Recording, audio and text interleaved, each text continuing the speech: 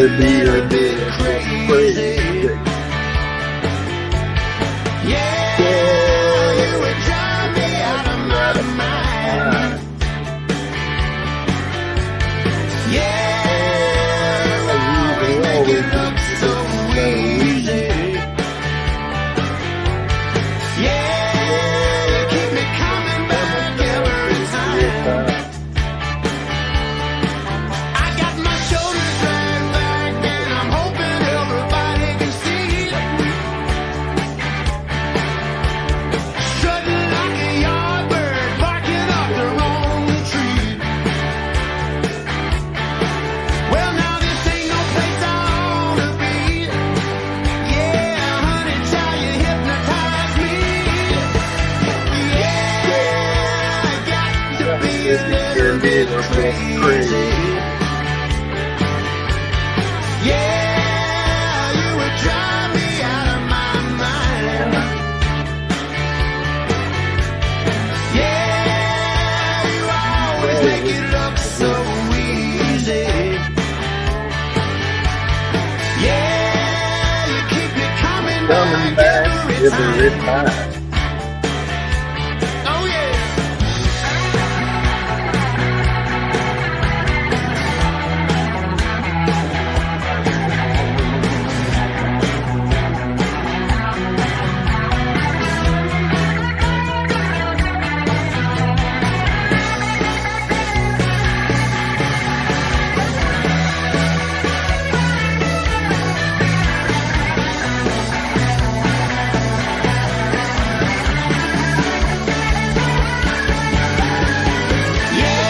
Yeah, To be to be a little bit crazy. Yeah, Yeah, you drive me out of my mind. Yeah, you always make it look so easy. Yeah, you keep it coming back every time. Hey. Every time. Every time. Every time. Every time. Every time. Every time. Yeah, every time.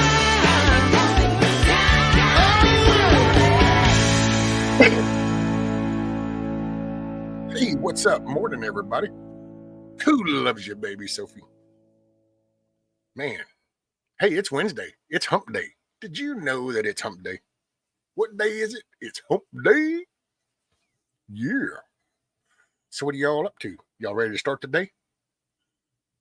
I was going to throw another song because I'm still kind of preparing. I needed to some herbage, and I will leave it at that. So we'll have to throw another tune in there. So I figured, I don't know, this is kind of a cool one. I dig this one.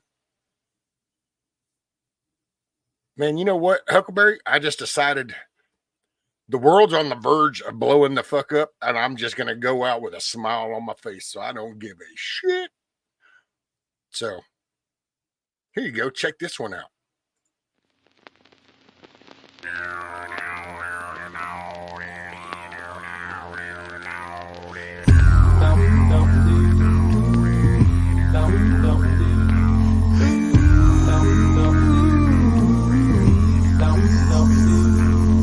I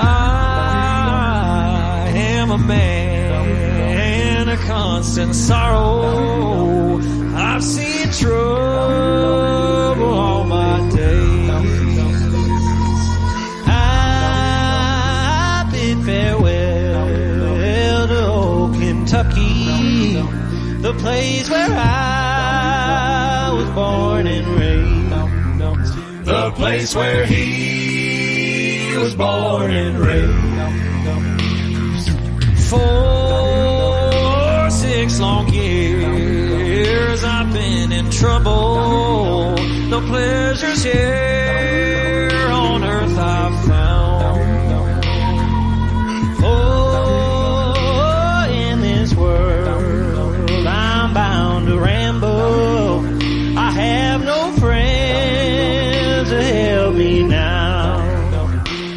has no friends to help him now. It's fare thee well, my old true lover. I never expect to see you again, for I'm bound to ride that northern railroad. Perhaps I'll die upon this train. Perhaps he'll die upon this train.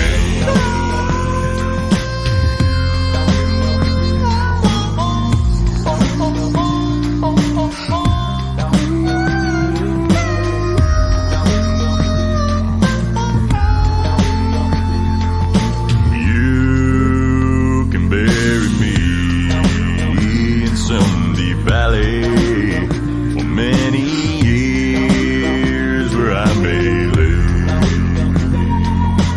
Then you may learn to love another while I am sleeping in my grave. While he is sleeping in his grave. Maybe your friends think I'm just a stranger. My face you never see no more. But there is one promise that is given. I'll meet you on God's golden shore. He'll meet you on God's golden shore. Here we go.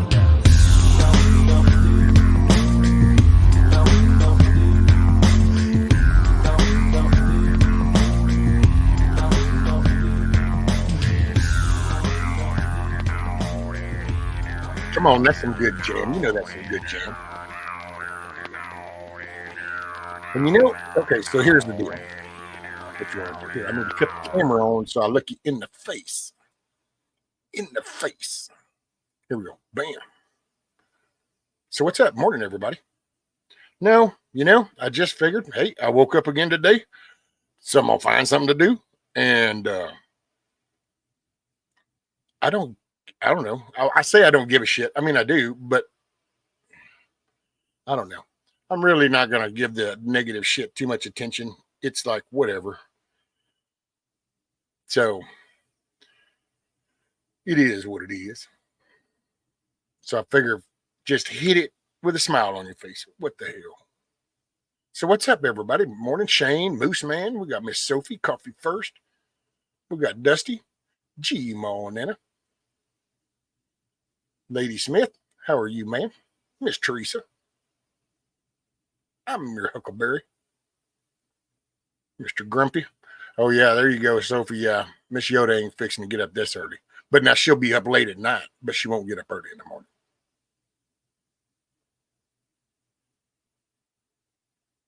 That little lady's a hard worker, though. Hey, Scat Peck. Sorry, I'm scrolling up the list. I just don't want to miss nobody. I saw Miss Dana Pilgrim.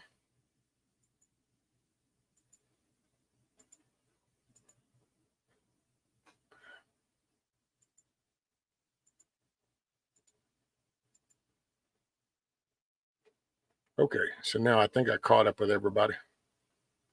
So, if you want a vision of the future, imagine a boot stamping on a human face forever. 1984. See, I just know. Nope, sorry, Grumpy. Ain't stomping on my face. There are people that have tried, but it ain't happening. So, I guess it's all in your take. Do you want to absorb that? Oh my! Or do you just go, Hey, you know what? Actually, because I'm finishing my little stuff here, so grab your cup of coffee, grab your Dr. Pepper, grab your, I hate to say grab a cigarette, but hey, man, if it works for you, we're serious enough in this world of shit that you might as well go ahead and enjoy something until we can get through this muck of crap. So grab what makes you happy. I don't know if y'all will like this one. Some will like this, some won't. But, you know, it is what it is.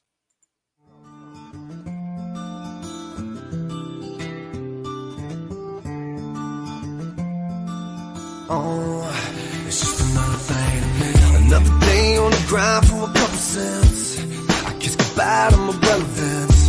The world throws stones while I ride the fence. I'm holding on to nothing, bringing something finally makes sense. It's like I'm living in a war zone, and they could write it on my tombstone. Here lies a man that don't cry, with ash on the feet from the pillar hills. I've been up and I've been down, but my place ain't on the ground. Rapping me death on my feet, life on my knees. The trouble ain't nothing but another damn thing. I've been up and I've been down, and I've been beat and pushed around. I pick myself up off the ground, just wait and see. Cause you're just another thing, just another bridge I'll have to burn. Just another lesson I'm bound to learn. But he ain't a damn thing changing me, so watch and see. Well, that's right. Cause you're just another thing to me. You know it ain't a thing with it, so I focus on the game, but I can't get it. I got my people wondering if I still got it, so I'm reaching out the window for my pill bottle. And I will follow, never wanna ride with me, but I ain't letting. I got a lot of my problems, but I ain't stressing. I'm on a path of my past, so my days gone. I keep on fighting and I'm trying to find my way home. Head to the sky and ride just to stay strong. My time ticking quicker like I'm on a payphone. They don't wanna hide me cause my piss is cloudy. Looking down but they don't know nothing about me. They bringing the wicked, the sickest person out of my soul. So I'm taking and making it work down the Mo Dirt Road. I rearrange some things, but ain't no change in me. Man, it's plain to see, it's just another thing I've been to me. up and I've been down, and I've been beat and pushed around. I pick myself up off the ground, just wait and see. Cause you're just another thing, just another bridge I'll have to burn. Just another lesson I'm bound to learn. But he ain't a damn thing changing me, so watch and see. Cause you're just another thing to me. In the past now, so I don't think about that. Made some real bad choices I can't take back. That's why I don't brag about the things I own, cause I can make a wrong turn and it'll all be gone. I still bust my ass to make ends meet. I understand a better plan is on its way for me. And hey, it's just another day, and I'll get by. Just keep walking with my head high. You know I've been up and I've been down, and I've been beat and pushed around. I pick myself up off the ground, just wait and see. Cause you're just another thing, just another bridge I'll have to burn. Just another lesson I'm bound to learn. But he ain't a damn thing changing me, so watch and see. Hey, I try to repeat all words. And I've been down, and I've been beat and pushed around. I pick myself up off the ground, just wait and see. Cause you're just another thing, another bridge I'll have to burn. Just another lesson I'm bound to learn.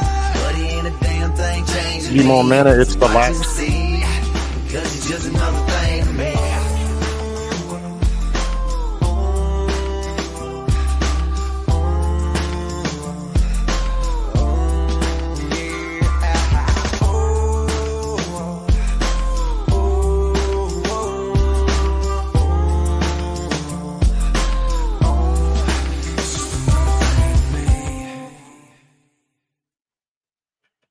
Y'all know I've liked that. It's called the Lax. That's the group called the Lax. So Grumpy's throwing out some knowledge here. He says, when enough people understand reality, tyrants can literally be ignored out of existence. They can never be voted out of existence. Larkin Rose. I guess I don't really agree with that, Grumpy, but I get the point that they were trying to make. Because, I mean, you can vote them out is ignoring them, so it can be one and the same. It's in the mindset, to me. That's where I think people got lost, that we just got that core power of just, we had a voice. So while we're doing and raising our family, we should still participate in society and have a voice. Instead, we kind of just started to get lost in our own little projects. Meanwhile, they were rebuilding the whole foundation underneath us.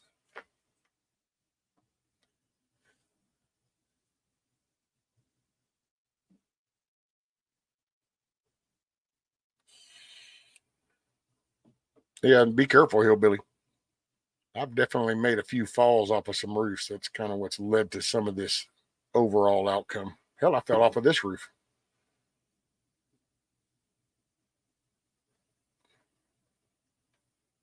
But I will say, I mean, because to me, it's a combination. There's not going to be a single thing. So if I say vote, it's not like, oh, all you got to do is go show up and vote.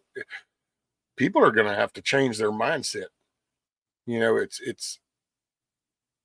But then again, there's a strong force out on this digital platform that tries to prevent people from picking things up and kind of getting back invested in yourself and what you can do, achieving whatever you put your mind to. What's up, Kiss Off? Because that's what we need to be promoting to the kids, the younger generation, that you can achieve things. That's the point of America, is the pursuit of happiness. You were allowed to pursue happiness over here. It was the land of opportunity. It wasn't a land of handouts. Over the decades, it's been handed over,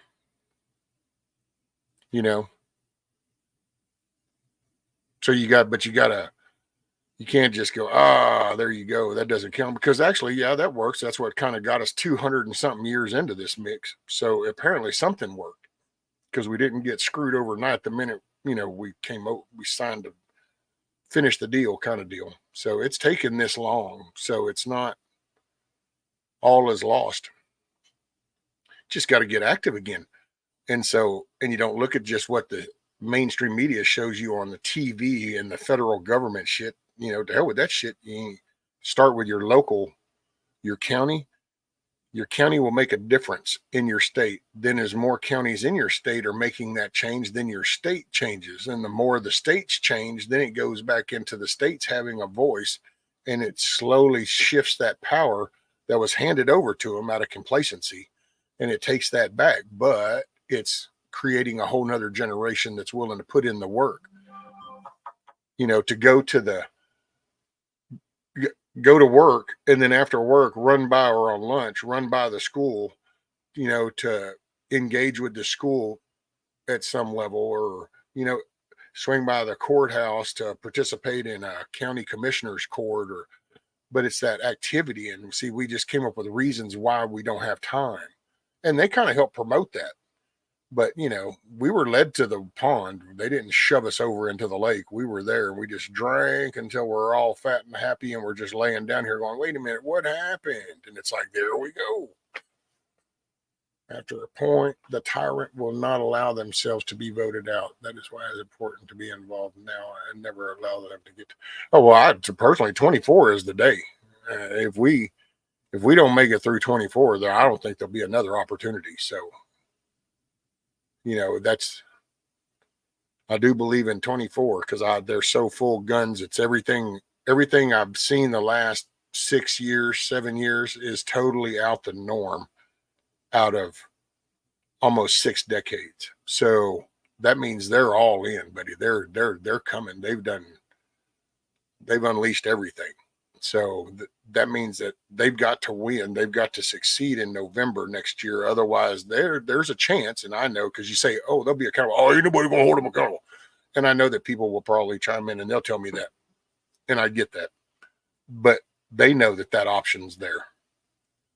And so they don't want that option. So they're going all in. What?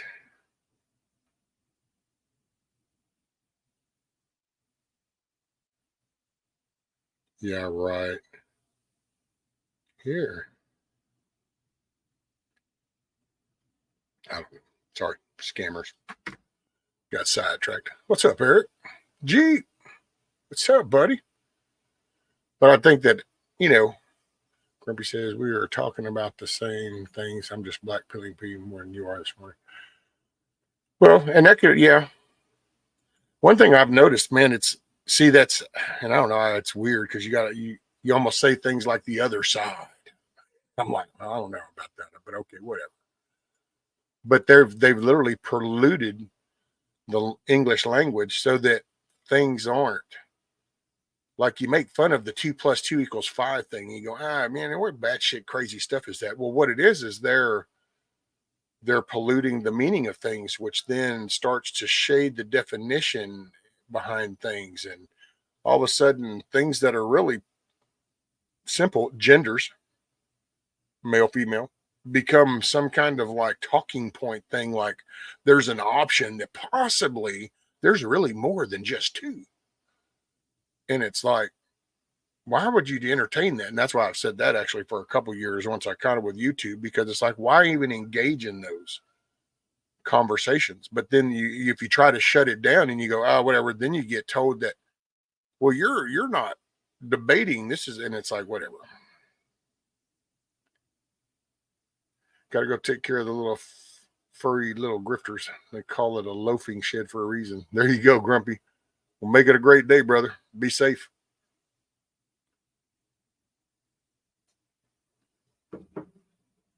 And I would say that's the one thing that's all this Uber shit. And it's almost like, so people are going to be unhappy with where we end up, but yet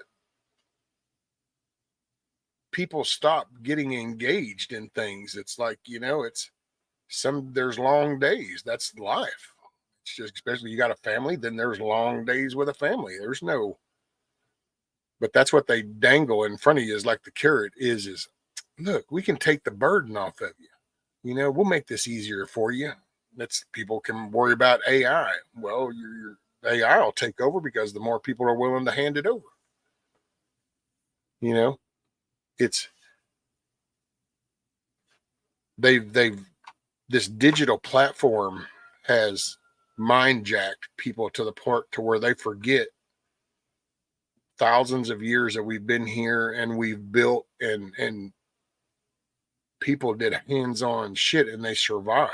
Yeah, some people die, some people don't, but you're capable of doing everything. It's not like this. It's almost like there's a good generation and a half that thinks that everything was just this way from the beginning. It's like, oh, it's all been here.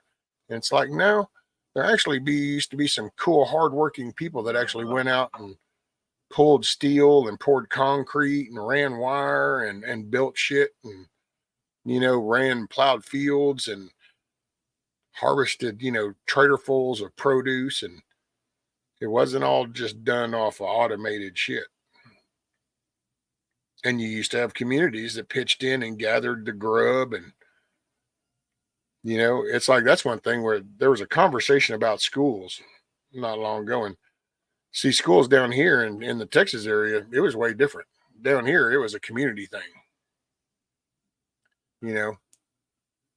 So the reason why I had schools is in that way, the rest of the family could get out in the fields and do things and work cattle, farms, whatever.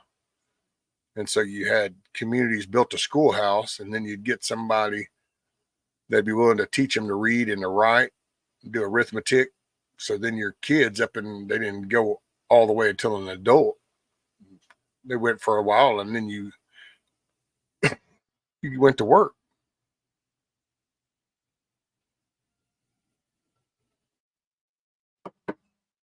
I can hear BB out there. It's raining here. We're getting a little rain and it's a nice little drizzle all night long. Let's get back. Wait until you get to a tomato field that is a mile long and it's time to sucker. There you go. Hey man, I picked my fair share of cotton too. Son, I pulled a cotton bag before. Let me see what.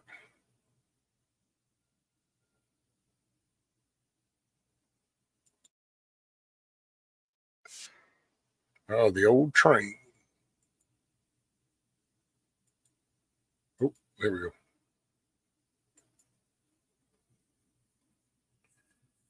I don't know. Like I said, I know that because I've sat here, I thought about that this morning, couldn't sleep last night. So me and God kind of had a talk.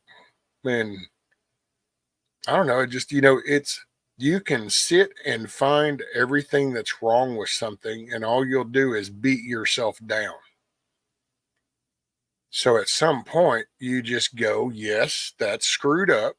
And then now we're going to do something, and you looking off for the country. Well, then, okay, in your house? Everybody's got something to do at home. Everybody's got something to clean up or tend to at home. Everybody just does because ain't nobody perfect. What's up, Jeep? That's you off to the eye doctor. I'll see y'all later. Well, we hope you do, Jeep. Let's hope the eye doctor does a good job. If not, you'll be listening to us later. Be safe, brother. Keep your head on a swivel. Make it a good day. What's up, Awakened Trillium? Morning. What's up, Larry Schultz? Present and accounted foe.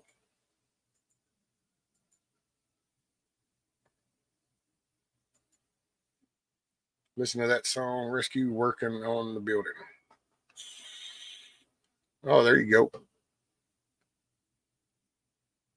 Yeah, I don't know if I play it right now, I'm probably gonna, I don't know. I need to download it. If I download it. Hey, Miss Mayor. How are you, man? Kevin Ramsey in the house. What's up, sir? Hey, this is Hump Day. Did y'all know that? Hump Day. You guys got coffee?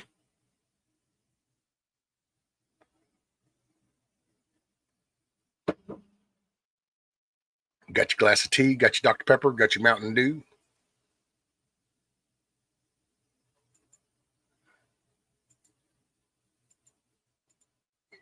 There we go. Hoorah.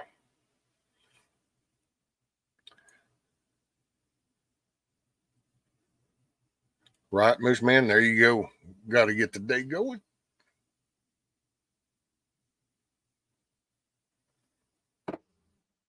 Oh, hey, tonight on Tennessee Tactical One's channel, me and him are going to talk about the Israeli stuff. So if you haven't, check out his channel. There's a little thumbnail. Get notified for the show later this evening. 8 o'clock, I do believe.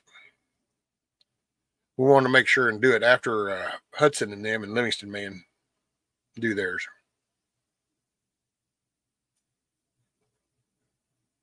We need to have these conversations to keep us on task and alert. Well, and it's, you know, it's getting back. That's why there's so much shit right here, and you can get, you know, you can get thrown into the whole, all the crazy, and I must say the word, but, you know, I'm not meaning it like the way that they're meaning it with everything, but, you know, you get lost with the conspiracy things, and I'm just using that as a term. And it's so that you just kind of, it's the little things like getting up and putting your damn boots on and actually engaging and telling yourself to have a good day. If you went to bed worried, stressing, then you just woke up probably freaking out and stressing. So you're losing sight of right around you, which is your family and your home. That's the shit that's important. What's up, Double Dog Pepper? Morning, sir. Morning, Miss Amy.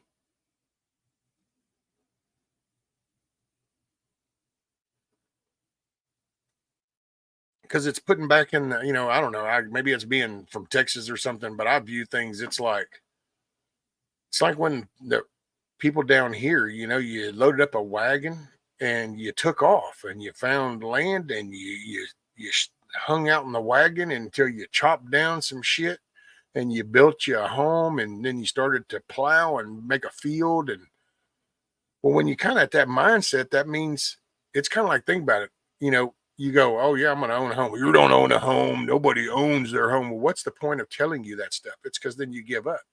Then you say, oh, well, I'm really not going to ever own anything. You know, the government owns everything. You know what? All I can say is 6 decades. I own my shit. Ain't nobody come to tell me I don't own mine unless I don't pay taxes.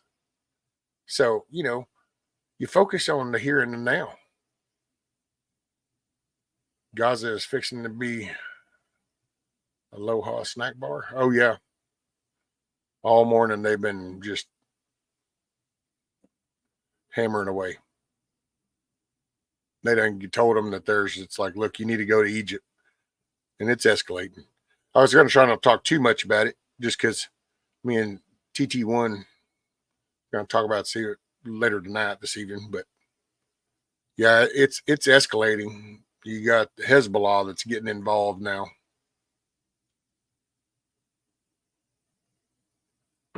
Got an anti-tank that came from cereal.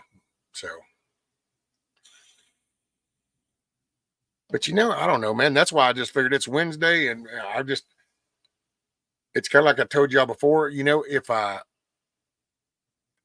hold myself accountable, so it's like, okay, I'm not going to tell you guys to try to have a good positive attitude for the day, and then I'm going to just put on some fake ass front like a lot of the channels will do, and just kind of pump this little shit, turn the little X off, and then go into my little dopey thing. I'm just, anybody that listens, all I'm going to say is it's easy to look at all that shit and get caught up in it, and it's your right here. You wake up out of your bed, you put your feet on the ground. That's where your day started. That's where the priorities are, right there.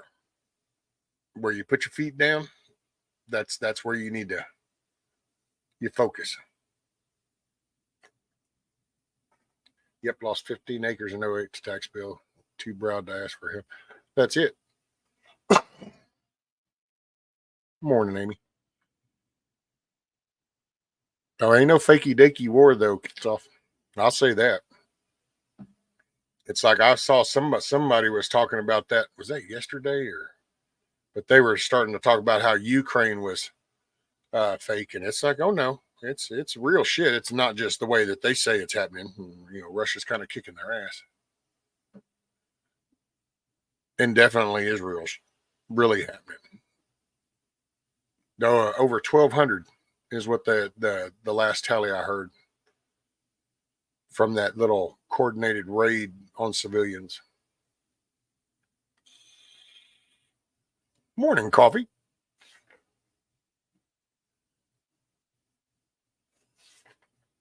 Right, Sophie? Because it's just, I don't know, man. I've realized because I can get caught up in that.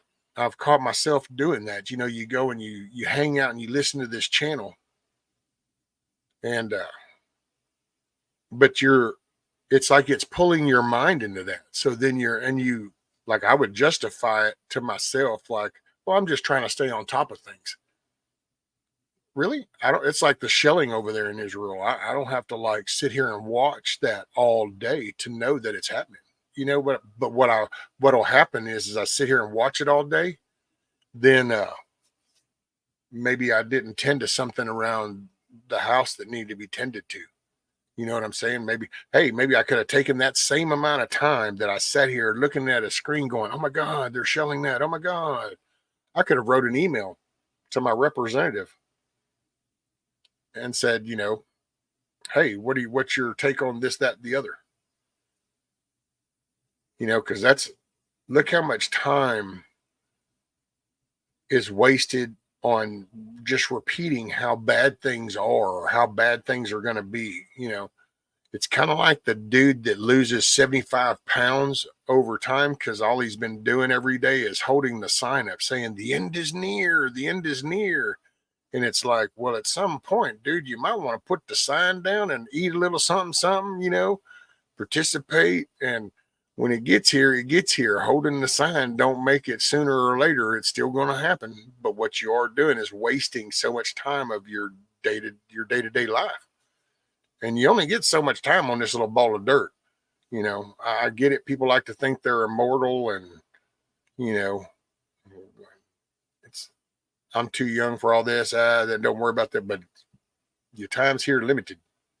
So don't waste it watching a bunch of crazy ass shit. Hell, live life. And if you don't like something in your life, your home, your circle, your thing, well, then do something about it. It's that simple. All these people that get on here and, you need to get this and you need to buy this, you need to have this. You don't need it. You know what you need? You need your brains. You need your brains and you need your hands and you need a fortitude. Wow, I don't like that. Well, okay, then do something about it. I don't know. So I just figure, you know what? That's what I'm going to do. What's up, Monty? Morning. Let's see, what did he say? He said something about I have my coffee. It's hump day. That's it.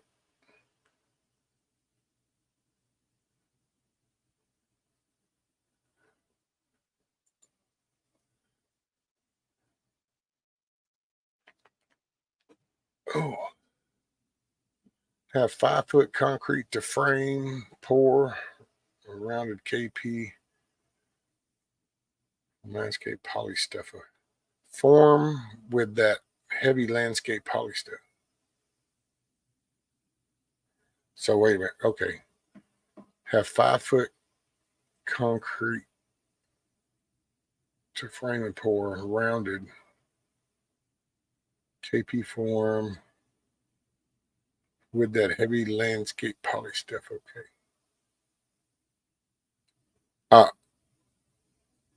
I'm drawing a blank, Lady Smith. I don't know why my brain just ain't clicking.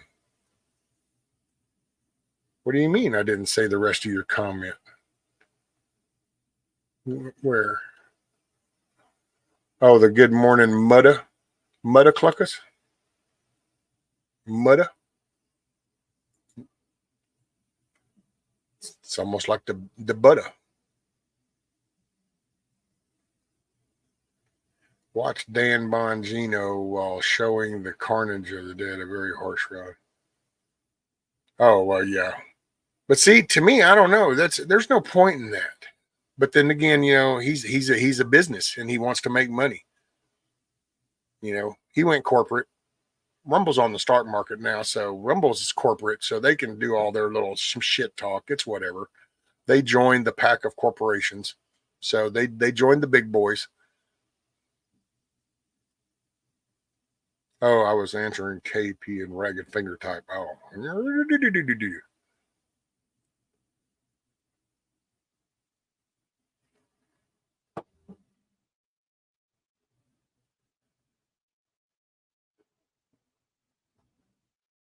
People need to see the harsh reality of war.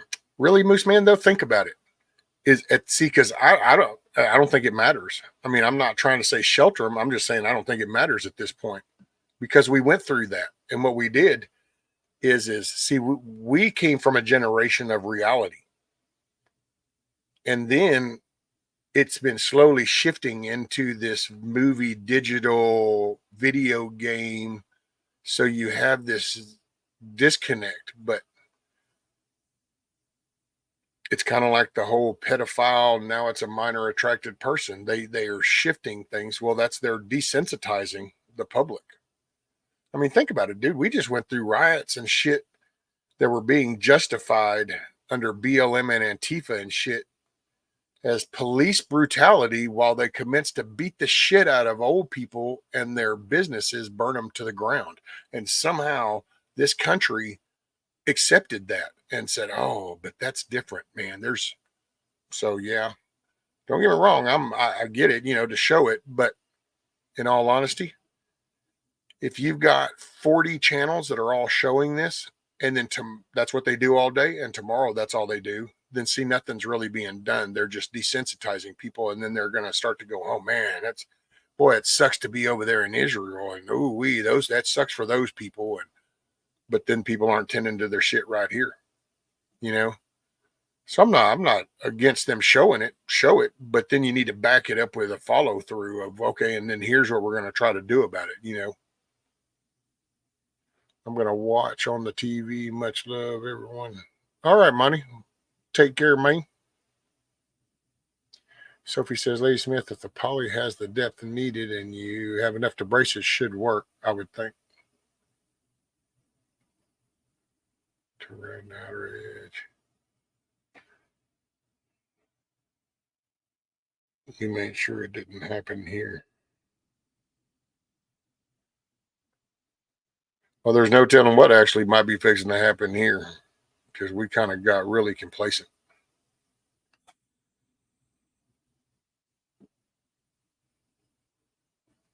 Lady Smith, if the form is square, I'd use 2x6 or 2x8. If it is round, you brace it well. The composite or poly stuff would work. A circle is stronger than a square. So are you pouring a round slab? I'm kind of half in and half out of the conversation, so I'll stick my nosy nose in there. Hey, morning, Miss Tina. Thinking is 6 inches. So a 6-inch deep slab, and are you doing a circle? Right, Tina, they're trying to force feed you word salad as you choke. Yeah, if you're pouring a circle type thing, Lady Smith, I would just rip some plywood and then I would put stakes in and you can form your bend of your circle and use that as your forming boards. Because the plywood will just be your barrier. It'll be in the stakes that you drive in as where your support is going to come from. So you just need the surface.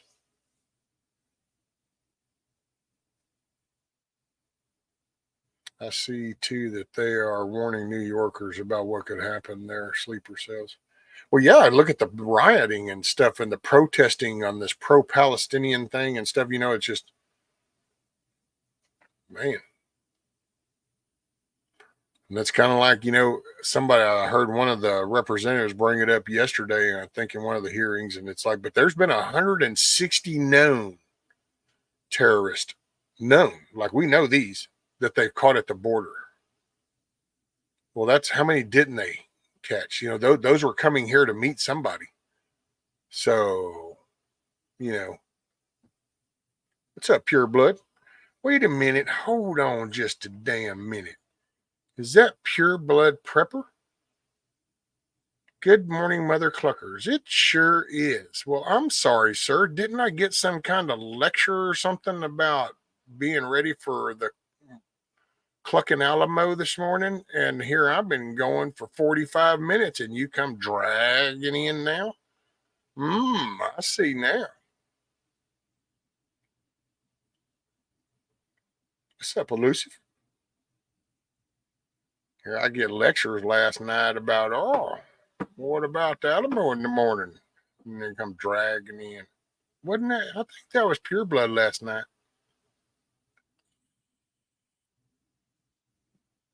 There were thousands of Palestinians. Right, Moose Man?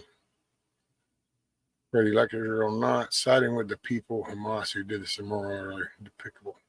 Exactly, Grumpy. I mean, they try to make it sound political, with the whole, there are people in Palestine been oppressed by the Israel people or what. Nothing justifies harming innocent civilians. Nothing. You got nothing. And see, and that's them. That's the more that they try to downplay that. It's like, nope. Need private militia groups to form to fight back. Actually, where is that? There's some damn, what state was that? There's a city in some state, and I think those restaurants are hiring armed security now. Is that in New York? It's like, yeah, I'm going to go in and we're going to go have a steak, and you got to go buy armed security.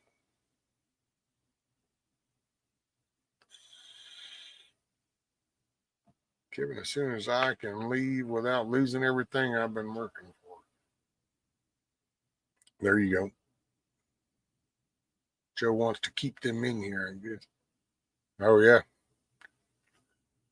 Well, they don't see they're not impacted by that stuff.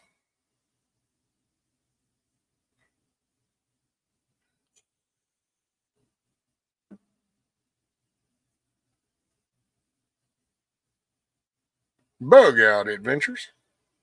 What's up? All right, grabbing some Java. Yeah, back it up, Elusive. I seen that. I see that buyout. You didn't slide that by me, sir. I saw that.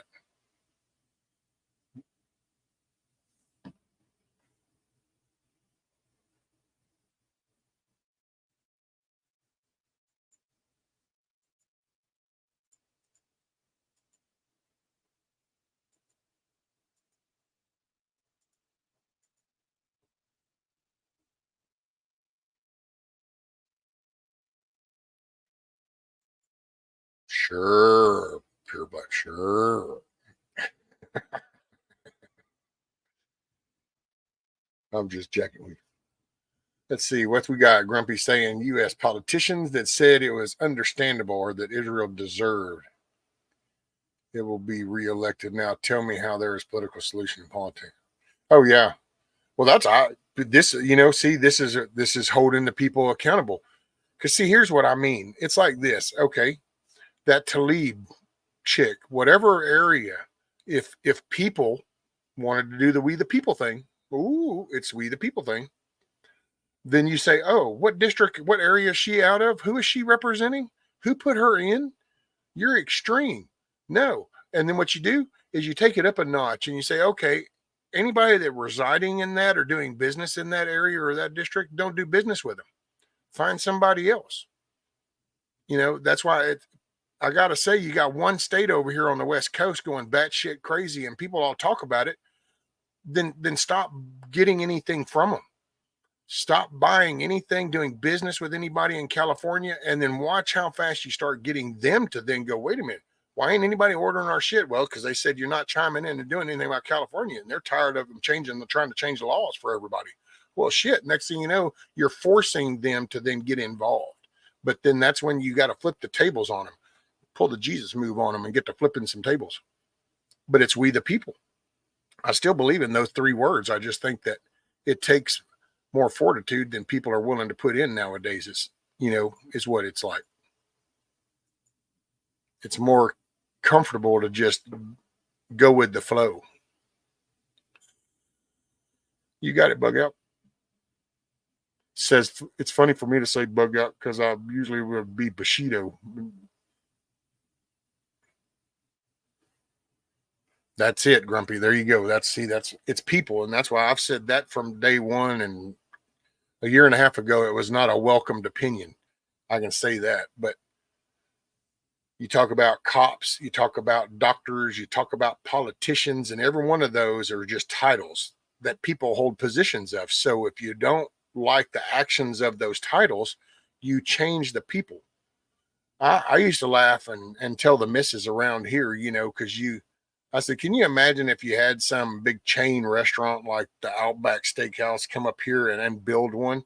Everybody would think, man, Outback food. It's like, no, that was the Outback Steakhouse food where you're from. This place is fixing to have the brand of the Outback Steakhouse, but it's going to have the labor pool of the people from here. So all of a sudden, that's why you can travel around and go to a Subway and you can go from this Subway to this Subway to this. And there's a general consistency, but then you'll see the variations, and it's the labor pools of those areas because it's people related. People built this place, people have handed it over, and people will have to take it back. So people.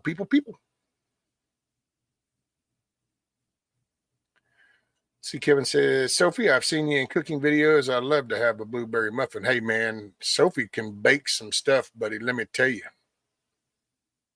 That woman does all kinds of rolls and breads and pies, and I'm still want some apple butter, but I don't know if I ever get up to Pennsylvania, but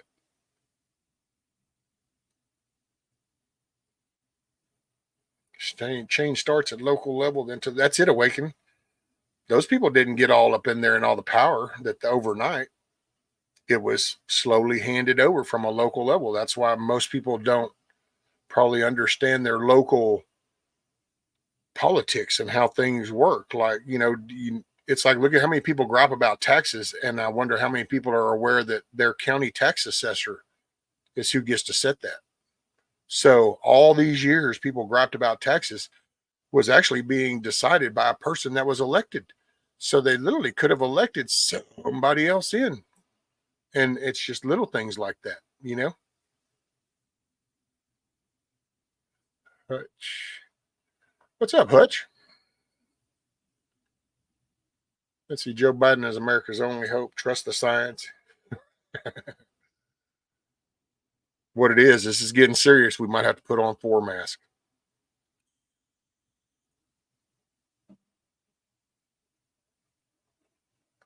Oh, wow, Sophie.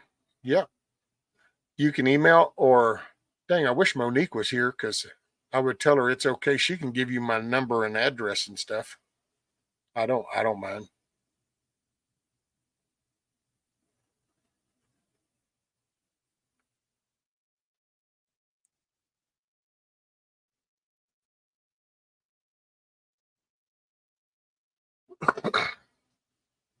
Someone silence that guy.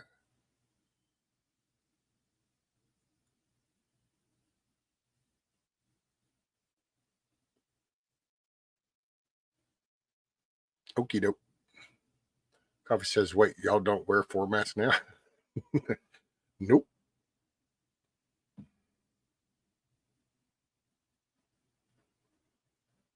Hey, let's see. I think I got this right here.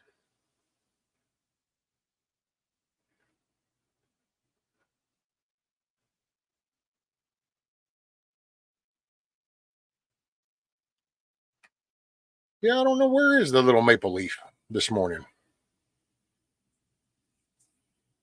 Hey, has anybody seen Nikki in between prepping? What's up, Michigan Outpost 231? About to hit the grind, listening in. Right on, sir. Right on.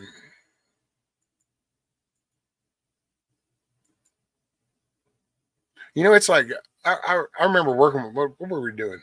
Well, hell, actually, I've said it for decades. I think I was working a job for Kiewit Construction, doing up there around Dallas, doing that whole DFW connector project and drilling the foundation holes for the overpasses and shit like that. Because just food for thought. But you know, when y'all go underneath them overpasses and shit, and you see that column, there's a hole going into the ground almost just as tall as that column, depending on the foundation, might even go deeper. So anyway, people used to complain about the heat and the job, and I used to try to tell those guys the Hondurans got it, but if you complain, it doesn't make anything. The job doesn't change. The weather doesn't get cooler. You know, it doesn't make a shit if you're digging a ditch or you're building a shed or running wire. It doesn't matter. A job is a job. So it's like Lady Smith's going to be pouring a slab. So pouring a slab is pouring a slab. Now, you can just go ahead and say, okay, I'm going to pour a slab, and then automatically go to something, you know, kind of cool and positive, whether it's the latest fishing hole or, you know, a barbecue or whatever, and think of that while you're pouring the slab. Or you can just browbeat the shit out of yourself, and you can just, the whole time you're pouring the slab, is go, man, I got to pour the slab. It sucks. This damn slab. Why I got to do this? Why do I got to do it? Why do I? And win, all the way through pouring the slab. And see, and I don't know. It's never been my take. Hey, what's up, Tiger? Morning. Happy hump day. Worked third shift last night. Want to quit my job if and had enough. Well, all right, Eric. What you gonna do in replacement? I always like third shift though. Third shift. Something about third shift is because then all the little desk jockeys out of the offices aren't there on for third shift. That's what always made third shift kind of cool.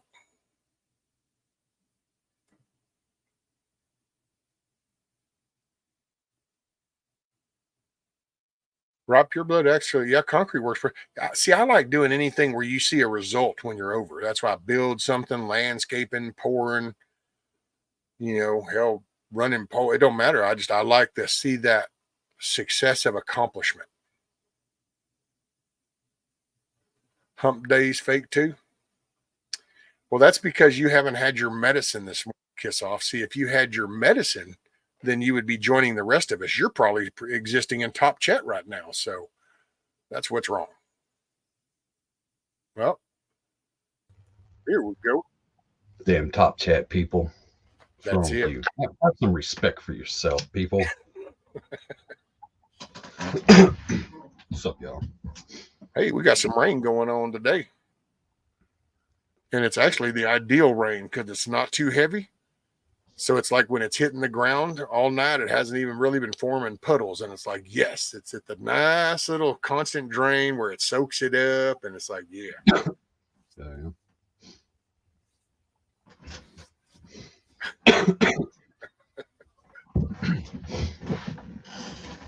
Self-employed, I like the shift. It's just all the other crap I'm dealing with. Plus, it's tearing up my lower back. Yeah.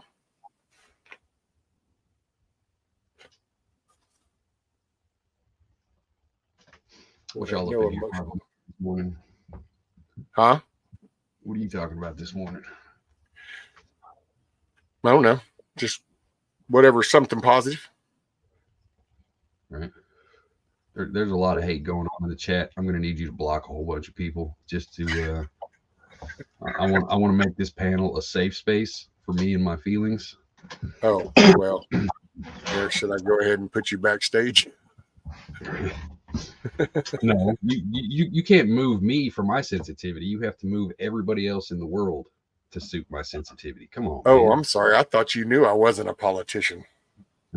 Well, you should know this by now. Come on.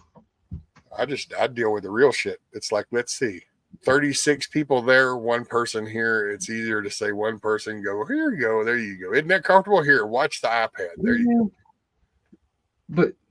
But I'm cooler than those 36 people. You know what I mean? I'm on the panel. They're still over there in top chat. I'm just saying, if we had to bust out the scale. What's up, Anthony? Morning, Miss Elizabeth.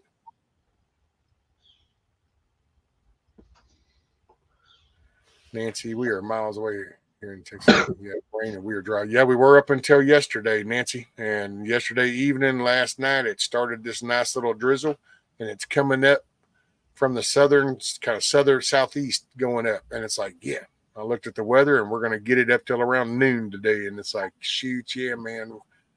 I got so much brown grass out there. It's like you can even just Rudy walks and you can hear it cracking. It's almost like leaves. And it's like, damn, dude, that's my grass. that's how dry that shit is.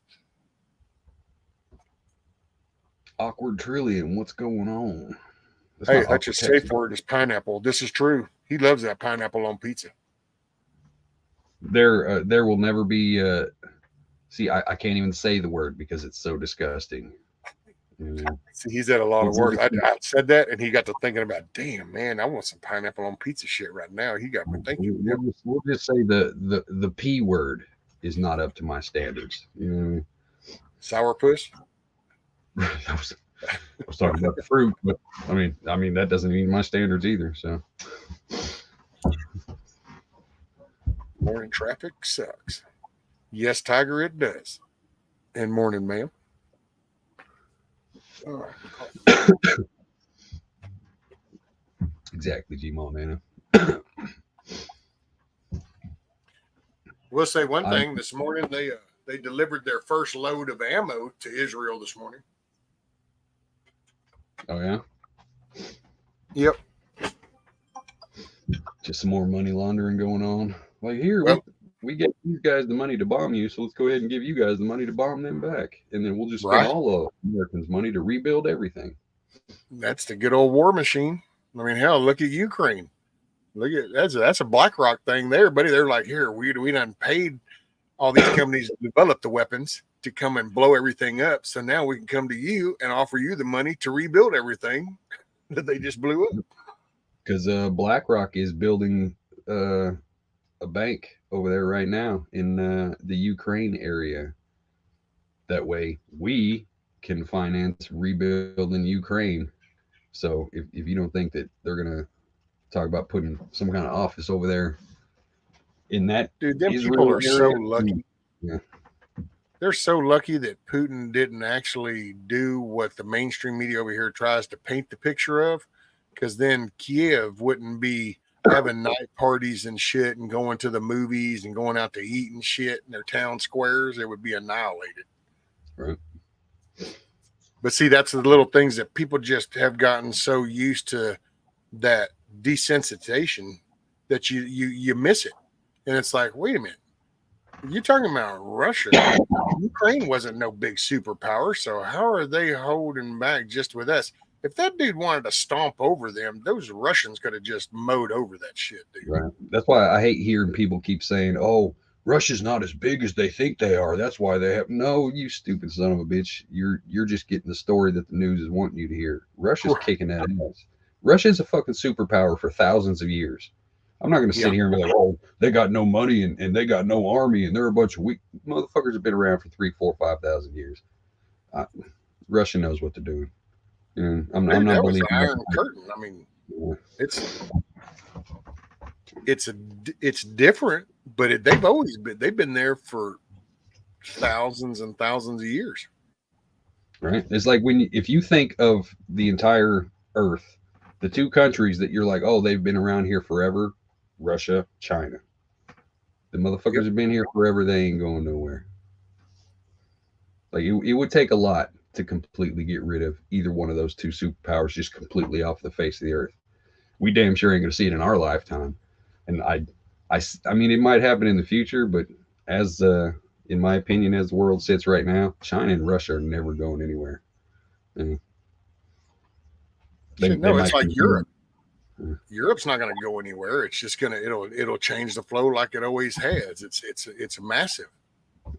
That's what made us. That's why people see. That was the childhood I grew up with, was taking and having that pride and drive, because that's the way it was portrayed back then. Little America kicked these big, well-established countries in the ass, and we changed the dynamic of the world.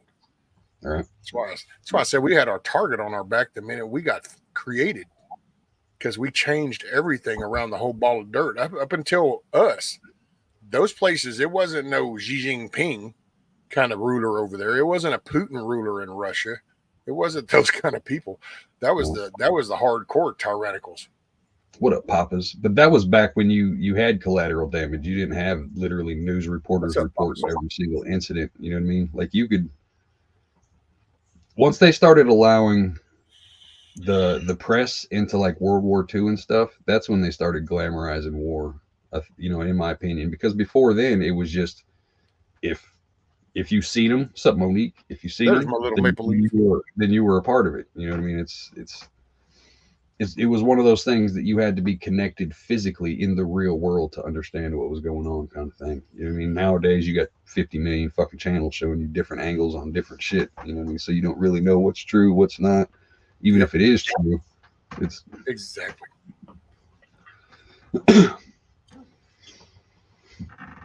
At least Russia has money. All the U.S. has is a credit card and a ton of debt, pretty much. William? Exactly. Russia's been stockpiling physical gold for the last 20 years. Ever since Putin got in there, he's pretty much been, what was it?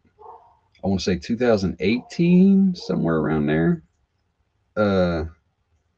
Putin withdrew all of his gold out of like Fort Knox and out of the American shit. He was like, no, I want all my gold back on my country. You know what I mean? And he's literally been going around to all these third world countries buying physical gold up like it ain't shit. Oh, Russia's and China too. Both of them have been doing it. I mean, that's what I say. One thing about them, dude, they got a history. I mean, I love our history, don't get me wrong, but we don't have a long running history. Right. You know, ours is just a little blip, really. And so, and we're different from everybody else. We change the dynamics of everybody else, but those countries have a history, and so they've got foundation to kind of go off of, and that's why they didn't. Some of them were getting lost in the Western world of life, you know, but not fully blown in. And then the whole financial side, because you don't see the same promotion like over in China or in hell, even like Germany, and that you don't see that HUD housing, WIC, food stamps, you know, here, sure, hang out and just protest weeks on end. You know, the state will pay you to eat, you know, and you can have your way. Nobody else like has that kind of thing. They start to bridge on it, and then you can watch them, and shit changes. Next thing you know, you start hearing about all these radical arrests, and it's because they still they're not gonna let loose of their core. Sure. They'll let you go so far, but you're not fixing it, because it's their history. That's what they've all known. That's what they've got generations upon generations. Like, nope, this is it. See, that's the distinction between these nations who have been around forever and the nations who are about to get flushed down the toilet like America. Is they appreciate their culture and they fight for their culture. American culture is debauchery, and it changes every 10 years. You know what I mean? But see, it used to not be, Hutch. Think about it. World War II, dude.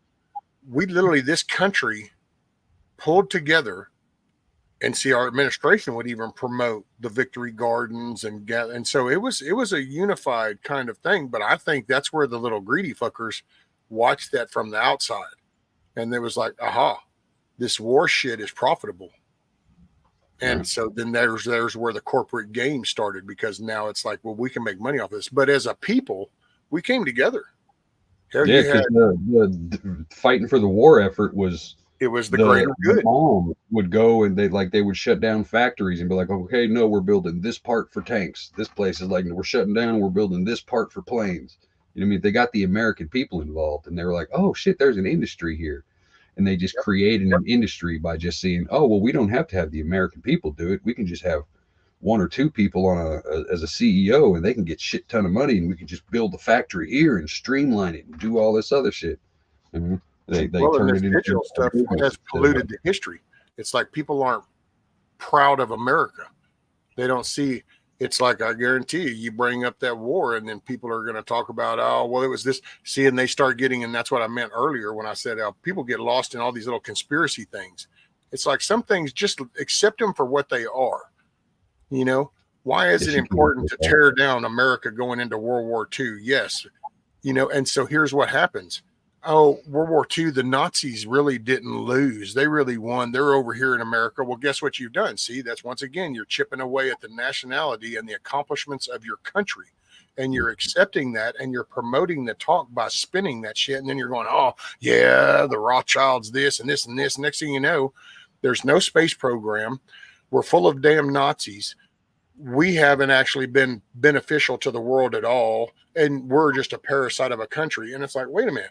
This is shit that comes from over there. How did that happen here? Oh, it's because people stare at these little glass boxes too much, listening to that shit planted in by the CIA and other hateful little fuckers.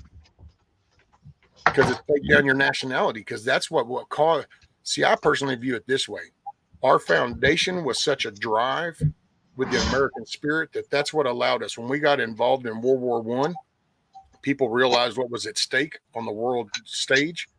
And the American drive. That's how we became a major power and a decider. And then World War II comes along, and we go in. And people break it down, and you can play all the little play. All I know is we won. And people can say, well, the Nazis are over here. Well, I don't believe that. I think most of the Nazis were over there in damn Ukraine. Right. Pure Blood says 90% of people born after Gen X destroyed the country. I would say I agree with the one part.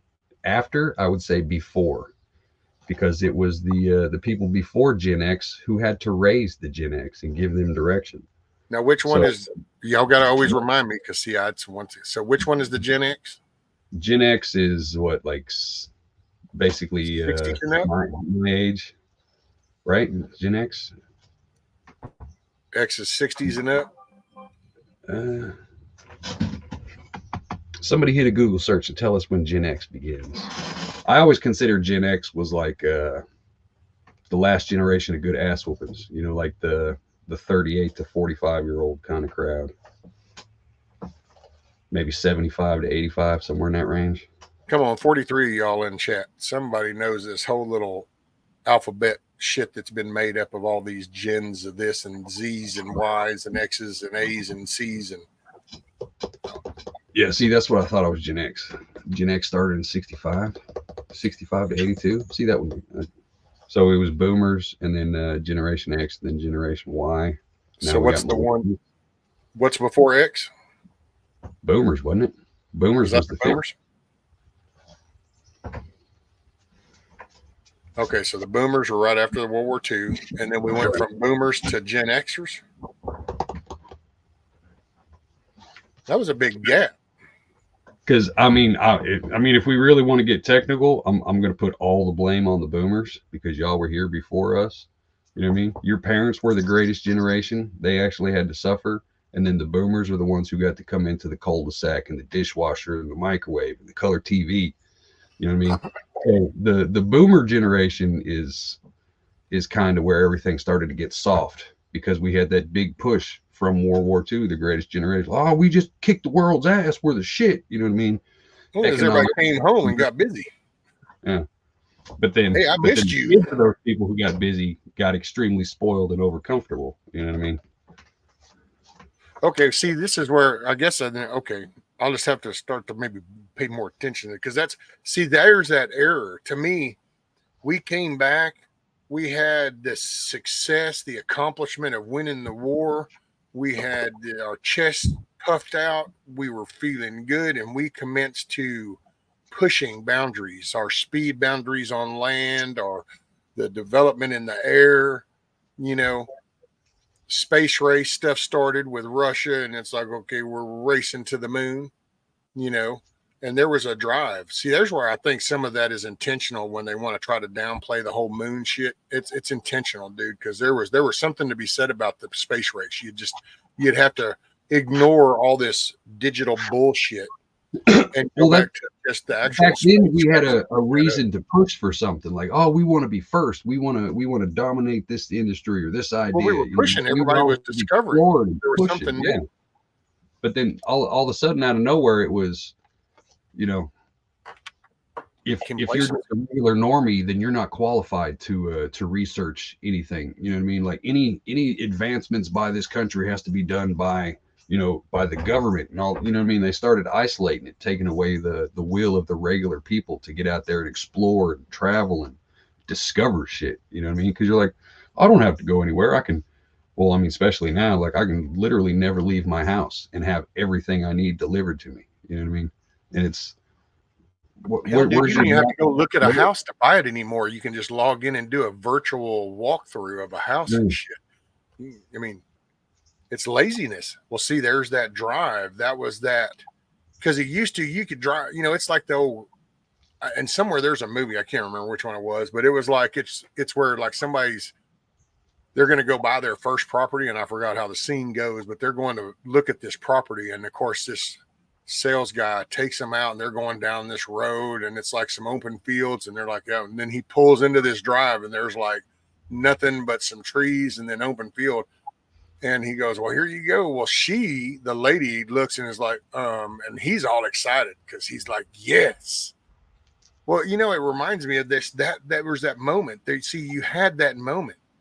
And that was when you were young, you wanted to own, you earned this money. You saw that, you know, $1,500 vehicle or whatever, then you literally saved and you told yourself every week when you stashed some money back for it, oh, I'm getting closer. I'm getting closer. See, we changed and we went from the nation that pushes through, that discovers things, that does things, that push, you know, all this stuff to where now we just wait for somebody else to do it. Well, that's because struggle brings innovation. Hillbillies are so great in engineering shit, and convicts are so great at engineering shit, is because they have a lack of options. When you've got literally the entire country throwing 10 million fucking things at you, like, here, work smarter, not harder. You know what I mean? You lose the drive to actually get out there and sweat and innovate and try to figure something out. Like, how can I make this work if I've only got these 5 or 6 parts? You lose all that when everything's convenience to you. You can go to fucking Ace Hardware right now and get 50,000 different types of bolts. You know what I mean? Dude, a It's Radio Shack. You remember growing up with a Radio Shack? You want to figure out some kind of circuitry shit. Hell, everybody could play around with that. Right. Kids in school, everybody got damn near on an erector set. So you learned how to bolt shit together and how shit just kind of operated. See, it's the basic mechanics. It's basic life. It was like watching your mom making biscuits and shit in the morning or something. I started to understand cooking. It was just a natural progression, you know, laundry. Hey, I need you to get your clothes, get them in here in the clothes basket. You started learning things. Well, people just stopped doing things. Then you take clothes to the cleaners. Well, what's that teaching a young person? Well, there's somebody else that'll tend to that. You go by the fast food place to get your food. What is that? Oh, well, you don't worry about cooking. Just go get it. Right. Why do you Now have we don't to even go get your own damn groceries. Hell, just type it in your phone. Hell, you can even now lazy cooking.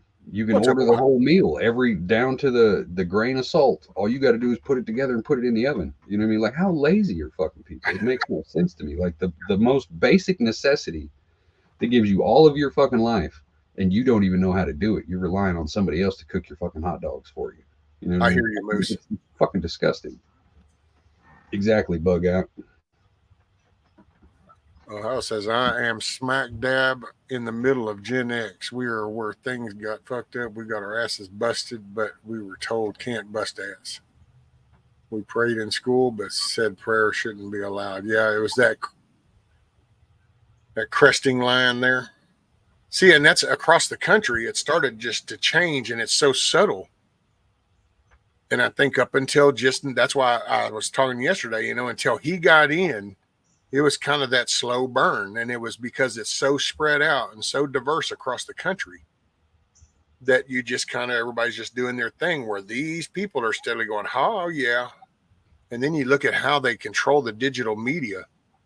And you don't see stories I see. I don't see stories you see. They literally are controlling a narrative on who becomes aware of what. And it wasn't until Orange Man Bad and people went, wait a minute, this isn't right, and started making channels to talk about it, that then people would share channels to say, hey, no, check this out, that then it started to spread. And so now there's some backlash coming. Yep. But then again, that's why now there's a bigger push. It's like I remind people, Antifa BLM were burning buildings down a couple of years ago. They ain't burning no buildings down, so where are they at? So you might pay attention to all the little chat people and the people that get up here and talk about, hey, what's up, everybody? And just, oh, yeah, boy, they're really trying to get it. And they're trying to steer you off so you won't pay attention to basic shit like, wow, you know what? My county commissioner's court meeting is tomorrow. Maybe I ought to start learning what they talk about down there, because that's the shit that's right here out my front yard. Oh, yeah. Right. Moose Man was there when they tried to write the 10 Commandments in cursive. My first tablet was wireless. Yeah, but it was in stone, Moose Man, and I think it was chipped. It was called the 10 Commandments. Mm-hmm. What's up, Faith takes us you for? How are you? Somebody else comes sliding in. I don't know. It's the old adage: strong men make good times make weak men make hard times. It's yep. Well, I think that was then. I'm not sure that we'll get another round at that if we let it go this time, because they ain't stupid this time around. They lost it and they know it. I don't know how quick people would bounce back after losing convenience. Say we did have an EMP or something like that, half the nation goes out. Automatically anybody who's on like a respirator or anything has got to. You're gone. Oh, dialysis, all that shit's. But like just the regular normal people who aren't on medication, healthy, still running around. But the like the iPad generation, you know what I mean? Like I'd like to think that a big chunk of people will make it through if they can just, you know what I mean? Because like if you got kids now, you take the phone away for 3 or 4 days. That 3 or 4 days you got the withdrawals, but after you get past that hump, you know what I mean? It's not so bad. So I'm kind of. You know what I think the biggest problem though, Hutch, is, and this is going to sound kind of harsh, it's getting the damn parent to get off the damn device, to then work with the kid off of the device. Because I've seen this a few times, and all I can say is I've seen this, but it's kind of like, no, you don't need to be on that tablet right now. You just play with your toys and stuff. And then I watched the adult that said that go back to their damn iPhone and going, and I'm thinking, this is why I sometimes say random shit, but it's the example that's being led. People need to start walking the talk. So it's like when you are acting in front of some younger person, think about what you're fixing to do or say and what image is that portraying. And that sounds corny and it's whatever, but I know that it's going to take an example in order to make it change. It didn't, because we weren't here 60 years ago, which means these little freak shows and all this crazy shit, it created an image that has shifted everything. So we need to create the different image to go back. See, look at it this way. And most of y'all in the chat are aged, seasoned, if you will. You know what I mean? Most of y'all lived 40 years before a cell phone was even fucking thought of. But try to imagine your life right now without a cell phone for a week. You know what I mean? And we remember a life before cell phones. Imagine these little bastards who were born, the same year the iPhone came out. That's all they know. They don't know anything before it. But we do, and we've already lost connection to that. It's ridiculous how many people who live in the woods and live in the country can't take care of themselves. You know what I mean? They're only there for the scenery and the landscape, but they don't know two fucking things about keeping themselves alive. But they can get on Facebook, right? You know, they know Twitter. I find that funny around here some. I'm like, man, what a change. All of a sudden, it's like you don't hardly see as many people fishing that you used to see fishing. Right. You know, instead you go by the state parks and you see them up there at the tables, and they go to the state park to sit at the table to stare at their phone or tablet or laptop. And it's like, what? And you think about it. They call them iPad kids now. The ones that they can't have dinner or anything without some kind of iPad playing in the background, or like they literally got to have something going on at all times on the screen at every second of their life. It's fucking sad. I blame the parents 1,000%. You start doing that around here, I'm gonna take a fucking ball peen hammer to your fucking to your little iPad. You know what I mean? Like, no, go count some grass or something. Get off that fucking screen. You know. See my kids. We've talked, because they used to be mad when they were teenagers and cell phones were coming out and stuff, and it's like, nope, you ain't getting no cell phone. You can play some games on your mother's while we're sitting here, and you're sitting right in front of her. You know, but no. And then we had one of those little paid minute things, and we kept it at the house, and I checked the minutes every day. I would go by and pick up the phone going, okay, y'all only use this for emergency. And they knew it. No, they hated it. I was mean, you know, because all their other friends had phones, and I don't care. My job's not to raise them other kids. My job's to raise you, and you don't need no damn phone stuck to your ear all the time. Exactly. I personally think there was something to be said about the 20-foot curly cord, man. It put a radius. Exactly, fool. Discussing this while on said screen. Do as I say, not as I do. Come on, fool. Right, Nick? A lot of people can't work on anything without Google. Yep. Well, it's like the cursive. You know, you got a whole generation that can't even write in cursive, and they've abbreviated things. The spelling, they can't spell anything without autocorrect. I ain't gonna lie. My grandma used to write all of her birthday and Christmas cards and all that shit in cursive, and it was a motherfucker trying to decipher that shit sometimes, I can tell you.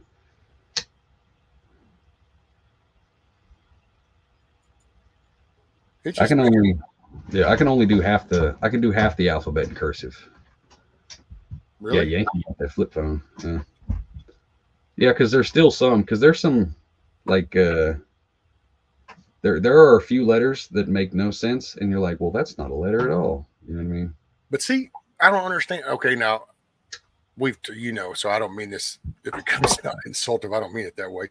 But I don't understand how that happens, because I hear that.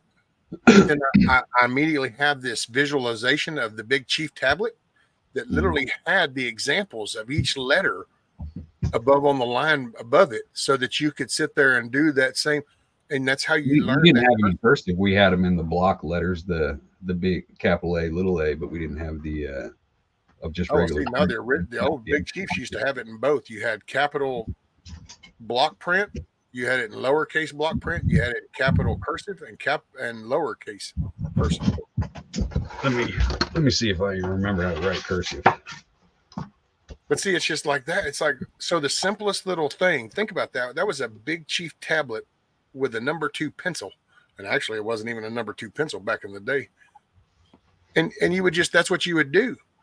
You would sit there and practice these little letters, you know, and you'd be given some words, and you could reference the letters up there. And see, you weren't encouraged to not do that stuff. And it's hard. Instead, you were encouraged to no, it's right there. So you weren't given the option to not do it. I think that's part of it too. You weren't ever dangled with the excuse of it's too hard. You never heard that. You didn't hear that from your buddy next to you at the desk. You didn't hear that from the kid in the front row. So people didn't view things like that. Right. Shut up and learn it. We ain't got time for your nonsense. Like we're trying to learn. This is what we're doing. We're in class. That's right. That was an era where people were getting an education was considered, you know, I mean, like a step up in life. Like, oh my God, he got educated. He knows how to read. Nowadays, it's like, you know how to read, faggot. You know what I mean? It's like you get mocked for being educated nowadays. It's not cool to be smart. Like if you want to be the coolest motherfucker on the planet right now, be stupid as shit, not know how to read, not know how to speak. You know what I mean? Because that seems to be the trend. The more educated you are, the more of a sellout or a sucker you are. You know what I mean? It makes no fucking sense. People literally died for the chance to learn that fucking alphabet. We got a whole nation of people just pissing on it. Like, why do we need to learn that shit? You know? Well, and I say, Lady Smith, see, she goes, if you cannot read cursive, how do you know what the Constitution says? Well, see, this is where the little gray area starts to kick in, because then you have people that type it and say this is what the Constitution says, and you end up with a whole generation that thinks that it's this way. It's kind of like what they're doing with our history. They're slowly rewriting it and rewording it, and now you end up with a generation that's trying to tell you all this crazy oppressive shit and all this batshit 16 whatever crap and all this. That's how. Can you imagine you end up, if nobody paid attention to that, they would slowly reshift the Constitution and it would be totally reworded, and one day somebody would be going, no man, look, this is what it used to say. And it'd be like, what is that? What kind of language is that? And it's like, man, this is what they used to write back in the day. But some of these words aren't the same in there. I mean, you have some weird little campfire cocks over, you know, this, man, look at this. And it's like, yeah, that could happen. You used to think that's, but I can see that now, dude. You hear so much shit with this digital platform, man. People are so bumfuzzled. And I mean, you don't even have to know your signature now. You can just write on the screen, virtual signature. You know, hell, dude, at Walmart, we draw pictures. And it goes accepted. And it's like, yeah, I know. What is the preamble, Lady Smith? So I can write cursive, but none of you would be able to read it. Like in a week, I wouldn't be able to understand what I wrote. One of those kind of things. But I just got sloppy ass penmanship.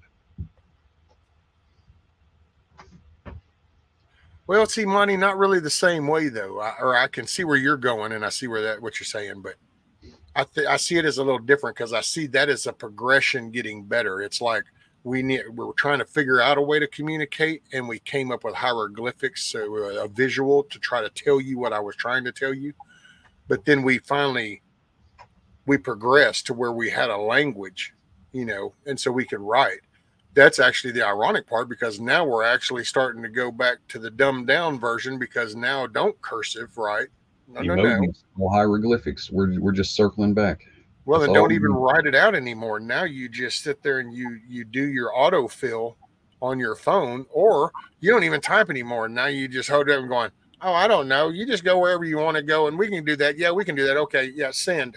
So you're not even actually engaged in the finger moving anymore. You're just talking and send, and it goes off. And it's as bad as that damn groceries being delivered to your door shit. I mean, it's easier to enslave people when they don't know anything about anything.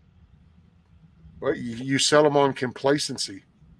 You know, you make that pen that's next door to this one a little bit smaller, but the grass looks greener in there. So as all the little sheep go through the gate into what's they consider as brighter, greener grass, it's really a smaller area. And then they're there and they're comfortable. Meanwhile, the farmer's done gone over to another section and made even a little bit smaller pen and been working that grass, making it nice and green. And then this grass isn't green looking no more. So then he opens the gate to that smaller pasture, and the sheep look over going, hey, that's nice and green over there. And all the little sheep start to go over through the gate of that one. Shuts the gate. Then he goes over to an even smaller field. And it just keeps going until one day your ass is being sheared, and then you're on a spigot being cooked up for pork chops. So there you go. Yep. I mean, I don't know how you could cook sheep up for pork chops, but I guess if you can make fake meat. And it's my virtual world. I can go wherever.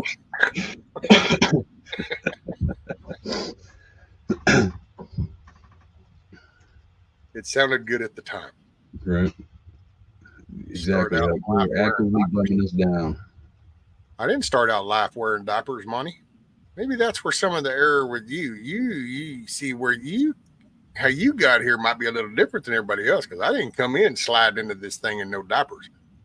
I came in just baby butt smooth. Yeah. If I got any say, I'll go out the same damn way. I want biscuits and gravy. Fine, Sophie, you just had to say that type as I read it, and then it's like, oh, that's great. I started to bug you the other day. One day I'm going to bug you about making biscuits. Yeah, you're going to get on backstage, and I'm going to show you. Well, here's what I got. How do I need to do this shit? And you're going to tell me how to make biscuits. Well, I mean, that's what happens when you set a country up for factory work, though. You don't need people to be smart. Like, all I need you to do is push this button and pull this lever. That's all you need to know in life. That's all you need to know. Push this button, pull this lever. When this whistle blows, push this button, pull this lever. That's all you need to know. You don't need to know math. You don't need to know science. You don't need to question the existence of man. Why are we here? What's the meaning of life? Don't do that. We got somebody for that. Just push that button and pull that lever. That's all you got to do. We'll take care of you. And dude, I could not stand that either. I did that for a little while. I actually used to make phones. And it was right when the touch tone was coming about. So Southwest Bell and stuff was we were making new phone, and that's when they had the front touch tone phones with the cradle and stuff. And I remember sitting at this bench, and it was literally the assembly line. It literally would get pushed down to you, and then you would reach up and you would take your little board. You'd put it down, you'd take the screws and mount that, and then you'd slide it over. Dude, I think I did that for a paycheck. And then I'm like, I can't do this, dude. I mean, I would rather start down at the end, and I'll just run down this line, assembling the whole damn phone to get to the end instead of just sit here and go, screw. And now they've got all these little nice little pneumatic and electric shit, so they just reach up and go,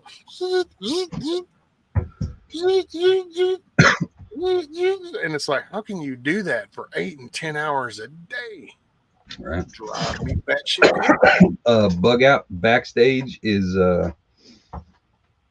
it's a live that's not live. We're on the panel, but it's like a phone call. That's what backstage is. Yeah, you can do the same thing without being out on YouTube or going out anywhere. You're just on StreamYard just to yourself. It's almost like a video call. Yeah, like before he hits the live button, the people who are on the panel, are backstage and all that shit.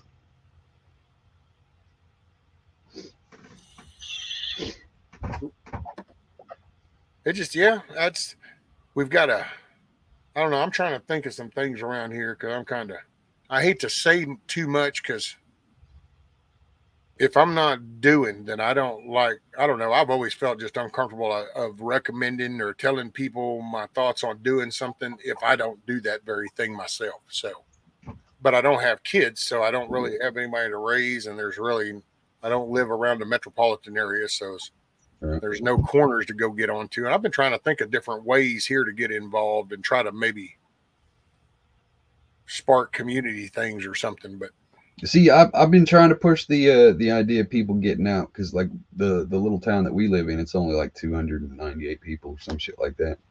But the city council's a bunch of bitches. But we've got a wasted park over there, and like they're saying that we're one of the poorest counties in Missouri. People going to the damn the food line and shit every other week. Like why don't we do a community garden or something? Why don't we get something going that actually helps people and gets people to work together and get to socialize with each other, be invested in something. You know what I mean? Because if you're out there, if you set up a community garden and you got 5, 10, 15 people out there working on different plots, doing different things, every one of those people is going to defend and make sure that place is upkept because they've got some kind of investment in it. You know what I mean? Like I've put in so many hours of work on this little plot right here. I'm not going to let people come in here and destroy this kind of shit. You know what I mean? Like little stuff like that takes the burden off the system, takes the burden off the, the food banks and the churches and shit. Just little things to get involved and be a part of shit. You know what I mean? Well, that changes the character of the people too doing that. And so then there's that leading by example. And so then you start to shift a generation back to taking some pride in putting hard work into something and being productive, getting something out of it. You get that mindset back into it. See, I think that's one of the big plays that they won't want people, they don't want to encourage owning a home, because then that becomes your place. And then you start doing things to it. It's like, how many times have you done something and then you kind of go sit down and you look and you go, damn, yeah, I like the way that looks. And it's your place. See, there's a pride thing that comes in and you're like, yep. So it gives you that little spark to get up and go then do something else. Well, if I can get you to think that it's not worth owning your home, man, you know, you don't really ever own it. You know, the government's taxing you. They'll take it. And next thing you know, you're over here in an apartment or some shit and you're renting. Well, you're making some landlord dude money, you know, but All you've because now some negative also Nancy given wants to up. feed on your dream, yeah. Like I hate that shit. Like, you never own your land because you stupid. Shut the fuck up. I will die for it. It makes it mine. That's what makes it mine. Mm. See, and you got to wonder about the mindset of people that will just tell you that stuff. It's like, are you doing it out of ignorance? Are you doing it intentionally? Trying to change people's thinking? They're trying to make this giant fucking monster of a boogeyman that's so big that they can never touch. So they just give up the fight altogether. And they want to sit around and bitch about it. Monday morning quarterback that shit. You know what I mean? That's all it is. People just got excuses. You're either too scared, too lazy, or too stupid to fucking fight. So you want to create this giant boogeyman that's just impossible to touch. That way you've got a built-in excuse your whole life to be a fucking coward and not do shit. Well, you're not accountable for your own house if you just constantly blame something else. Right? That fucking victim shit. Like, oh, I would have this and this, but you know, my boss screwed me over. The governor passed this law and it fuck man. Stop making it. Just get it done. Just get it done. Literally nobody can stop you from doing any fucking thing you want to other than some invisible laws that are written down. You know what I mean? If you want to do it, Mr. William, stop making excuses. You know? It's a damn good show. Damn good show. Wonder how many people know where he gets that from. Do you know where it comes from? Oh yeah. The Hodges. Yeah. It's a damn good show for you. Sophie says, "Hoot out of the fireplace is propane. I did buy a wood burning stove for my bedroom, but I don't know it'll be installed by winter. I've been stacking wood though." There you go.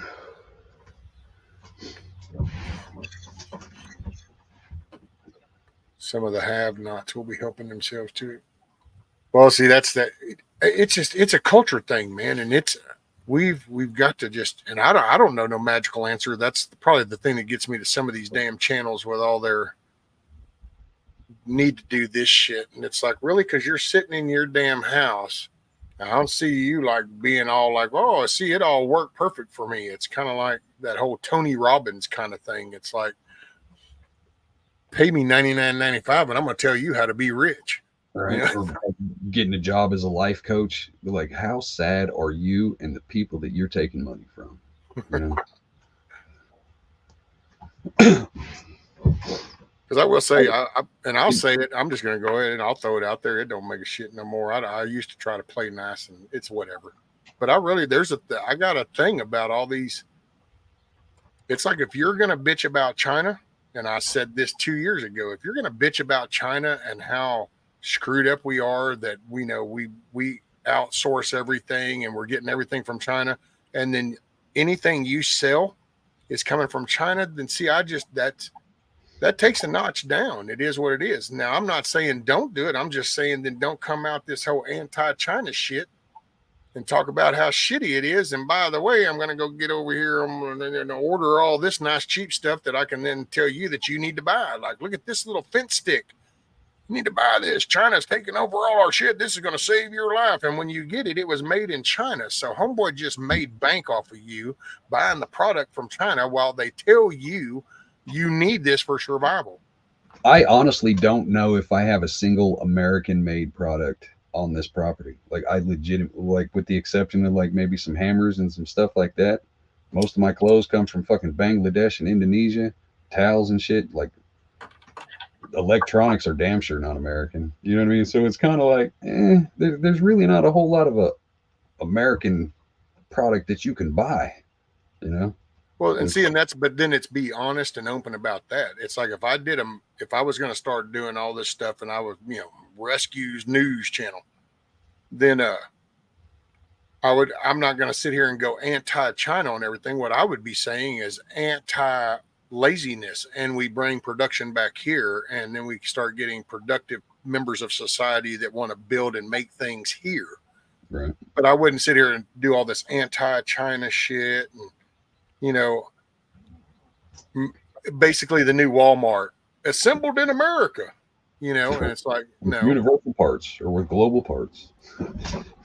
I'm all for American products and I'm there, but man, Where you there's going? just so many of these times There they are do the very American few flag, products they do made the in America. Patriot pitch, they do all this righteous shit, but in the back end, it's like, well, you're just pumping China products. So why don't you just be up front and say, look, man, here's where we're at, So I don't have a problem with that. It's that picture that people do this. It's kind of like the Wednesday and Sunday Baptist pew sitters. That's all great. You're righteous on Sunday. That's cool. I saw you there. Yep. But man, that sure doesn't really take away the way you were talking Monday morning. Right. You sure are a judgmental fucking twat. Where you were at Saturday night, I don't know that Sunday morning took away from that, but okay. It's that double talk shit. All y'all talking about wood stoves, just a reminder, get your humidifiers or your stove pans ready. I'm just saying that wood stove will dry your shit out fast. Get some moisture in the air. Just a reminder. Well, that shit kills me every year. That fucking fireplace, it dries all of this out. Like, it hurts to breathe. Yeah. So what do you got? The heater on one end and a humidifier on the other?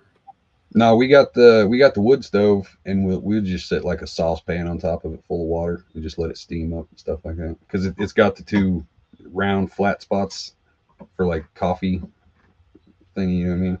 Oh, okay. Awakened. I hope it's Jim Jordan. We shall see. Boy, I tell you what, I've been listening to some of them Republicans, and I so wish I could look them in their face and go, really? That little Brian Mast is one of them. Wants to try to paint it like how those 8, they're cause all this chaos in the house. And it's like, first off, why don't you stop playing into the same bullshit that side's doing, acting like this is some shock and awe shit. And we actually go back to our legitimate real history, and let's bring up some of the shit that's gone down in that house floor before. And then all of a sudden, this little whimsy little business suit exchange doesn't seem so chaotic. Why don't we remind the public on how many bat fights and shit and knife fights went down on the house floor back in the day? How many chairs got thrown as in, oh, I don't agree with that shit. Let's throw down, Oh, no. Tina said that theirs is outside. Do they need to add moisture? I'm not sure how the outside one works. I just know that the fire sucks all the moisture out of the air and just dries up the inside. So I'm not sure how that would work through vents. It's the type of heat. Basically, a fire produced heat is like making steam, so it's going to burn off moisture. Where if you have like an electric heaters not have the same impact on the atmosphere. So Trillium, I don't even know who's being nominated for the next speaker position. Like, I haven't paid attention to it a single bit.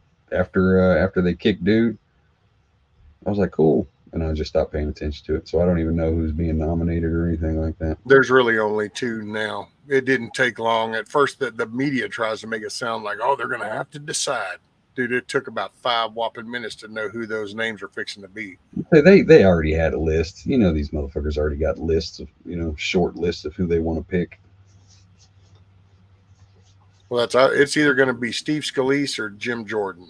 Steve Scalise, not bad, but that's part of my gauge, the way I view them, because there's some that they're just crooked ass politicians, and they're thieves. And then there's the ones that are doing the career thing, and so they're just hitting the lick. They're the career guy, And that's the Kevin McCarthy. Kevin McCarthy, that was what his goal was, to be Speaker of the House. He's now achieved his little thing. I'm Mr. Politician, and now he plateaued. Maybe then he can see a run later, but Scalise is kind of like that. He's into that career thing. And so I'm not. But Jim Jordan, because one thing about him getting into the speaker's position, because he's been pushing the committee behind the whole Fauci shit and the Biden Hunter shit and all that stuff. So with him pushing that as a committee chair, now he's the speaker. He can actually motivate even more in that direction. But how many Democrat votes is he going to have to get to be put None. in? If the Republicans will back him. Oh, so if we got 100% Republican, then it doesn't matter? Be 218 votes, bam, done deal. That's how Kevin McCarthy got in. That's why he made the deal he did with some of them smaller groups, was like, okay, we'll have the motion to vacate in there. Okay, yes, we could put these on committees. Yes, I'll look at doing this. And he agreed to that shit. And then he got in there and he didn't. So then they were like, hey, you said you would and you didn't. So motion to vacate. And that's why they try to spin this like, oh my God, look at what they did. It's like, yo, homie, this is what he agreed to. Yeah. You're either going to do what you agreed to, or we're going to motion to vacate your ass. So that's what happened. Which is something that's not new. That's another thing too. They make that sound like, oh my God, they did this motion to vacate. I just can't really. Okay, first off, rewind before Nancy Pelosi. All this shit was normal. There were structural committee things. The way the voting was done was different. Nancy Pelosi changed all this shit to all this major conglomerate of crap. Vote absentee, stack everything into one amendment type shit. That was all her shit, dude. That was when they were doing that push. Yeah, term limits too. Term limits would be nice, but I don't see it happening. I will say this. I don't know about term limits for representatives, though. I've been thinking about that because, dude, that's only a 2-year lick for as a representative. Well, you figure it'd be like, okay, but you're going to go work at the power plant. So starting next week, you're going to work at the power plant. Well, okay, within a year, it took you that to get the basics down. So now you're going to have another year of understanding the job, and you're probably now beneficial in throwing in some ideas. Maybe things are getting a little. So by year 2, now that's that. Well, hell, you're just now kind of hitting your stride. You're kind of understanding the system, and you can add something. Well, that's how I view that. Talking about going into the House. You got 2 years. It's going to take you the first year just to figure the layout of everything in almost. But can you get elected for 3 terms as a representative? Is that how that works? Yeah. So, I mean, you can have a 6-year run. Yeah. I really wish we would bring that up too. I think we ought to bring the senators down to 4 years. I think everybody ought to be 4 years. Yep. Just 4 flat across the board. Just 4 flat. Yep. And just do every other, like the House would be this year, the Senate would be the next year. That way it's. And then the presidency and just have them. Just have them. Yeah. I can see the need to it in the beginning because we were a smaller population, and your representatives were from your little local areas, your states, which were small, numbered back at the beginning, only a few of them. And so that concept, but now, dude, we're at 330 million people, 52 states, we're international. The world's gone up to 8 billion people. We have international trade going. Yeah, it's just flat curve that shit at 4 years. All y'all get a 4-year shot at it. You got 4 years to go in, learn your shit, put out something, sell it to your constituents so that they'll put you in again. And you get to do this. That's going to happen. Like D-Dog said, the people are the only ones that can make that happen. Dude, it all starts with those 3 words. Everything call your governor, say, hey, I want term limits. I'm a voter. I want term limits. Call them every day. Call them 20 times a day. Get all your friends to call them. I'm a registered voter in this county. I want term limits. Start pushing it. That's all you got to do. Yep.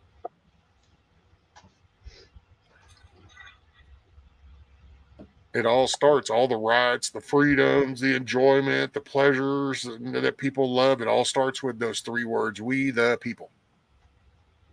Without that, it's nothing. It's a tyrannical rule. It's a Xi Jinping.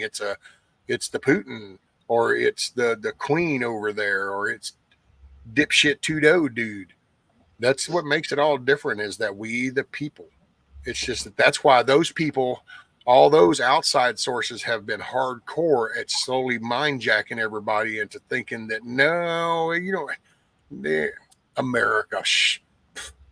Oh no, well, I mean, you can look at a world changer. We brought the rest of the world down to their knees and made them change. You're talking empires and tyrannical rules that aren't that way now. Yeah, they're playing a game. It's like China. Yeah, they're still tyrannical, but they're putting on a hell of a democracy face. They're only doing that because we exist. If we didn't exist, they'd be over there just beheading motherfuckers. Right. It's like they said, if America was going to fall, it was going to be from inside. And that's it. When they started changing the language, we call our politicians our leaders now. Like, no, Putin is the leader of Russia. Biden is the representative of America. There's a big difference between a leader and a representative. You know what I mean? They work for us. And if we don't remind them, how are they ever going to fucking know? You know what I mean? Like, we own the McDonald's, they're the fry cooks. We tell them what we want, not the other way around. We need to get out of this, oh, they're our leader. No, they're not. They're our representatives. Big fucking difference. Words matter. Mm-hmm. Like, when we start leaders, they start thinking that they're leaders, which means that they can start making their own decisions on our behalf. No, you represent us. We tell you what we want. You do that. You don't tell us what you think we want. We tell you what the fuck to do. Plain and simple. Like, that's a disconnect right there. We need to get that back, and we need to let them know that they ain't shit. They're only there because of the grace of our vote. Plain and fucking simple. Moose said, well, I have to have work to do, and sitting on my ass, it ain't getting it done. But I beg to differ, Moose, because I bet you, how many times have you sat there at that meal or sat there at that little finishing table with one of those pews with your little magnifying glasses on and your little files and stuff, and you're tweaking out one of those little nice little uppers or something. So you see, some work happens out the ass cheeks. Let's see. D-Dog, things need to be back where the state legislature elected the senators. Well, it's because it was that local voice. See, that way you're building your homestead, your stuff, and you're contributing to your community. And then that's, as a community gets larger, that's why you pitch in, you have a schoolhouse, and now somebody's going to come in to help with the young kids and teach them basics, reading, writing, and arithmetic, and, teach them the awesomeness of their country, and, give them some pride in themselves and their country. And then they're going to come back out to the world and teenagers, and they're going to start helping around the homestead, and they're going to learn a work ethic. And then they're going to go become a productive part of society. And you do this stuff. And as you build this up, those are your representatives that then decide, hey, you know what? I'm going to be a voice for my area. And we need some roads. We need some, this. And so then all of a sudden now this guy goes around, talks, and you say, yeah, we want to send you up to the state. And you go tell them what we need down here. And so now he goes up to the state. Well, as the states are talking to the feds, it's the same thing. You should put in. That's one thing I can say. I've noticed you don't ever see any of these people come around and talk to their constituents. Nope. They sit up there on committees and they vote for this or vote for that amendment, vote for this bill, not vote for that bill. This passes, fails. Well, how many did you notify? I will say, when I lived in the city, that's the Democrats, boy, them sons of bitches can organize. They can organize way better than we can as conservatives or Republicans. Because when we lived in the city, a couple times, I always had some of those. I mean, they call them the social engineers or whatever the fuck they are now. But, they'd walk up, knock on the door, be like, hey, city council member so-and-so is wanting to do this for you and is looking for your support, but it was always Democrats in the city because they know how to fucking organize. You know what I mean? Like they've got that shit down. we don't do that as conservatives and patriots. You know what I mean? We don't really go out and try to. You know why? It's because the Democratic Party is the majority of your handouts, government focused type people. So those are your groups. They exist based off of a group. Where the conservative side of things is the person that goes out and finds your house and start clearing your land, building your house. You go get your job, you pay your taxes, you come home, you have supper with your family. You have more of that home mentality and taking care of yourself, and you're not looking for somebody else or something else to take care of you. And I think there's the big difference, because now we've entered into this digital platform. The Democrats, because they're all just sitting around waiting for the next little social post, and so that's their focus. And so conservatives more focused on your job and going to work and taking care of your house and shit, and hey, what's for supper tonight kind of thing. And so you don't pay attention to the social bullshit as much as like the Democratic side. But the social bullshit is what literally decides the fate of America every 5 or 10 years. That's what's crazy about America, is the social nonsense is literally what we sell to the world, our culture. You know what I mean? So Right. it's you have to pay attention to the culture, because that's what's going to shape the next 10, 15, 20 years of your fucking life. Like all this. But see, do you though, when you look at China, do you? Mhm. Because China turns around and uses TikTok, the complete opposite of what it is over here. So it's all in the use of the tool. So I see what you're saying, but maybe that's the problem, is the direction that it's been put. Because you go over there and TikTok and all that mentality behind that stuff is successful things. Yeah, but Homework, that's government projects, supper, control, outings with you know? family, camping. Over It's here, not. it's doing just the opposite, getting some batshit crazy, getting some radical shit. So it's in how you use the tool. But that's the price of freedom. Because I mean, as No, go awesome ahead, as pure blood. That's what cool. they're doing over in you know what I mean, like they got wholesome kind of morality kind of shit that they only allow over there, but that's government controlled. The price of freedom is that you have to deal with the dumb shit, and Yeah. it's the trade-off. Like it'd be Yeah, but nice it's if the everybody was intentional like, narrative. See that intention, because it's the dumbing down. It's like over there. See, you would earn bonus things and rewards if you learned cursive, if you learned science, if you learned engineering. So you're getting what we used to do over here. That's why we used to have, as kids, had the chemistry sets. You had, because they wanted you exposed to these things so you could get an interest. And oh wow, yep, and you'll go design the next rocket engine or something. That's the way it was viewed. It's not anymore. But see, over there now it is. well, that's because they only want the people that build rocket engines to come from a certain class of people. Well, that's what they want people to think. See, because then that's how you start shaping that, where you're capable of doing anything you put your mind to. So, I have a grandson that's coming up on 6 months old. I can, people think, really? But I look at him, and in my mind, I can see and I can go, you can be anything you want to be. You could be president of this country if you want to be. And I believe in that mentality. But I think that's when you say that out loud, I guarantee you I could make a little short, and say, man, I'm so proud of my grandson. And I look at him and think he can be president of the world. I guarantee you I'm going to have X amount of people that are going to tell me how, it's already selected. It's already predetermined. The Rothschilds, the Illuminati done decided who's going to be president. Well, see, then that's because your mind's fucked. Right. See, you're distracted to me. That's that mentality. And people want to argue. I'm not arguing that shit. I don't care. I view things and I say, you know what, my grandson. So what I would do, talking to him and interacting to him, I would be promoting that same mentality. You can be anything you want to be. Put in the work. Grandson, you work hard at this. You put in, you can do this. You can. It's the people that want to tell you can't. It's because they never did shit. And so misery loves company. And so they don't want you to succeed, because then it'll show what a fool ass shit they were. All of a sudden you start succeeding. Point, yeah. Like you want the people to understand there's no limit to your dreams. You can go to fucking Mars if you want to. Look at Elon Musk, and nobody from nowhere.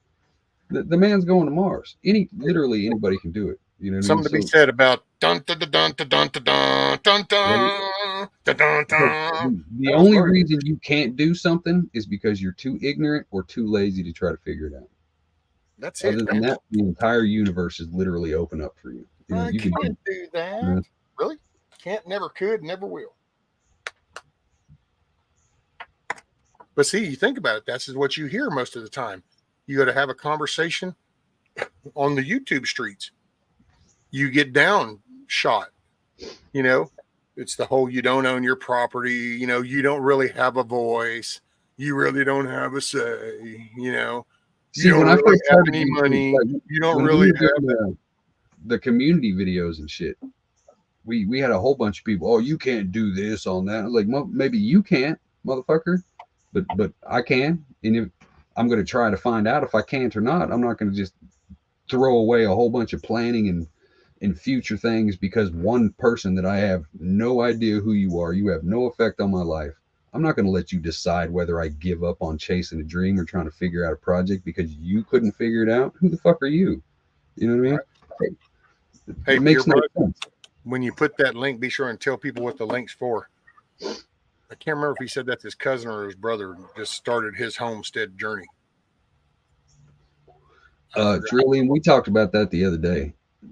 Trump as speaker would be one of the stupidest ideas in the history of ever. Well, sorry, don't mean no disrespect when I say this, but it's just pointless to even engage in that in all honesty because it's not going to ever happen. Yeah. There's no way you're getting 218 Republicans to say, yeah. Hell, you still got over 20 or so of them that won't even acknowledge that, you know, the election was stolen. They won't even acknowledge that J6 was actually a righteous display of a disagreement that they, you know, people were massing. No, they still kind of do that whole little Trump really fueled them on. Really? What? It's in our damn constitution and shit. You have a right. It has nothing to do with the Trump that you go up there and say, hey, I don't think the electors were right. I don't think that shit was done right. I want to say something and wave a flag. It had nothing to do with Donald J. Trump. They just want you to think that shit because there's that mind screwing again.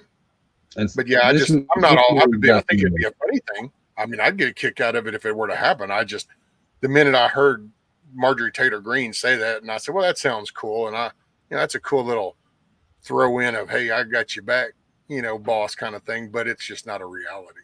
I just don't see overworking him. He's being prosecuted and sued in 10,000 different courts. He's trying to run for president. He's got rallies and banquets and benefits to go through. And I mean, plus he's got his family shit that he still actually participates with his actual family. Why put more weight on that man's shoulders? Dude, they're trying to steal his shit, dude. They're trying to steal these damn companies. Good Trying day to take it from the family and all. Right? So like this, Alrighty, why Sophie. put more on that man's plate? You know what I mean? He's going through enough shit. Take care, Sophie. Make it a great day, ma'am. Who loves you, baby? Later, Gator. After a while, crocodile. Yankee says, I hate when people tell me I can't do something while I'm in the middle of doing it. I know, right? Yeah, that fucking Backwoods does that shit to me. He'll try to micromanage shit because he knows it pisses me off. Like, I've been working this homestead for 6 years, but it's fucking ridiculous how many people still come over and say, oh, well, you shouldn't do that. You should. I'm like, I've been doing this for 6 years. Don't fucking tell me how. You know what I mean? Like, I know what I'm doing. You don't know my plans. Get the fuck out of here. Backwoods will do that shit every time he comes up here just to piss me off. Oh, that is the thing that annoys me more than any fucking thing. Yeah, don't tell me this won't work or I can't. You know what I mean? Like, I'll take some constructive criticism, but don't come in here and micromanage my shit because we're gonna have some problems. I wonder where the old man is this morning. Oh, wait, it's only 9 o'clock. Never mind. He hadn't woke up. Yeah, Backwoods don't wake up till at least 10:45.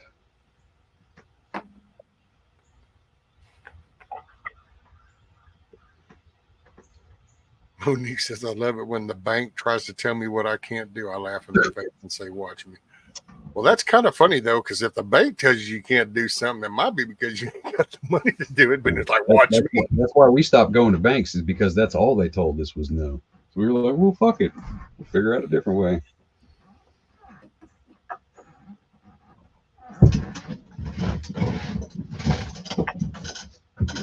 Got to use them to entertain and distract. Well, they're fixing to try to generate that more orange man bad shit. They still got to try to promote that hate.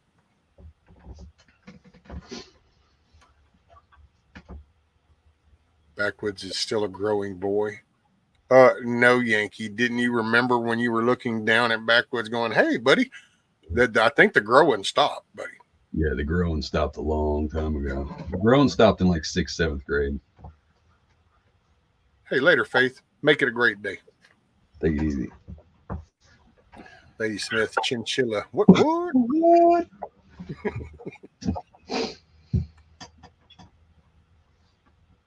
Man. It's great.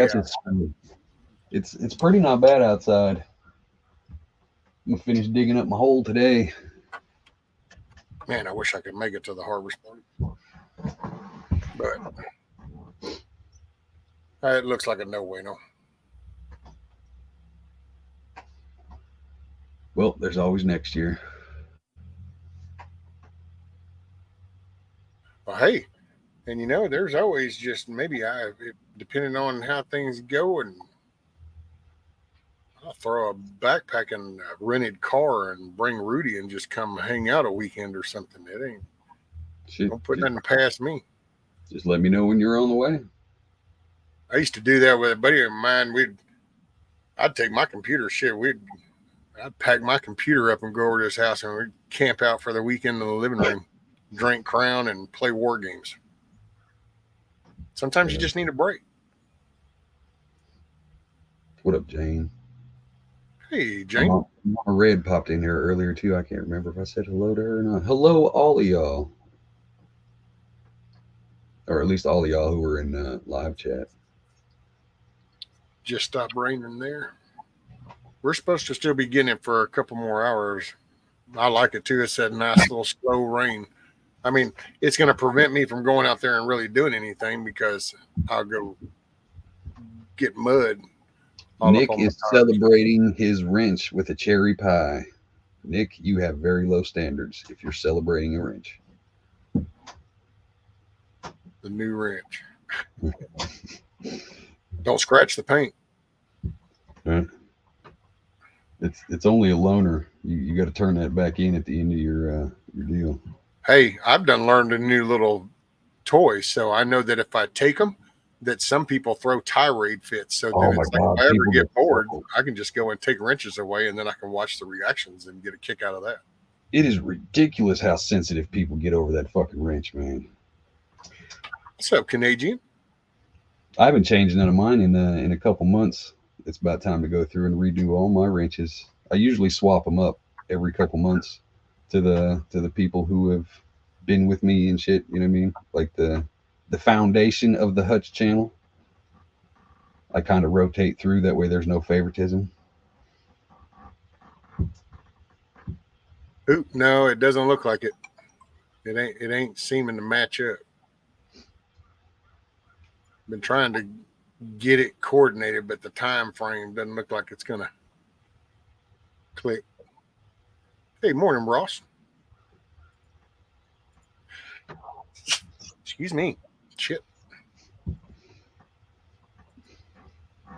I wouldn't say I'm Ayatollah status, but you know what I mean, I'm not gonna dismiss the compliment.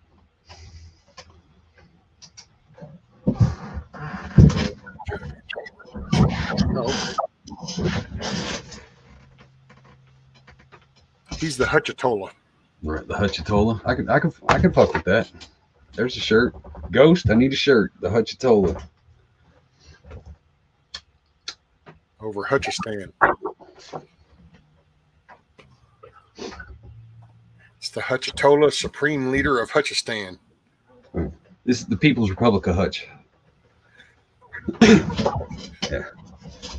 We already got flags and banners made. You know what I mean? We can't change it now. Well, that's cool, Nick. Well, the main thing you get a ranch is that way you can go sub to other people's channel and chat if you want. And then every now and then, if there happens to be some little Riri that comes drifting through chat, y'all can bounce them around like a ping pong ball. Right.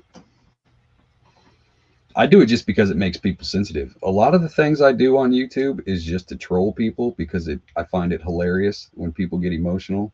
Like Monique gets pissed off when I end lives. I find it fucking hilarious. I got a whole bunch of people who get mad when I tape the wrenches. I got people who get mad when you give them a wrench. You know, I just like trolling people. Don't show me your emotions. Mm, That's the weak spot right right? there. What up, Teresa? I came into YouTube as a troll, though, as a playful troll. So I don't figure I'm ever going to stop doing that.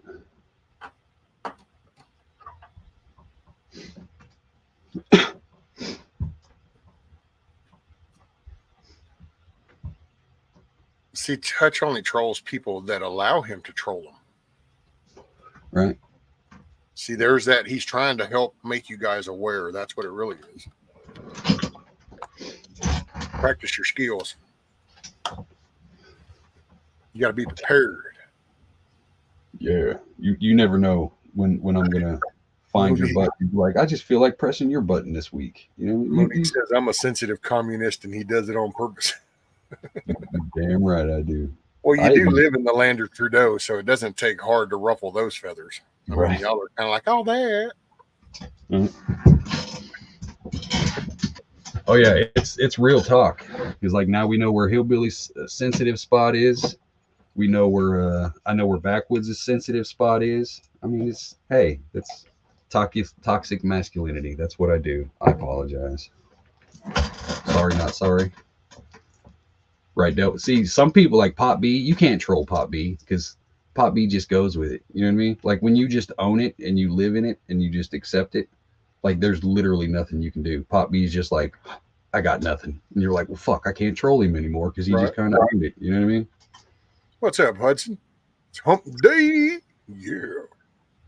By the way, drop your link. Hudson and them got the We All Gonna Die Wednesday show tonight. And they pretty cool. And after that, then me and TT1 are going to have the show and be talking about Israel and stuff. So, Nikki, I haven't been around you enough to know.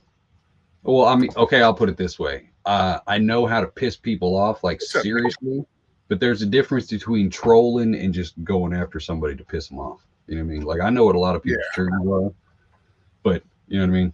Trolling's kind of like the tickling thing. Then there's the, oh no, you can hurt somebody's feelings. Right. Like, I'm not touching you. I'm not touching you. I'm not touching you. Yeah. There's a fine line. You know what I mean? Good morning, Nikki.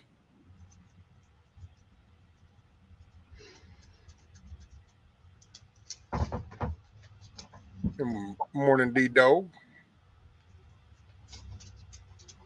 The way Can I just say, though, like your thing, your calling card, it's just who you are, Hutch. I think it's epic because you're the only one that just cuts shit right off. I know, I got to say, I've done it a couple of times myself where I've just kind of, I mean, y'all knew it. Well, actually, no, I think I did do it one time where y'all didn't even know it.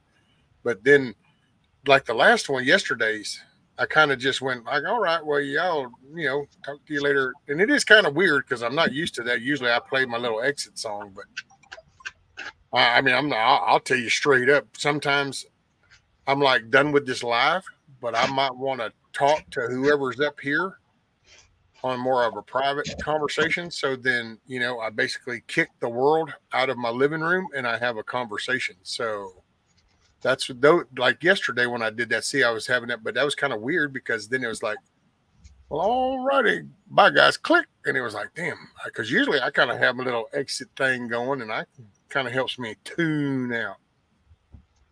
See, a lot like because Backwoods will have a fucking 30-minute goodbye. You know what I mean? Like, Jesus Christ, just say goodbye and hit the button. Fuck.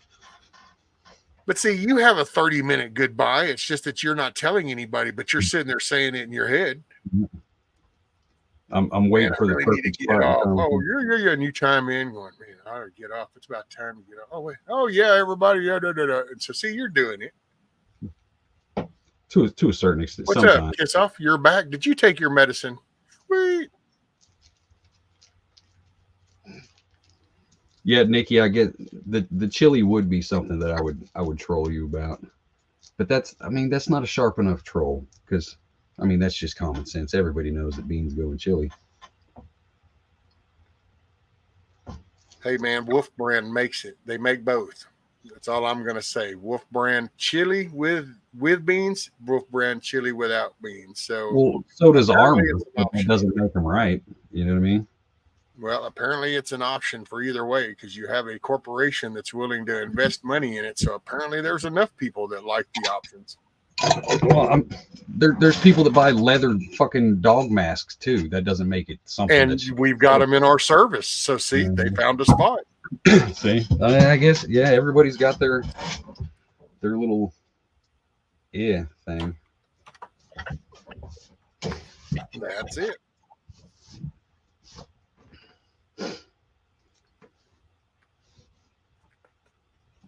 And I do like a little chili with some cornbread. See, like that. Okay, like if I have chili without the beans, I like to crumble up my cornbread into the chili. But if I have chili with beans and cornbread, then I'll eat my chili with beans and then I'll just bite and chew into eat my cornbread. Right, So because it's just meat soup. It's just meat soup is all it is. That's it. Yeah. And it's just the texture of it. It's like if there's chili with no beans, then I want the cornbread in there. And then I like that texture. If it's got beans in it, then I just want the chili and bean texture. Right. You need that filling. You know what I mean? You want it to sit heavy. Beans are good for your heart. The more you eat, the more you fart. The more you fart, the better you feel. So beans for every meal. Yeah. Is this a safe place? Well, I don't know, Mayor. Of course it is. Until you say something stupid. Right. Everything's always a safe space until you say something stupid. You know? So everything's legal till you're caught. Right. Ain't no body, ain't no crime. Have you tried Amy's chili? Get the spicy one. Wait, is that like some bigger brand, Pure Blood? Amy's chili? Never heard of it. Never heard of it. Is that a regional thing? Because we've got the Wolf brand, we've got Armor, and we've got like the dollar store brand and the Walmart brand. There's probably a few other fancy ones, but I just don't pay attention. Well, that's true, Nick. Cornbread and buttermilk, it's a meal in itself. Take your big old glass and you stuff that full of cornbread and you pour in that buttermilk. Yeah, buddy. Some melted honey butter. Oh, Hormel. Yeah, we got Hormel. Well, shit. I thought Kiss Off had taken her meds, but I can see now she's still with the fake thing, so she's still skitzing out. She's having delusions. Yep. I was hoping she was going to go get Thorazined up and she was going to kind of come back down to earth. But see, I'll make my own chili from scratch. I'll only buy canned chili if I'm making jail pizza. That's the only reason I'm buying canned chili, because I got to have the actual ingredients that we used when we made it the original stuff. So Armor, chili and beans, boom. That's my go-to for everything. But if I'm just making regular chili, I'm making chili. So damn, D-Dog's fixing a can up 43 chickens, 43 roosters to can. Hell yeah, D-Dog. Go get some, sir. Oh, damn. See, that's his trigger word. But it's a natural thing too. I don't know. At some point, he's got to give a little. That's all there is. All I can say. I try. Fake.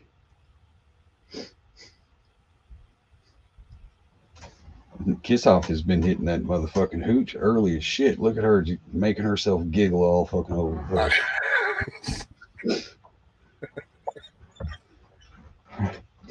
Hey, morning, Beaver Valley. Rescue can make a rhyme any old time. He's a poet and didn't know it. There it's it.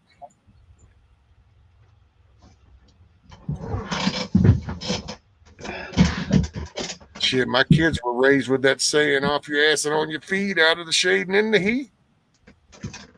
There's something to be said about that motivation.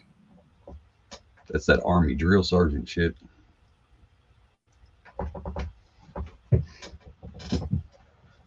Just have fun with the I can't say it word thing. Okay. No, I got you, D-Dog. Where is the coffin hillbilly anyway? He's up on a roof. So he'll be around tomorrow. His back will be sore. Yep. See, if you had taken your medicine earlier, then you would have been like all calmed and chilled, and you'd have been here, and you wouldn't be hanging out in Top Chat, and you would have caught that earlier when he said that he was working on a roofing job. I wasn't paying attention. Well, I wasn't even here, so. See, yeah, you have a legitimate reason. She's been here since I started. She was actually here before I started. She was probably drinking before you started. Well, she was down in the lobby waiting for the live to hit. She's a little bit too amped up for being this early. Poor old Chuck. But see, this is a badge of honor. Kind of, I feel like I'm taking the brunt of it because I can handle it, and it's kind of gives Chuck a break. Although Chuck doesn't need to be watching Fox News in there in the living room, but I can take the brunt for him for now. I'll let him enjoy some coffee in the morning. Hillbilly is an adult. Hillbilly's just sheltered. He's from Connecticut. You know what I mean? So it's not like he's a bad guy. He's just raised in a shit state. You know what I mean? So he's different. We're trying to Americanize him a little bit. It's going to take a while, but deprogramming takes time. Just ask Hillary. Right. Got that deprogramming. Yeah, but Tiger, when you drink this early, your chats still come out. You know what I mean? Well, and it's really her nights because she had just got off work, so it's really her evenings. Where for Kiss Off, it's just no. This is the day. Right. No, don't eat. Okay, Monty. What she means when she says banging Chuck, see, you're thinking normal people, so you're thinking this like physical sexual interaction. What she means is she was over there smacking him with something. Yeah. So when she said banging, she meant like physically banging. She didn't mean like, Imagine cast iron. Yeah. Maybe a cast iron something.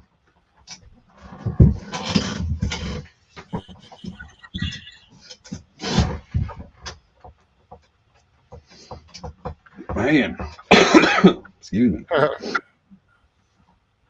Look, Jane says Tiger laughs a lot when she is lit. There's a lot of gigglers. There are a lot of gigglers in this group. Yeah.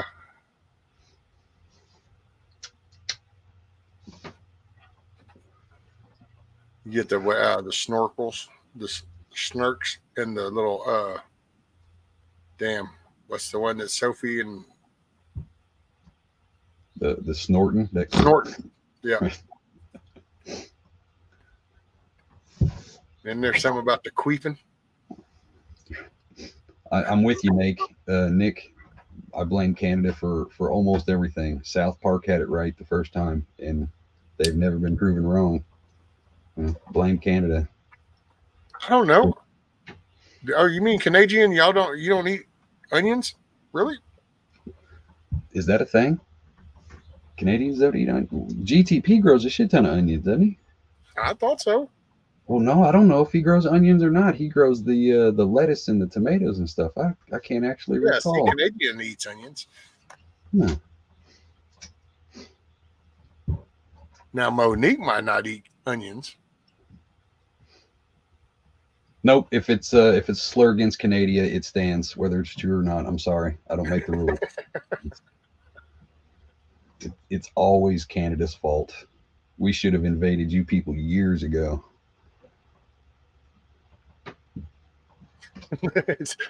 Canadian. Remember, Americans don't know shit about other countries. But that's a fact check, true. Well, that's okay. Other countries really don't know shit about America. They just see the movies. Realistically, though, do Americans need to know about other countries? Honestly, like, really? Do we really need to know about these other countries? Nah. knowing who lives on the other side of the wall doesn't matter when you're building the wall. Right. Like if I'm in Missouri and I know about Illinois, that's the same as being in Mongolia knowing about, it's all the same. America's huge. We don't need the rest of the world. Sorry, number one.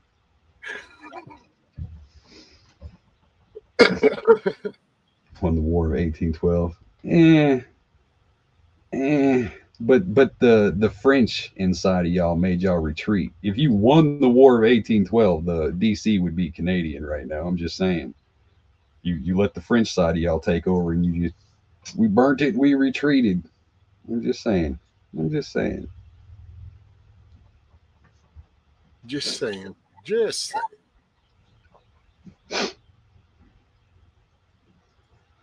And North America, yeah, but it doesn't count. That doesn't mean anything. Just because we share a continent doesn't mean we got to accept you people.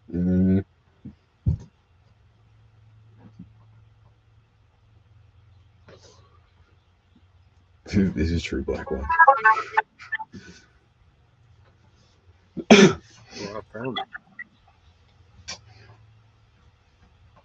I know, Yankee. That wasn't at a trip. Talking with Rank last night over there on Carl's, and we started talking about music, dude. Can you believe it that Rank 2000 couldn't remember who Ted Nugent was? What? Right. You did a horrible job as a father, is what that was. That falls on your shoulders. You're his daddy, right? No, sir. I disowned him. After a statement like that, I understand. That's what I told him. I said, I was behind you with anything else, but it's like, really? How can you not know who Uncle Ted is? How did you ever come out of the room? It's like, how is that possible? And then he rattles off some little goofy ass name. I guess it's some like big shoe ha out there in the outback or some shit. And it's like, well, do you know them? And I'm like, what? Okay, that's like no comparison to Uncle Ted, who like laid down a whole foundation of the music industry. Oh, well, okay, I probably know who he is. And I'm like, okay, well, that's your homework now. You need to go do research. Don't question me, fool. I had a brain fart on country names. Don't judge me. What country is Mongolia next to? I was thinking Serbia and Hungary. You know what I mean? Because like they're all like Israel and like they're all small. All these other countries are literally smaller than most of the states in America. So it's I've smoked 3 or 4 pots this morning. Get off my back, would you? I don't like this abuse.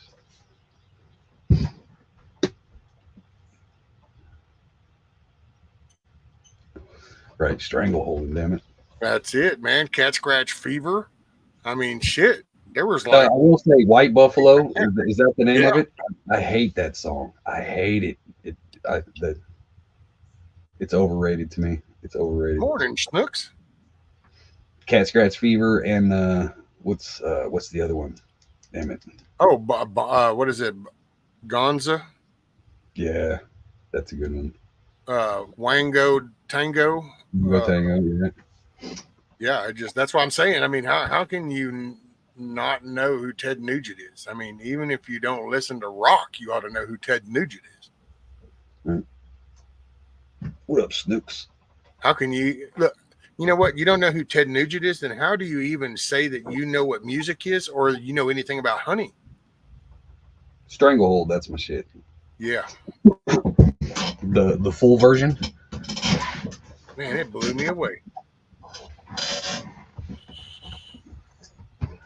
You know who the Ted is? Yes. I mean, at least you said it right. The Ted, as it should be. The Ted. The Ted or Uncle Ted are both acceptable.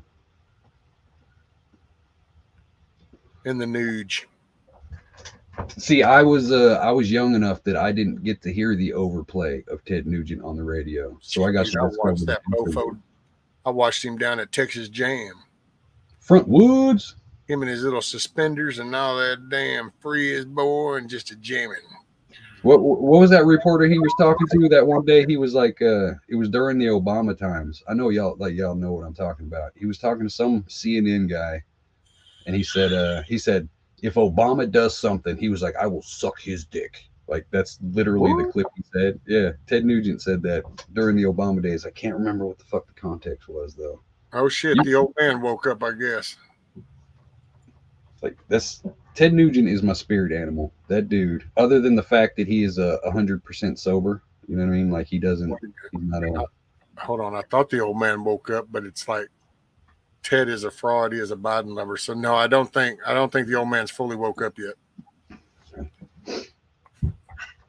He's still got drool coming off the side of his mouth and sleep in the corner of his eyes. And what's up, Backwoods?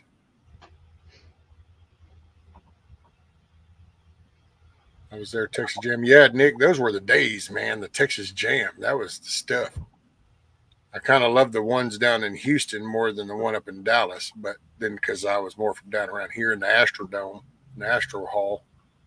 Back in those days, Astro World was like one of the wonders of the world. Like, oh, man. So, yeah. Yeah. See, that kind of makes me respect him a little bit more. Like, he went through that whole lifestyle, and he was never a drunk or a fucking dope head. No drugs, no drinking. The discipline, boy. That man's got some discipline.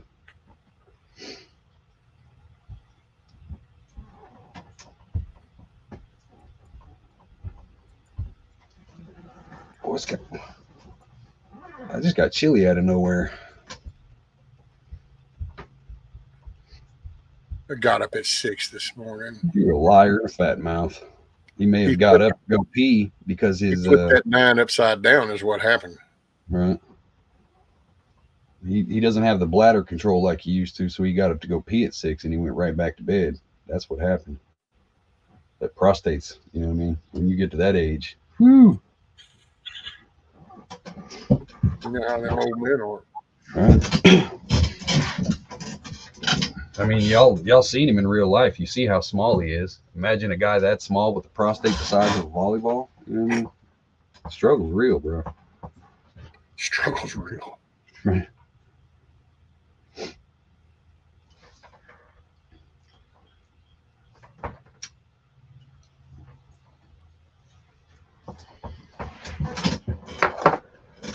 Chad, greetings from the Erie Coast. That's just boring. I prefer a drugged out Keith Richards. When you have so much drugs, you need to go to a clinic and switch it on and have your blood cleared. See, I will give respect on that side too. That dude should have been dead in '82. You know what I mean? Oh, dude, I think he do that like twice. I remember growing up. I think he did that a couple of times because, oh yeah, hardcore shit, dude. But see, that was the problem back then. It's get that money and shit, and everybody wants to be around you because you're a rock star shit, and man, you have access to everything, and nobody's gonna tell you no. So that's what killed off all the good ones, like Belushi and shit. That's what does it. Nobody ever wanted to tell them no. Hey man, that's probably gonna be too much shit now, man. You done all that. You still want a speedball? Sure, here you go, man. Yep. All the good ones go that way. Jim Morrison. Yep. Chris Farley. Nobody ever said no. Everybody wanted to be their buddy. Your dog. I second that. I've seen Backwoods in person. He is the size of a midget. I'm driving. Can't. Sub-yard dog.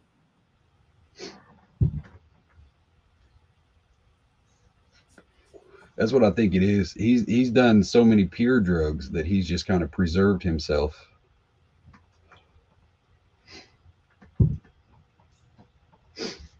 Oh. I'm glad of the rain. It's me. I need to start getting me some pathways laid out. That way I can still get out there with my chair and shit. Right. Can I say why have the English bands aged well, but the American bands all look like transsexuals right now? Like Steven Tyler, that dude looks like a lesbian grandma. You know what I mean? Like that's not right at all. Kiss Off, you know what? I would probably say that would be awesome because, I mean, that would be really cool. Some Amish apple butter. But, well, I was talking about with the apple butter with Sophie just because it's Sophie and she makes it. But, I mean, yeah, I love apple butter. Man, that's some good stuff. And one thing about the Amish apple butter, at least you know it's righteous stuff. It ain't polluted down with crap. What's up, And old man? I did happen to get up at 6 this morning. I've been up ever since. I had some stuff to do on my truck, and I've been listening. And had to switch mowers out. Got some big properties today. I had my little mower on there yesterday, so I had to put my big mower on there. Just got done, went down to the store, got me something to drink, and ate me a couple of ham sandwiches, and I'm ready to go now. Yeah. What's up, everybody in chat? How y'all doing? Canadian Lady Smith, Snooks, what's up? Hoot Owl, Jane, Kiss Off, everybody. Hello. Yeah, we've already had our intelligent conversation, so we felt like we should, hey, let's go ahead and get backwoods up here. Yeah. We've already said all the important shit. I heard the intelligence, coming through the speaker so greatly this morning that it was huge. You're welcome. It was huge, great intelligence.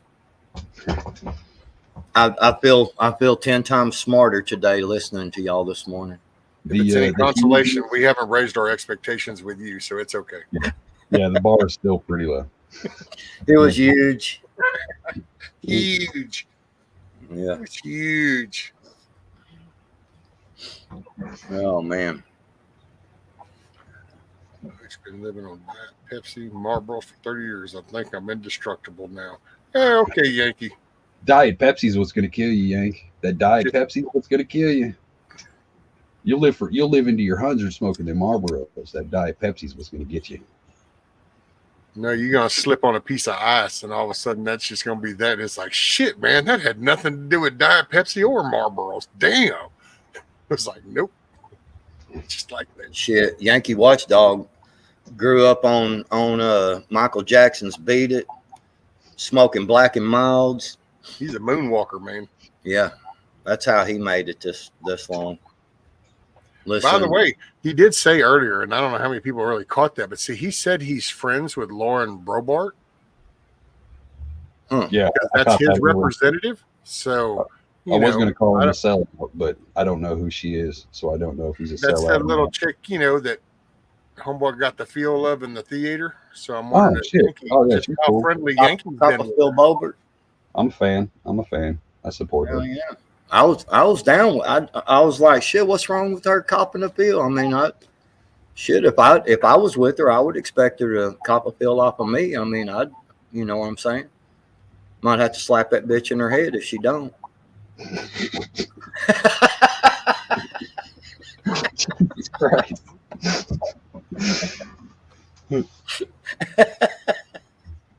I just look at it as that's a politician who is literally acting like every other person in this world. You know what I mean? Like there shouldn't be an etiquette for politicians because you're supposed to be of the people. We don't have political etiquette. So when you're out in public, I expect you to act like we would act. You know what I mean? Like that's cool to me. That's what threw him off with Orange Man Bad. All of a sudden, that was not one of those little. Just think about the debate. We just saw the debate. When you look at that stage, when they zoom out and they look at it, they're all the same. And then they all say the same kind of shit. It's like, man, the hell with that shit. That's why I like the Gates, the little Brobart, old Marjorie Taylor Greene with their little bench pressing ass, shwam. Oh, hell. Snooks, I literally have no idea what she looks like from the neck down. All I know was shorts of her. I know she's got black hair and glasses, and she talks shit about Biden. That's the only thing. That's all I literally. Oh, she props them little bad boys up. So she's got some hoo-haws, and she perks them up so that everybody is aware of the hoo-haws. But I'm sorry, I go to Walmart and you can see all kinds of women that want to show off the hoo-haws. I'm actually the ones that get me are the ones that are showing you all the hoo-haws. And if somebody acknowledges the hoo-haws, all of a sudden it's like, what are you looking at? And it's like, I'm sorry, you put them on display for a reason. There you go. Yankee just sent that to me. Damn, she's fucking tiny. Yeah. Oh, she's a little bitty old thing. Yeah, you ought to see the message text that says she licked my nipples and copped a feel. But she wasn't vaping, and that's all. Yeah, she wasn't vaping, no, at the moment. That was after the good cop of feel, you know. They vaped afterwards. Yeah, Yeah, she's packing. I remember when she first came because she has a restaurant, and she's actually came on the scene as a pistol packing mama. Because when she was running for her position, Oh yeah, she was the one carrying the and have her kids there with her husband right there. Yeah, Yep. we have Leslie Rutledge here in Arkansas, was an attorney general. She's a little pistol she's in pack 5-inch heels in that picture too.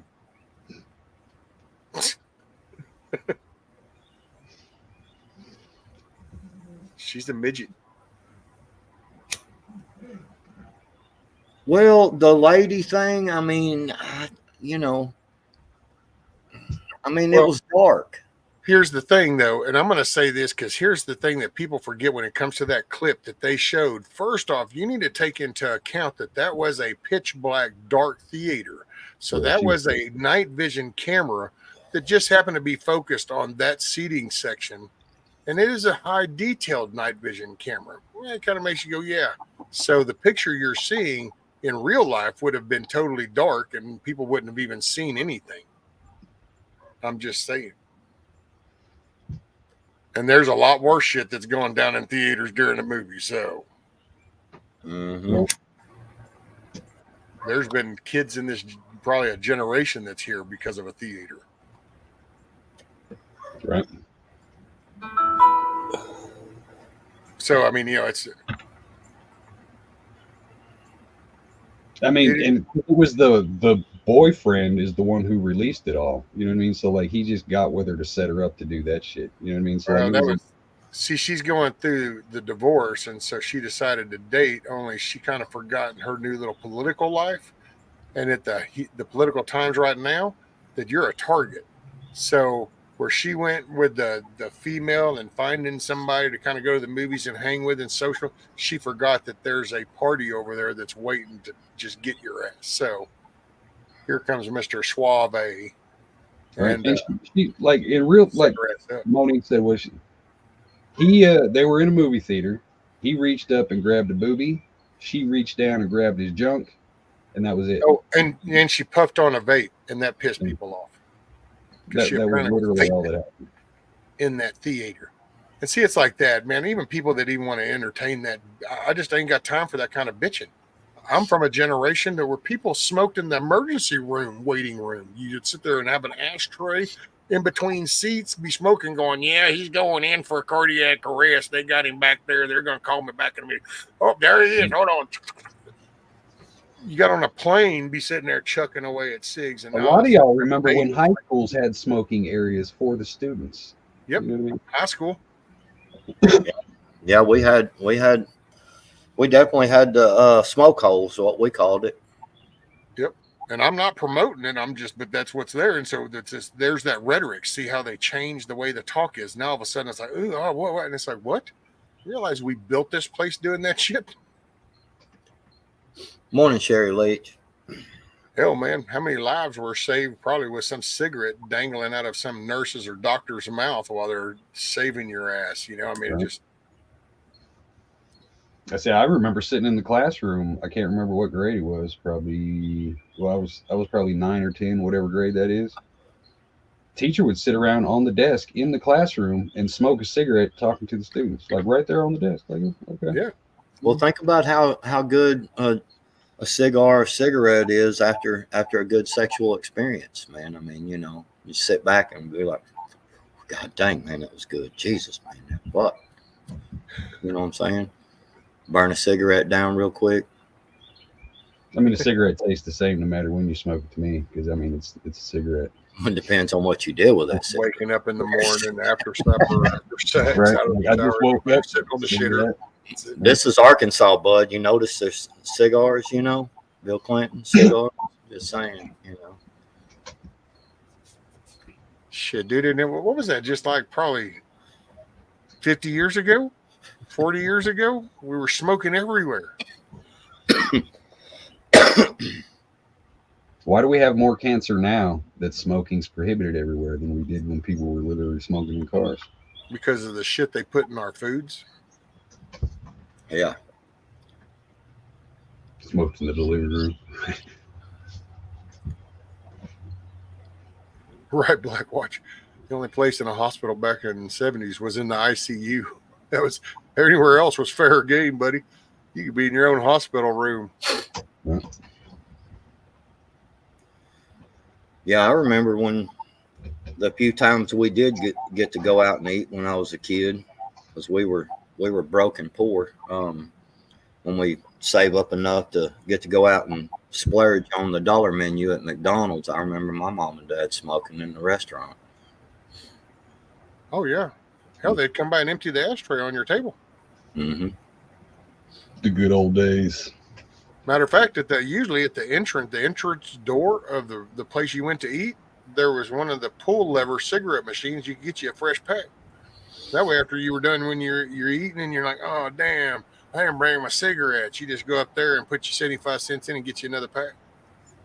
All I know is that every culture in every nation since the beginning of time has smoked tobacco, marijuana. You know what I mean? Like, people have been smoking since the beginning of ever.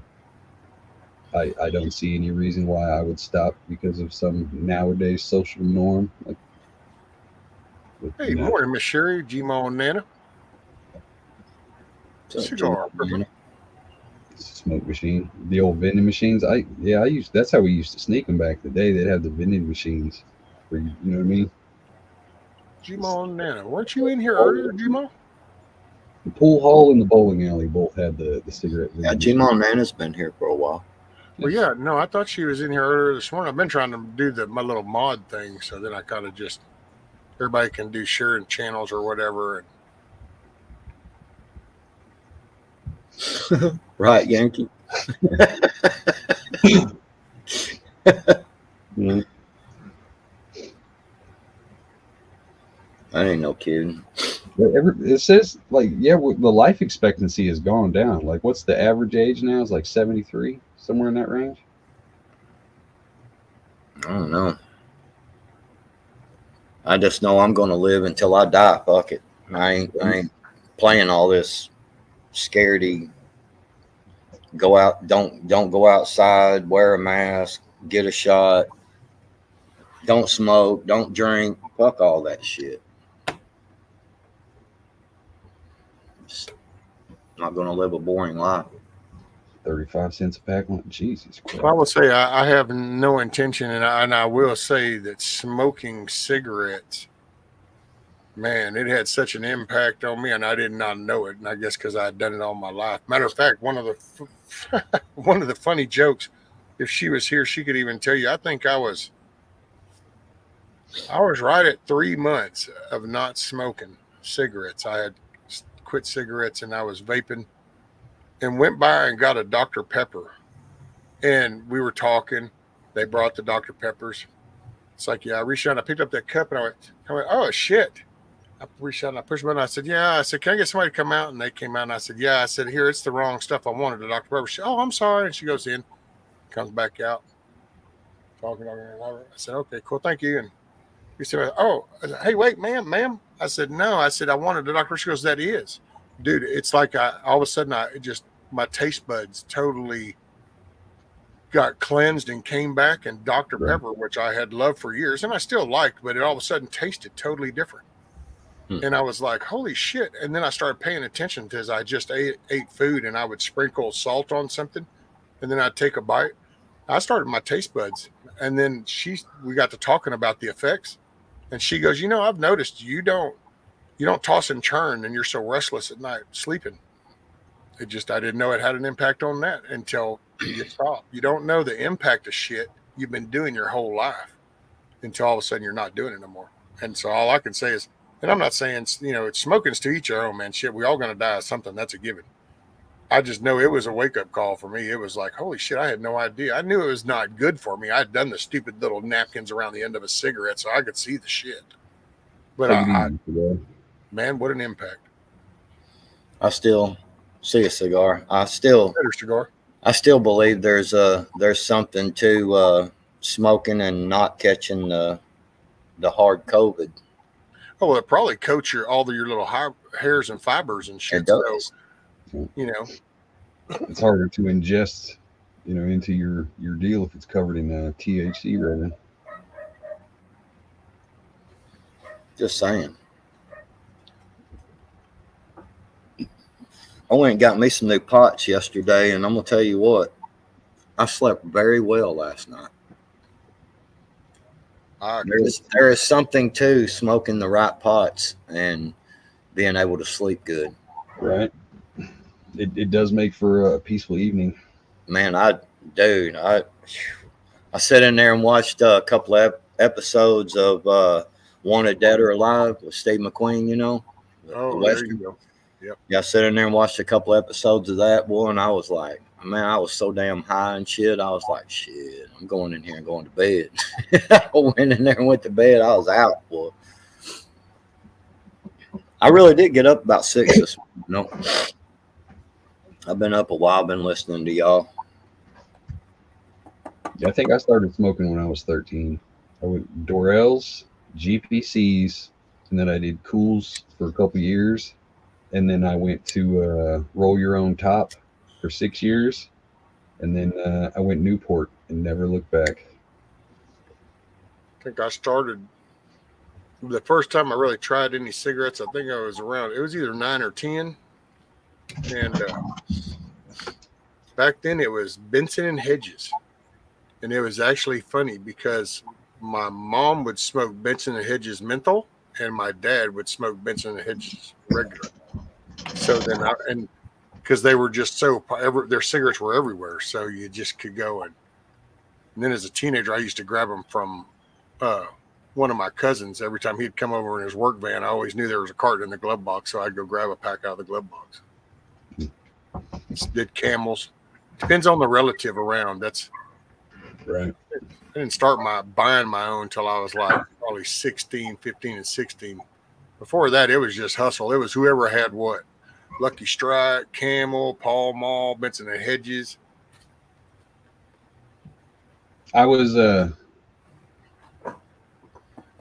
beg to differ, Ross. But it was some girl gave me a GPC, and that's pretty much what started it. So yeah, GPC is the first pack I ever bought. I was like, oh, okay, I'll get some GPCs. Did you know, Ross, that in cigarettes there's 4,000 chemicals that are sprayed on that tobacco from R.J. Reynolds and stuff? Oh yeah. And the 3 ingredients used in a vape is all food grade. So the propylene glycol, the radiator fluid that you hear about when it comes to vaping, is the same shit that's also in your ice cream and a lot of your other foods that you eat. The other version of the vape is the same stuff that's in your inhalers that are used to carry your asthma medicine down into your lungs. And then you have food flavoring that's used in actually food products that's put into that adds the flavor into the vapor as it's created. I just don't like sucking on the battery pack. You know what I mean? That's what's like at the end of the day, you're just breathing in all that, whatever, you know what I mean? Oh, I've actually got a kick out of it because you can change. It's almost like snacks. So instead of just sitting here smoking a cigarette, I can have a cinnamon roll. I can have a strawberry yogurt. See, that's what the boy does. He gets like the cotton candy and the chocolate and all, Because I'm just trying to break the habit, but I don't believe in the whole addiction thing. So I broke that. I hadn't believed in that in 40 years because one day it clicked to me going, wait a minute, they talk about this nicotine addictive, and I just pulled 12 hours in a plant and didn't smoke shit. You can't smoke inside a plant. So nobody smokes. And it's amazing. Oh, it's not in your face. You don't think about it. So it's not that it's addictive. It's a mind-hand addictive. Right. It's your hand-to-mouth addictive. You got to be, and that's when I clicked. That's me. When I work on shit, I like a cigarette hanging in my mouth. I feel like I can think harder. And if I got one in my hand, I can work better. It's my shit. I broke that cycle. Now I still got my little every now and then. That's why we get to talking. I'll sit here and I'll puff on this. See, I'm thinking. This is like a cigarette. That kills my throat. Like it's smooth coming down, but on the exhale, it feels like there's sandpaper on the back of my throat. Like it hurts so fucking bad to try to exhale that shit. I can't. I got to do just a little. Well, now It fucking tears my throat up. With the vapor, there's two different styles, and a lot of these gas stations have what they call Nick salts. So it's not like this isn't Nick salt. This is just a regular old vapor stuff. So this is the 3 ingredients. The newer stuff has got a Nick salt, and I got to say, I even tried that at first, and then I told her going, oh no, this shit, I don't know what they got in this Nick salt shit, but it does something. Because then it's like, yeah, I felt that same kind of effect. So I think it's maybe that. But good day to your face, Yankee. I had a lot of guys, older guys that would get from the vape shop, and they would actually get tobacco flavor. Because it's just something about getting rid of that, stuff. That's why if you're going to do it now, like around here, you can get Indian tobacco. So it's just, it's picked, it's fresh, it's not laced with all the chemical shit. So if you can get that, then, hey. But I do know they spray so much shit on all that crap. Well, I have 10 million burley seeds. So eventually, once I get the tobacco figured out, I already know the curing and drying process. I've got that mastered. I just need to figure out tobacco fields laid out. Well, I'm not opposed to roll your own. You know what I mean? Because like I can smoke some top right now and be okay with it. I've smoked top forever. You know what I mean? Once I get dialed in, I just start making my own tobacco. That way, that's a couple $1,000 a year that I don't have to spend. So Joe 3. What's up, So Joe? What's up, So Joe? I'm going to have to get for too long here and get out there. I got 4 properties left. Would be 9 properties yesterday. Well, why don't you text your boss real quick and see if he'll let you come in late? I mean, you don't have any pool like that to where you can't be like, hey, bro, can I have extra? He's a fucking dick, man. I know. I met him. He's a bitch bastard. I'm telling you, he is. But I think you could take him. Oh, hey. He gets a little salty sometimes. No, the 2 of the properties I got left are them big properties, man. They take me a couple hours each. The other 2 won't take about 20 minutes, 30 minutes at most each. So yeah, there was a purge, that's all. But I'll be off tomorrow. Smoke Bel Airs. 3-day weekend. Hell yeah. Well, tomorrow don't do nothing about today's problems. Huh? Exactly. What'd you say? What'd you hear? I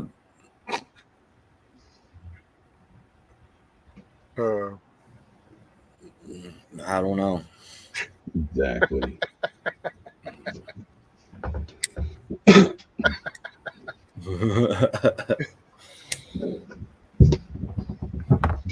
Well, I think this is my last week, though.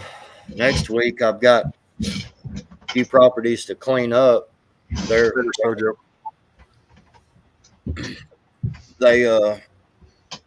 belong to the phone company, and they only have me clean them a couple of times a year. So I got them to clean next week, and a couple of leaf properties, man, blowing some leaves and stuff. But it's fixing to start getting small paychecks. It is what it is, though. Yes, sir.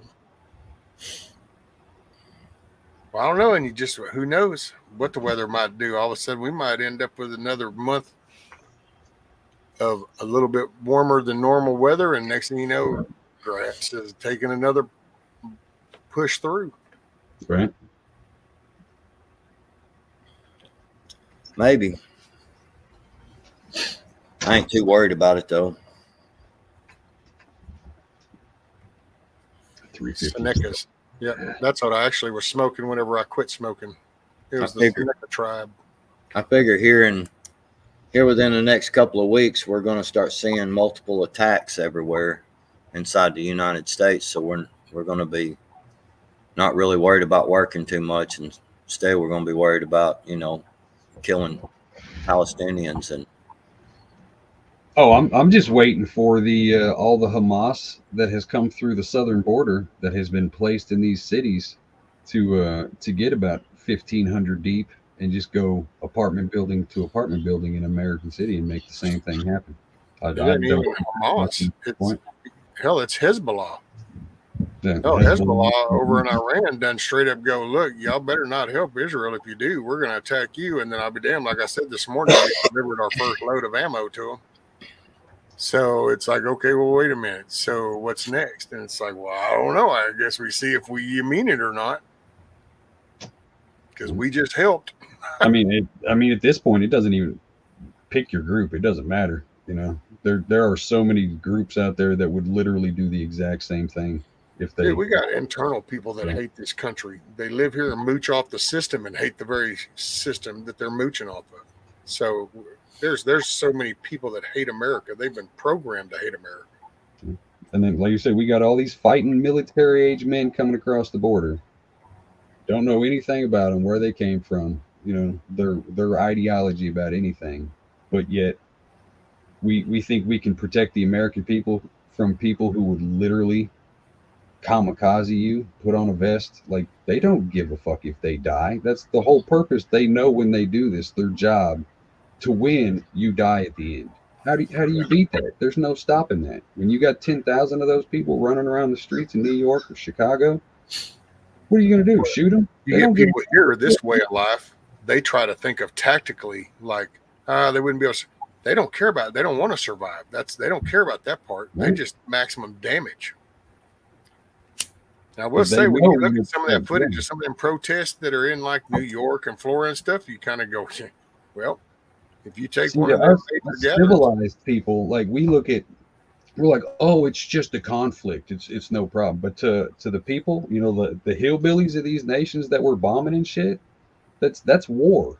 So they act like it's war. Us civilized countries act like it's a conflict. No, that's a war. Those people want to kill you. You know what I mean? Well, the one good thing about all this is that there's a whole lot of, you know, there's a whole lot of Democrats that are starting to go, hey, wait a minute, man, y'all motherfuckers are, you know, their own party, you know, y'all motherfuckers are rooting for Palestinians. You know, they just went in, and you know, what gets me is if Hamas would have went in and struck military bases and military installations, things like that in if it had actually been a military engagement in Israel, then I would have a whole different opinion on this. You know what I'm saying? But you kill babies and women and shit, you're a piece of shit. Yeah, you went in and did what you did, and then I read an article when I very first got up this morning. I was reading an article, and Hamas actually has come out and said they thought that Israel would strike them a couple of times and then want to talk. And I was like, what the fuck is wrong with you people, man? Y'all went in and literally killed innocent women and children, old men, shit like that. Decapitated infants in front of their parents. They beheaded babies. I watched that journalist ask that Talib lady about that, going, how do you support that? Of course, she ignored her the whole way through down the hall. And she's going, how do you support that? How do you say chopping a baby's head off? That's what I'm talking about. Put it right there. Blunt shit. Ain't no political crap. There's right and wrong. There's right and there's evil. Yeah. Well, and that's erasing from the history book. They no longer deserve to be anything. That entire whatever they call themselves, culture, state, country, gone. That's one of those moments you're either with that or you're against it. There's no I think that once it kicks off here in America, because I believe it's going to real soon. And I believe once it kicks off in America, once we destroy all them stupid motherfuckers, then we need to go through and get the ones in Congress and the ones that are American citizens that were promoting this and cheering for it. And we need to move their ass over there to Gaza and then continue to bomb that motherfucker. Land some planes over there, and hey, I'm cool with giving up a few of our old C-130s and shit. load them motherfuckers up in there, land them on the strip there in Gaza, and then fucking bomb them. Boom. Well, wait a minute. Hold on now. See, you're not thinking this rational. You're costing more money. You're spending money just frivolously. Bud, if we're calling C-130s over there, then you just open the rear door and you just push them out the back and let them fall down along the Gaza Strip. You don't actually waste artillery.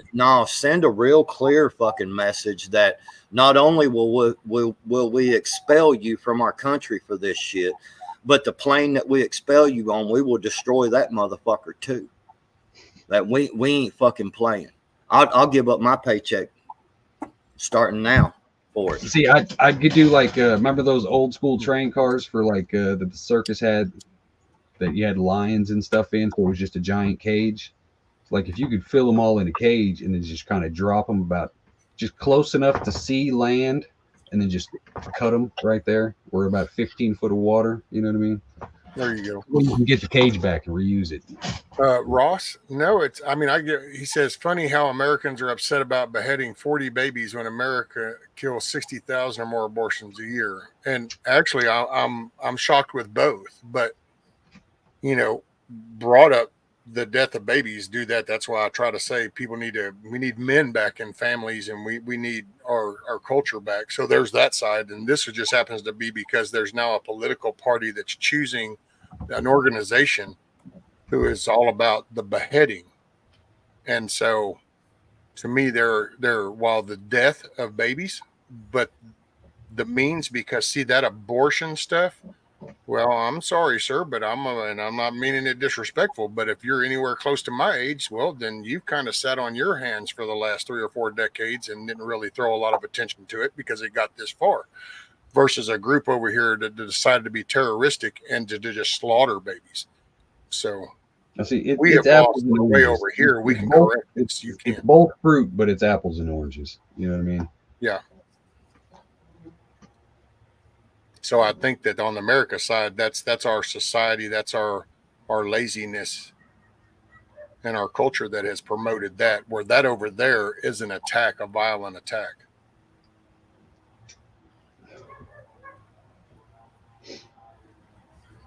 Because you got to remember that over here, see, the abortion becomes a thing because we've desensitized human life. We have young women that have been taught and shown an example and led by an example of it, one layer, whichever generation, I don't give a shit, take a dart and throw it on there. But at some point, the role models that women had said, hey, party hard, do you, boo. If that happens, no sweat it. We got a procedure, take care of business. And in that process, we have totally desensitized human life.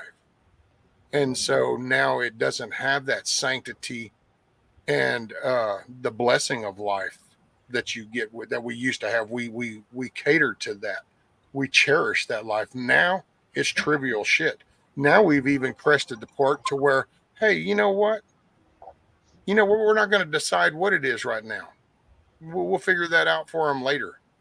It's the distinction in purely optics is, one is a mother choosing to do an action that a miscarriage could simply happen in this time frame, but it's a mother's choice to do this, as opposed to you've gave birth, you've been rearing this child, your neighbor comes in and murders your kid. There's no comparison. You know what I mean? It's completely but it's still foundation. But it's still the thing about it that really gets to me is that, this my body, my choice. Well, the mother is the one carrying the baby, and I get that, and I understand that. But you're still carrying another human life. It's not like,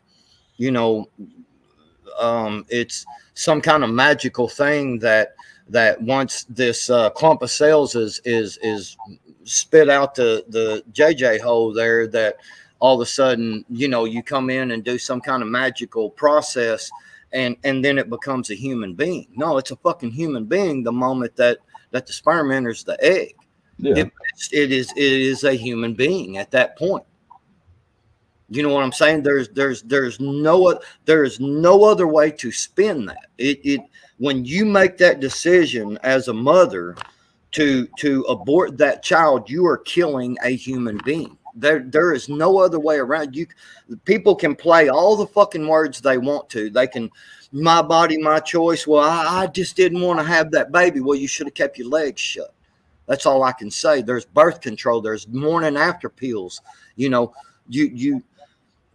there's no excuse for it. To me, it's killing babies. It's killing human beings. That's all there is to it. I mean, you can't. There has never been a history where two human beings, a male and a female, got together like that. The female become pregnant, and it came out to be a tree or a fucking flower pot or a spare tire. No, it came out to be a human being. Always, because that's nature. You know, trust the science. Remember. Well, the science says that's a human being. And I'm sorry, I don't go for my body, my choice. I don't go for that shit. No, that's part of the mind. It's killing babies. That's all there is. It's killing human beings. That's all there is to it. Yep. I think that's why there's a difference between, it's like, I know Ross is like murder's murder and the action itself. Yes. But I think that one is culturally produced through what there's the culture, the society's culture has allowed to happen. So it's the mentality. It's, you know, raising people to have this only me attitude.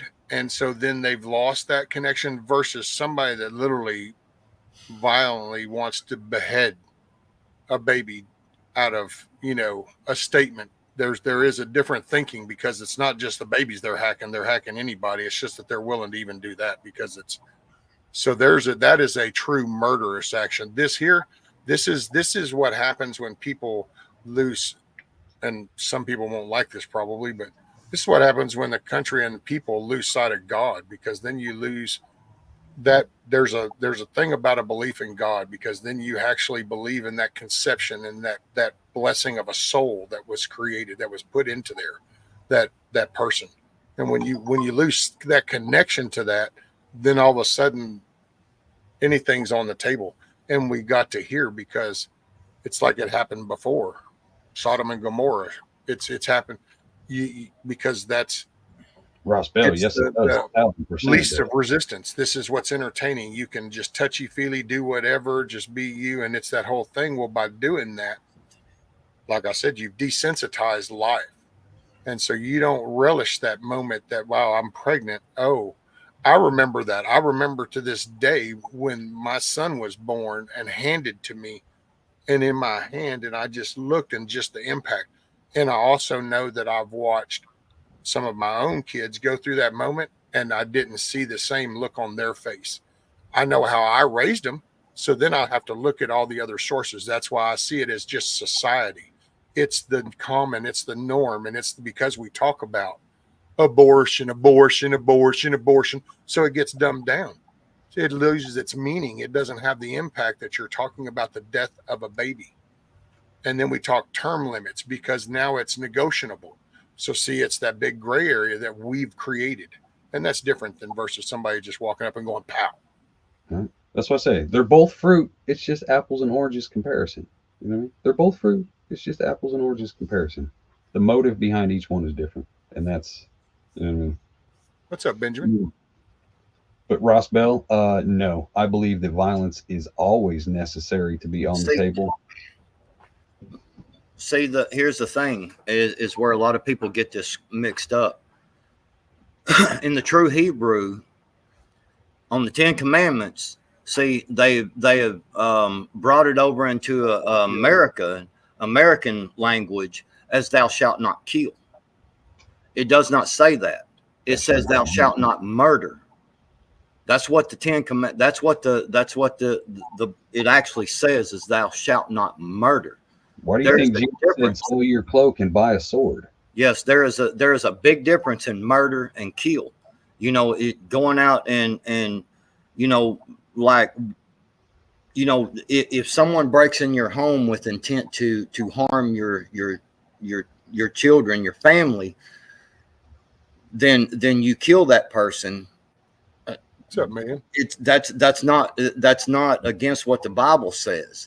Now, if I walk out into the street over there and a dude's wearing a dress and I'm like, I don't like that motherfucker, these people need to die, and I just kill that person, then that's murder. There's a huge difference. So, you know, if you look, God had, you know, look at the walls of Jericho. You know, look at God went in and had his own people destroy whole nations of people. You know, so there's a huge difference in kill, thou shalt not kill, or thou shalt not murder. It's the true Hebrew is thou shalt not murder. Violence is a necessary tool to rid the world of evil. That's what it's Yes. there for. You know? By the way, Blackwatch, I understand the concept because I've watched the liberals do this with that whole word all the way. Everybody jumps right to the rape thing. Yep. So I don't know if you can bring up the major percentage of women that are raped that are having these abortions, because that's not the majority of abortions according to data and statistics. So I understand the liberal concept of, oh my God, they're starting to make sense. Let me throw something in to try to distract all this. So we go to the one thing. You know, I will say that if a woman is raped, that doesn't mean you have to have the baby. There's nothing wrong with the morning after pill from that situation. So there's still a solution. So, but I appreciate the liberal attempt there, Blackwatch. What's up, TT Wood? Where'd Hutch go? No, what you said, Blackwatch, was a woman is raped and you're going to tell her, have that child, give me a break. That was a statement, sir. So instead of a break, I gave you my opinion.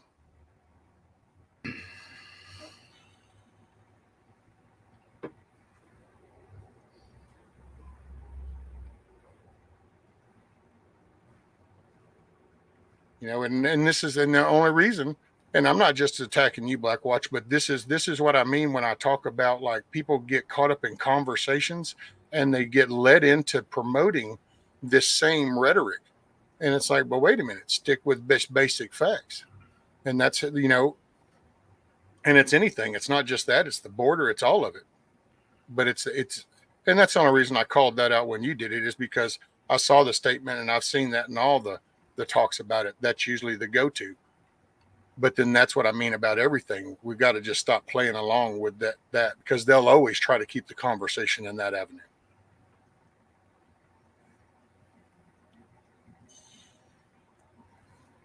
It looks like what? I don't understand what you can't buy though, Blackwatch. See, it's like, I get it. I got a granddaughter. Hell, I got a daughter. I got a daughter and granddaughters. But I also know that my daughter understands how that comes about. It's not the toilet seat, and that you don't just have to go with it until the last moment and then go, oh my God, what am I doing? That you can actually address things as they happen. So if you raise your kids with at least the basic biology understanding of, oh, wow, this action happened. If I'm potentially this, I ought to do this.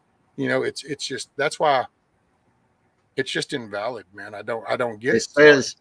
It says here from National Library of Medicine, states that 0.21 is the calculated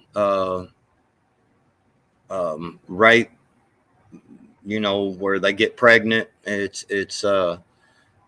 less than 1% for rape and abortion. You know, that the rape victim actually gets pregnant, and I don't have a problem with that. That's not what I'm saying. You know, I understand something like that. You know, that's a horrible thing for a person to experience. I can't, you know, I'd just soon shoot. You know, you want to talk about thou shalt not murder or thou shalt not kill. Well, that's a part where, to me, you're you know, a rapist. Yeah, Dude, I said that to when be I first killed. started doing it. That's what's wrong with That's- the society right now. I know down here in Texas and then our towns, we used to have these nice little platforms in towns. And if you pulled that kind of shit, then you went up on the platform. So it sent the message that that wasn't acceptable behavior. What's up, Mayhem? Somewhere Yeah. along the way, we started making excuses for people and we started kind of going, well, we can fix this sickness. Well, we can make this sickness better. We can fix this. Do we got to be so rough? And no, your yes needs to be a yes and your no needs to be a no. And sometimes you tie the milestone around the neck and you go have a good swim. Yeah, I mean the whole thing about it is that the rape and incest and stuff, that because that's always the go-to, and that's a touchy subject. I understand because pregnancy is a pregnancy, you're but I can see some provisions for that, but the problem is the majority, the big time, I mean overwhelming majority of abortion in this country is due to, I just don't want to have a baby. You know what I mean? I'm pregnant. I can't afford a kid. I don't want a kid. Well, there's been 57 million babies killed since abortion was illegal. 57 million babies destroyed in the womb. Oh, it's a culture thing. That's why, like Josh was talking about, maybe if the laws were harder, and I don't think so. On rape, it wouldn't really change. It's society. It's a cultural thing. It's what we've accepted as a society. We went from a moral compass and a collective agreement that we agreed on this collective moral compass. We're going to go with this as the majority. And then as we became populated with outside more migrants coming in, and then now with the digital age, it exploded. And all of a sudden, our moral compass started getting compared to other places, and it started getting jacked up. And it's intentionally, you won't find this same type of behavior and lifestyle in most other countries. Have y'all ever heard the sound of abortion? Have y'all ever seen that video? Which practice? I mean, the injection side. Look, hang on. It's a video on YouTube called "The Sound of Abortion."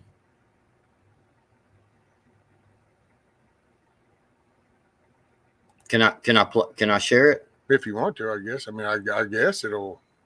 It doesn't say anything like bad or.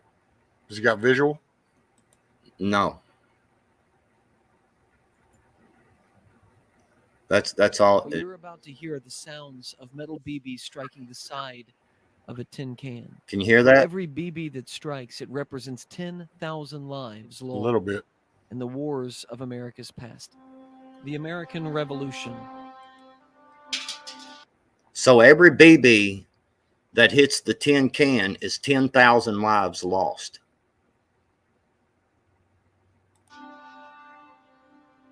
The Civil War. World War I. World War II. The Korean conflict. The conflict in Vietnam.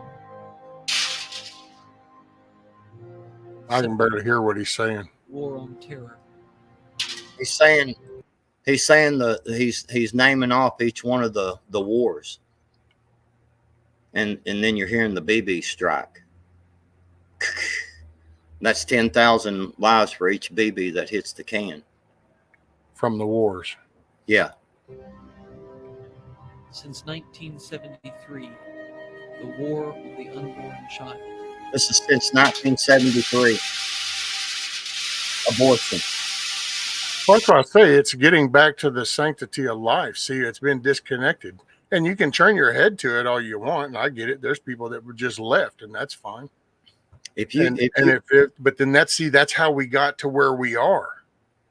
Because you go, oh my gosh, that's just, oh no, that's crazy. I just can't. And it's like, but then that's how it exists, because you turn your blind eye to it long enough, then it just grows. See, it's funny because but hold on, people always have an opinion on abortion, but when you want to tell the truth and show the truth about it, nobody wants to hear it. Nobody wants to listen to it because, you know, the reality of it is that abortion since 1973 we've killed more people in abortion than we have all the wars combined. Well, and I got to say, there's some arrogance in that. As an adult, I do not need further education. But at the same time, it's like, well, I don't know. Apparently, we ain't figured out how to do things the right way because we're here. So we need to learn to do something different than what we've been doing. Otherwise, we wouldn't be here. I'll say that. I'm just saying. And that's like how drastic that was. It's like just to go to that topic, and all of a sudden it created a controversy kind of thing. And it's like, why? If anything, it should take the controversy towards, oh my gosh, this is, yeah, we need to get back on track. But there's two different atmospheres too. That's some people, like I would Blackwatch, he's in a different atmosphere than we are down here. So it's a different society around. It's a different culture in his towns versus down here. And all I know is I've got 3 beautiful children, man, and I couldn't imagine. I've struggled. I've done without. I was homeless at one time and paying because I was paying child support and insurance and all that shit, and I couldn't afford a place to live. I lived in my fucking truck and went to work every day, and went to the truck stops, to take showers and shit like that, man. To make sure that my baby girl had food and had insurance and all that shit. So any of these people that talk about how they can't fucking struggle or how, well, it's okay. I mean, that person, fuck that, man. You're killing a human being, man. That's all there is to it. You're killing. I had that conversation with somebody the other day. That's my biggest. I have a lot of empathy for people, and I have a lot of compassion, and I have a lot of care. But also, there's a side of me that doesn't really have too much patience, because there's just some things to me. It's like, it's really as simple as if you know something is wrong, then you don't do that anymore. Or if you know somebody is doing something wrong, then you do something about that. I mean, it's not a hard concept, and how this big gray area got put in, I have no idea. I missed it. So, because it's just, there's a right and there's a wrong. This whole choice thing, and I get it, dude. Hell, I like Ambassador, I like Zebco reels, I like Chevy, I like Ford, right. But that's the items. But what's alive, what's not alive, what's human, not a human, what's a boy, what's not a boy, how you develop this pathetic mindset that starts entertaining this shit. I skip it. I don't understand. I've actually explained it before. I feel like when I was raising my kids and working, I must have I put my head down, raising my kids, doing my family, working my job, and didn't realize that this country is just got some weak-minded, pathetic shit that's slowly infecting people. And I don't understand. It's like you watch, even with the committee hearings, and you're on the floor and you're literally discussing genders. It's like, I'm sorry. It's a biological proven thing. It is what it is. Oh, there's the hutch, man. I'm sorry. It just, so how you end up, and then we spend hours. It's like when you watch them up on the damn floor of the committees in the House and the Senate, you watch them with the border, and it's like, it's a debatable topic. And it's like, which 1,000-person group is the debate are we talking about? Because there's millions, and it's like shit. You can watch it, And so, but yet it's called a debate, you know, life. That's a child. No, well, it's not really a life until this. Really? There's a, the conception moment, it's a life.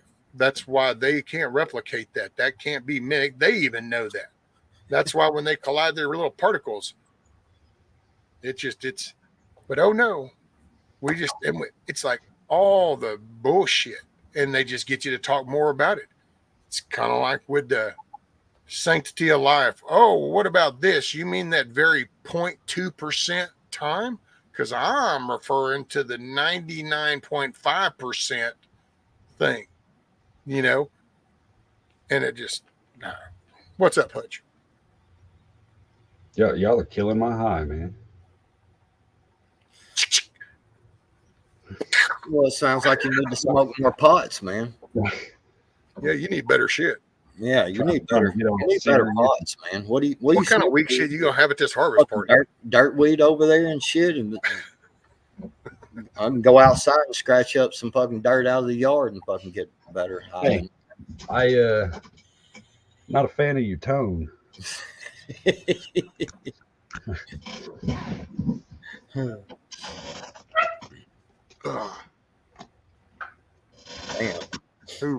All I can say is at the end of the day, no matter how you line up morally, what you think is evil, what you think is justified, it's the price of freedom. You know what I mean? True. I mean, there's no gray area. You're either with freedom or you're not.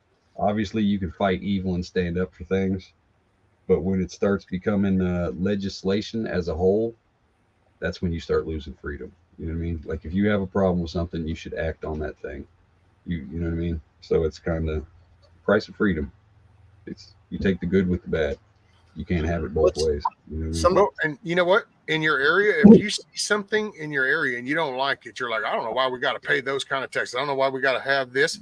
Then you go down, you ask, and you don't agree with that. Then you start going around people in your damn area. And if you find out that everybody else in your area is okay with it, I got to say, man, that's one of those times in life you just suck it up, buttercup, and you'll go along with it.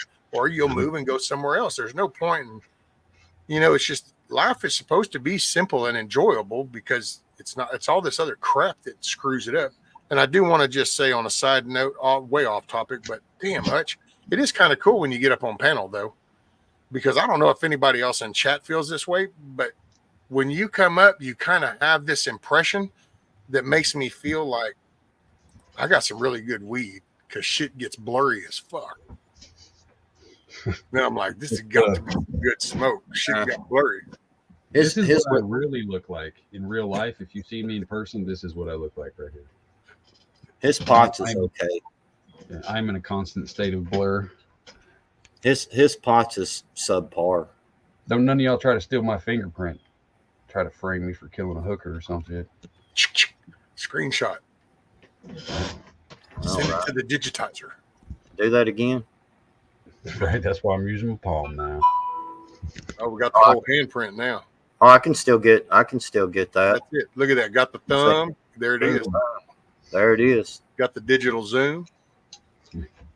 Times 32 on the iPhone 15. Bam. Let me run this. Let me run this through this app I got, man, and clear it up. If there are any identity thieves out there that want to steal my shit and teach me how I can get some shit with my credit, I'll split it with you. I'll tell somebody, quick, man, you want to steal my identity. All I'm going to tell you, buddy, you better buckle up and get ready for the ride. I might not be what you expect. So you get knocks on the door or some shit, you'll know why. Somebody just bought a Mercedes in your name. Well, shit, did they get two? Shit, I want one. Oh, Mayhem said he's going to be live tonight. No topic, just to hang out. Well, Mayhem, me and TT1 will be live on TT1, but we're going to be talking about Israel. So, and apparently TT1 wants to give the YouTube algorithms a real run for their money. So we're going to take the gloves off and we're going to see what happens.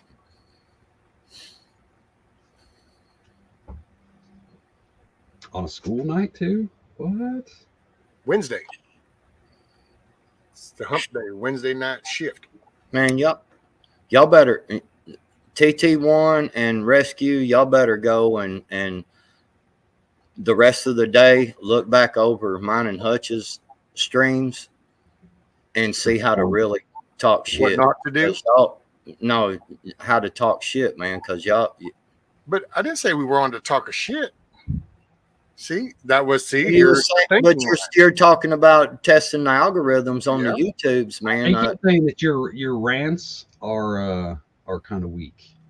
Well, that's but see, I haven't been pushing no algorithm. This wasn't, and it's not even my decision. TT1 was like, see, look, let's get a strike. So he wants to. You've got to immediately go in there and say that you support. But we don't want to get it right out the gate. Then they just shut you down. You know, we got to at least get a little spiel in, give people. It's kind of like, you know, everybody wants to see the knockout, but do you really want to see the fucking knockout in the first 5 seconds of the match? Come on, absolutely. I don't want to see two dudes up there dancing around, practicing ballerina. I don't want to hugging each other and shit. What the hell? I mean, only a couple minutes into the fight. Otherwise, you didn't even get your money's worth. Listen, TT1 said, let's get a strike. The only strike y'all can get is if y'all strike a pose or strike a fucking cigarette. But if I do, it'll be a damn good looking one. So that's what's up. That's the only thing y'all can do, strike a pots, man. That's y'all ain't getting no strike nowhere. Y'all still works for me. Y'all ain't rough enough, man. Y'all ain't man enough to hold the ball to roll. This is what radical people do. Radical people try to downplay the intelligent people that know how to play the game. They try to downplay them, make them sound like just because I've managed to sit here and for 2 years have all kinds of conversations about everything from the jab to COVID to the election, and it's amazing because I haven't gotten strike. Well, talking about it and saying that the COVID shot is good. Y'all were up there talking about how the COVID shot was good, and everybody's mine's still there to listen to. All you can do is brag about something that's not there anymore. He doesn't put out falls under the no video, no proof category. Backwards, his channel doesn't put out enough content to be eligible for a strike. So I know, right? See, I play the algorithm correctly. Because all the ones that I do have out there way push the limit. I mean, they don't even monetize none of my shit anymore when I put them out. It's like, yeah, no, we ain't monetizing this. Our ads, the ad suitability is no good. Nah, I don't give a fuck. I'm just like that little bad kid in the corner, man. They just tell me to stay in the corner over there. They don't. They gave up on trying to give me spankings, man.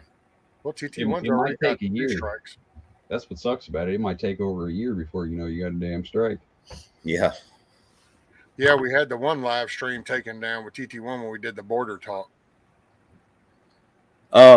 Pretty much every one, Tennessee Tactical. Pretty much every one of mine is yellow, except for the ones that are red.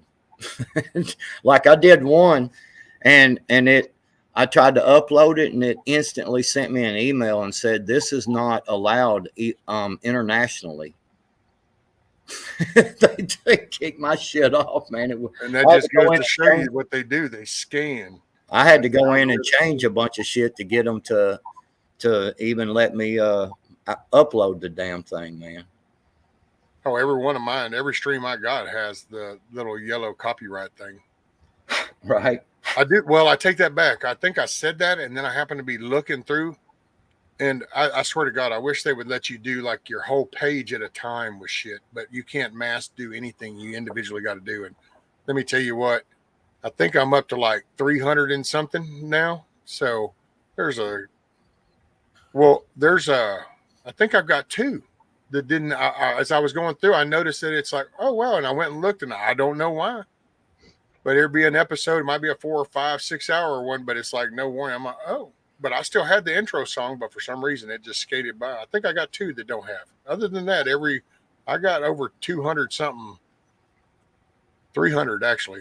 I'm at 256 on this, and I stopped the Sandlot at 287. So yeah. Yeah, the copyright client, they don't really do shit. That's usually all my intro songs. I know me and Hutch went on there one night and tried to destroy his other channel a couple of times, man, we fucking said everything we could think of, man, and they still wouldn't. One of them is still up. We did it twice. We had to do it twice because we went stupid on the first one, and they didn't do nothing. So we're like, well, fuck it, let's do it again. I think some of it is the amount of subs plays a big part. That's what kind of kicks you over into other categories, is because from a software perspective, removing all the other side, but just software side. See, because YouTube started off where you were supposed to like go out and almost hustle your way up subs before they would let you then go into the next category. You know, so it was like you had to put boots in.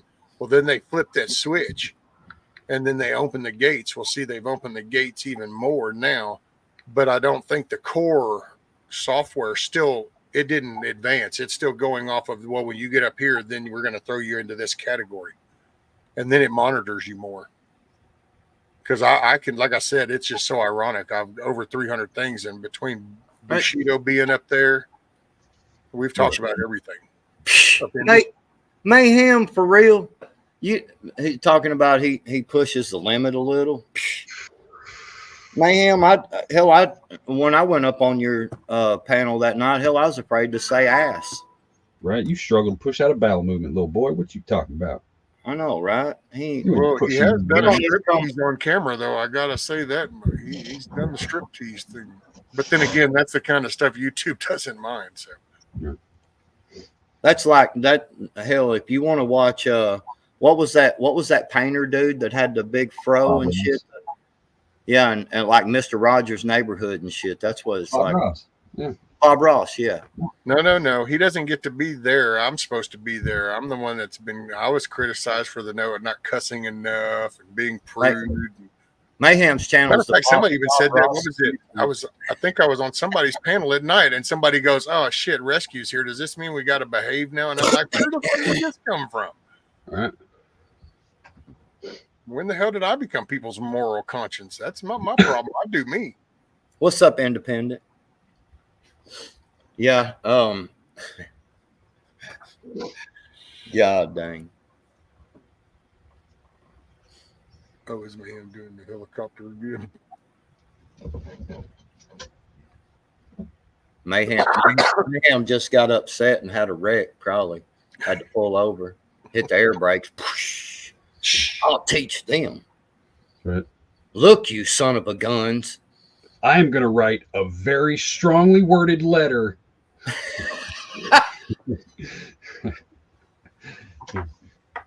I'm going to write a very strongly worded comment in this chat to let them know I don't play. Don't hate because I'm smarter than the average bear. Now, are you talking about one of those zoo captivity bears, ma'am? I mean, you are a truck driver, dude. Right. 63 in Chicagoland. And you're a company driver on top of that. So, you know, I'm just saying. Just another grunt for the system. Not even an independent driver? Cog in the wheel, bruh. Cog in the wheel. That's it. Damn. Black Watch, apparently you don't need really revolving doors. I think you guys just needed some lighted paths, according to Vivek Swami or whatever the hell that little shithead's name is. Because, oh, man, he did his own little spiel now. He done did him a little video where he went to the northern border to show you the northern border. You want to know what the fucking northern border consisted of? It was a fucking creek, dude. It was a creek from this side that homeboy pulls his pants legs up above his knees and he walks across the creek to the other side. I'm on the northern border. It's like, ooh. Did you see that tweet that, or whatever, Truth Social that Trump put out with the meme? It was a bunch of crocodiles, and he was like new border security with a bunch of question marks or some shit like that. I thought that for a long time. Why don't they just put a whole bunch of fucking crocodigators in there? Right. That's you people in Texas. Go over to the east side of the state, grab you a couple truck full of gators, and take them bitches back over there. That's Take them back to their we just natural need habitat. we need to start in Florida, and we just need to start gathering them up all along the coast and take them right over there and go, there's your new home. You take Right. some of them big ass snakes they got over there in Florida too. What up, Patriot? No jab. What's up, Patriot? Oh, damn. Now Mayhem's bailing. It's because he got sensitive. He got super emotional. Him and Hillbilly are probably texting right now. I love this too. I know, Mayhem. I feel you. They make fun of me too, man, and it gets in my sensitive spot. And Mayhem's like, yeah, my sensitive spot is moist right now, and it's uncomfortable. I love this. All right, y'all have fun. I got to do some real work. And it's like, so let me see if I'm understanding. Hey, guys, I got to do some real work. Right. What about consist of it, right? Yeah, I'm doing some real work. Yeah, Mayhem don't even have a he drives an automatic truck. He doesn't even. Yeah, that's what I'm saying. He don't even. I can't even call you a truck driver with a fucking automatic truck. You probably got a governor in that bitch too, don't you? You max out at 74 going downhill. Get the fuck out. You ain't no truck driver. It's like, oh, I got real work to do. It means I need to, what, you got to lower some of the air on your air ride down a little bit? Shh, oh, there. See, y'all don't know how rough this is. It's like, y'all didn't know it has automatic backup parking too, did you? It probably does. With the cameras and shit. Yeah, he just hits a button and he sits there and it backs in for him. Oh. Look, yeah, it's an automatic. I'm here just in case. Somebody's got to supervise, right? Right. Hell, it auto brakes when he's too close to something. You know, it auto adjusts when he veers too far this way. So it's, yeah. He sits there and watches Netflix while the truck's driving itself down the road. You need to turn cuties off. Damn it.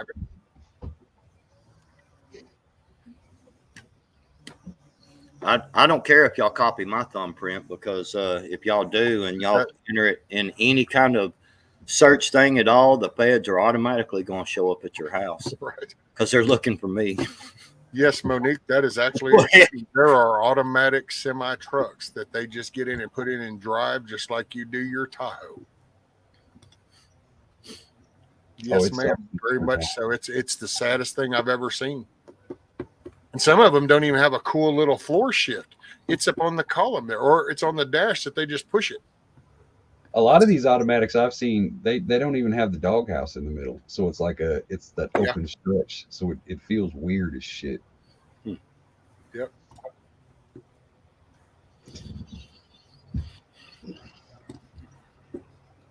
He's going through menopause kiss off. It happens. When I have to deal with people like Kiss Off, it makes you bitchy. Right. I mean, she's went through the change. She knows it happens. So I don't know why she's being judgmental. I know, right? Benjamin, aren't those called renters or neighbors? Yeah, it's not a self-driving truck. It's just an automatic transmission.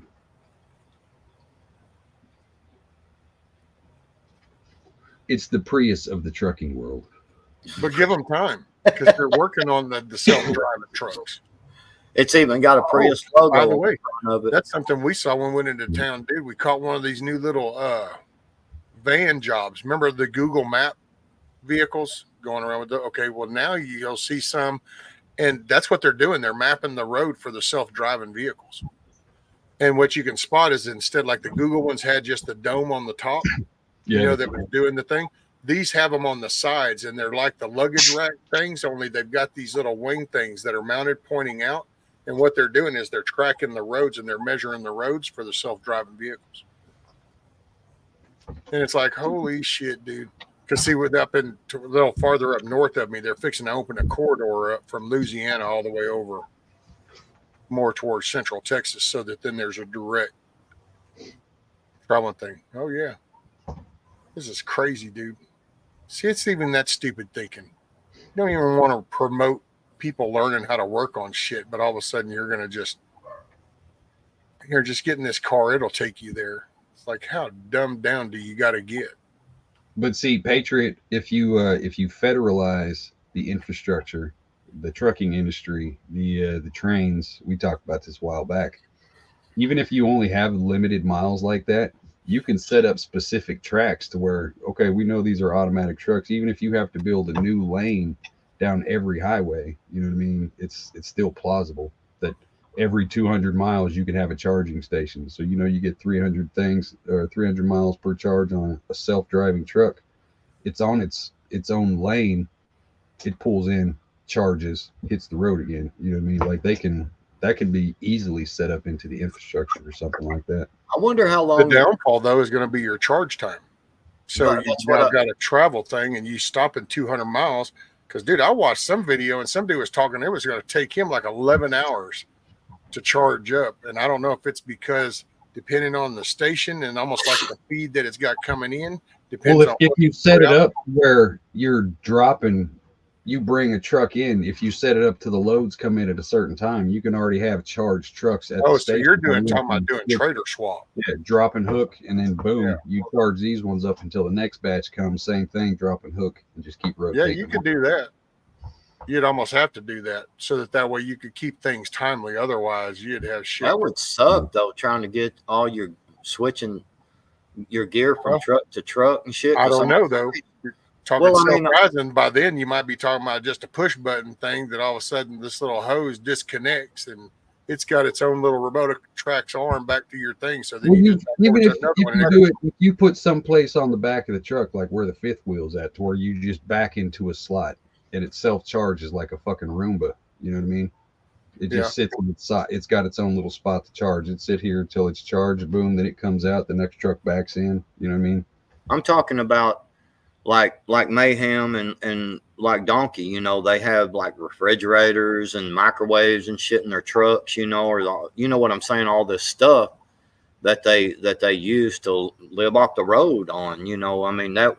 Well, see, that you wouldn't have them no more because that's your condo people. That's your over the road people. You wouldn't have that. You're pretty much going to have day cabbers because all you're going to do is make 200-mile jumps. So you're just doing this 200-mile run and you're going to drop and now you're going to hook one that's going back the other way. So you're going to charge up and then you'll hook them and take a trailer back where you came from. And I think all that's stupid and we should just go back the way it was. A couple of yard dog drivers out there in the lot. That's all you need. Man. Yeah. Throw some of them 18 speeds out there and just, you want furniture? Your state, your town needs to get you a driver. Go pick it up. Oh, 1,000%. Who their eminent domain is going to happen. It's going if you live anywhere near a highway, a major highway, especially like Route 66, around here, like 70, something that can literally take you coast to coast, a major stretch of highway. If you live on that, get away from that because that's going to be confiscated. Blackwatch, I actually used to drive a flatbed. Actually, I drove a dry box too, but I realized then that it was like, oh no, this dry box shit's for the birds, dude. It didn't take me long to figure out flatbed's the way to go because the concept is see if it goes in a dry box, that means they might load it, you might load it, you might have to get a swamp. But if it's a flatbed, oh no. If you need a flatbed, then that's too big for me to load. So I'm just gonna wait for you to load it. Exactly. I only drove reefer trucks though, so I never got to drive a flatbed. I never did have that. That's all I had. The biggest 51-foot reefer is.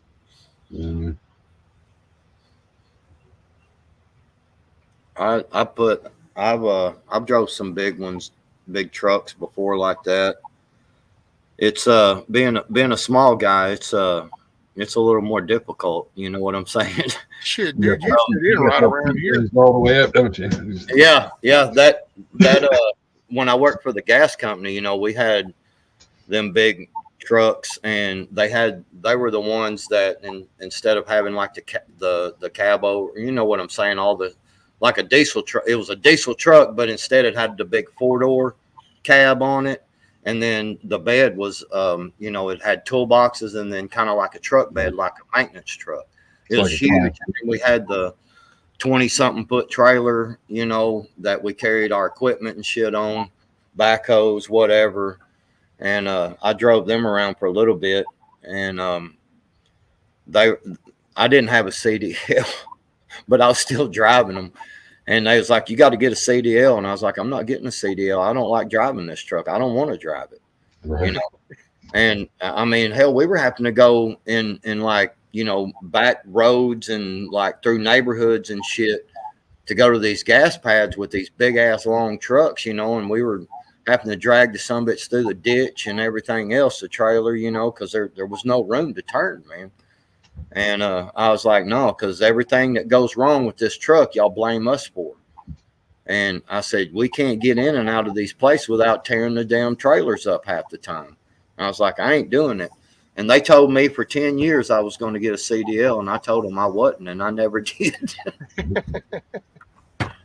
Made it through 7 layoffs even with no CDL. So. The only reason I got my CDL, I was my brother's helper working for cash, making about $600-700 a week in cash, doing you know, the scheduled trips. So I am where is it? I want to say Emporia, Kansas, a little Chinese restaurant over there, Japanese restaurant. So we're in the parking lot. This is 2005, late 2005. So he goes inside to get the money. We got the semi out there. I'm like, I'm gonna go ahead and pull around because it's starting to fill up. So I take the semi around the parking lot because it's got one of those U-shaped parking lots that goes all the way around the building. So I drive all the way around, but once I get to the other side, ready, boy? A 2001 Lincoln, like showroom clean, pretty as shit. I drive right over the trunk of this thing, literally 4 inches away from the back window. The trailer, the last 2 axles on the trailer, straight right over top of the trunk of that fucking Lincoln. I was like, fuck. So I had to run inside and be like, hey, I just ran over a car. Like, I don't have a CDL at all. I'm just a helper. You know what I mean? So I'm like, hey, I just ran over this car out here. What are we doing? You know what I mean? So because it was on private property, the police couldn't do shit about it. So when we got back to the place, the boss's name was Chin, little Chinese dude, and he was actually pretty polite, but he was like, "You work for me now, bitch." You know what I mean? So it was one of those kind of things. He was like, "Yeah, you're getting your license, and this is the truck you're driving. You're paying us, motherfucker." So that's how I got my CDL. Are you trying to say you got owned by a Chinese man? I got bullied into it by the triad. What can I say? Yeah. I don't. That's kind of a hard deal to fight against right there. Right. These motherfuckers show up in ninja suits and shit. You know, you're like 10 of them there all of a sudden. It's like you're going to do what we say. But yeah, that's how I became a truck driver. I got to get out of here, man. The sun's been out for a little bit now. It got cloudy about 4 this morning, and so everything's been wet still, man. The sun hadn't dried the grass out, but it's been dry. It's been out for a little bit. But I need to go finish these 4 properties, man, so I can get paid this week. All right, brother. Well, be safe. Keep your head on a swivel. Y'all, make it a good day. Peace out. We'll see y'all. Everybody in chat, y'all have a great day. I thought you said you had to leave like 45 minutes ago. I'm just wondering why you're even still here. I was waiting on the boy. He was eating some lunch. Oh, okay. So that's what he just come out. He just come out a minute ago and was like he's ready. So okay, we'll let that one go. See y'all. I got rid of my CDL when we moved out here because it was gonna be like 80 some bucks to renew it and do all that, and I was like, ain't nobody calling me to drive, so I was like, fuck it, I just got rid of it so I didn't have to pay the price to renew it. They took mine. Hell, all of a sudden I got me a regular one back in the mail. I was like, what? Oh, that's right. Shit, I forgot to do the medical card. Damn. Okay. Oh well. See, that's the thing is I couldn't get my medical card, so I was driving dirty as shit. Oh, but hey, I can hear you. Hold down the fort for just a minute. I can still hear you though when you talk. I don't know what I'm talking about. Yeah, I couldn't get my medical card because of my eye. But I'm like, what the hell? There's a dude in the waiting room that has one fucking leg, but he passed. You know what I mean? So it was it Concentra up off of Front Street in Kansas City? It was kind of one of those pay to play. You know what I mean? But oh well, it worked out. Made good money driving. I do miss the highway. I will say that. What killed it for me is driving the 28-foot box truck in downtown Kansas City around the Sprint Center and shit when that was still all being built. Oh my God, it's a clusterfuck down there. Anybody ever been to Kansas City? You know what I'm talking about. Downtown Kansas City, Westport, all that shit down in there. Jazz District. Oh, it's a fucking nightmare. I developed road rage and it made me want to stop driving.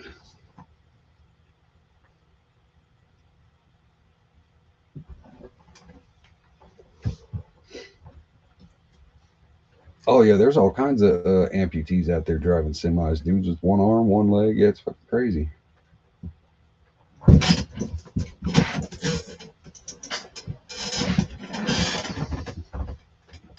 Right, man.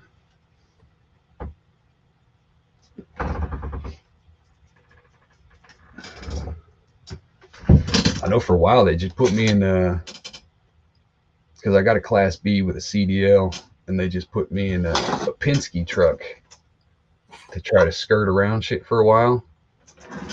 So I'm driving around with 10,000 pounds of food in the back of a damn Penske truck, driving around down Kansas City, Wichita. You know what I mean? Like this is ridiculous. But eventually I got upgraded to a reefer truck, so that was good stuff. I got to say, that's the one thing I've never pulled. I never pulled a reefer. And I only pulled a dry box for a limited time. I pulled some paper rolls, some of the big ass paper rolls, and they haul them in dry box. And that's yeah, nah, this dry box thing for the birds. Plus, back in the day, Melton was like one of the best flatbed companies to drive for. You had tarp pay, you had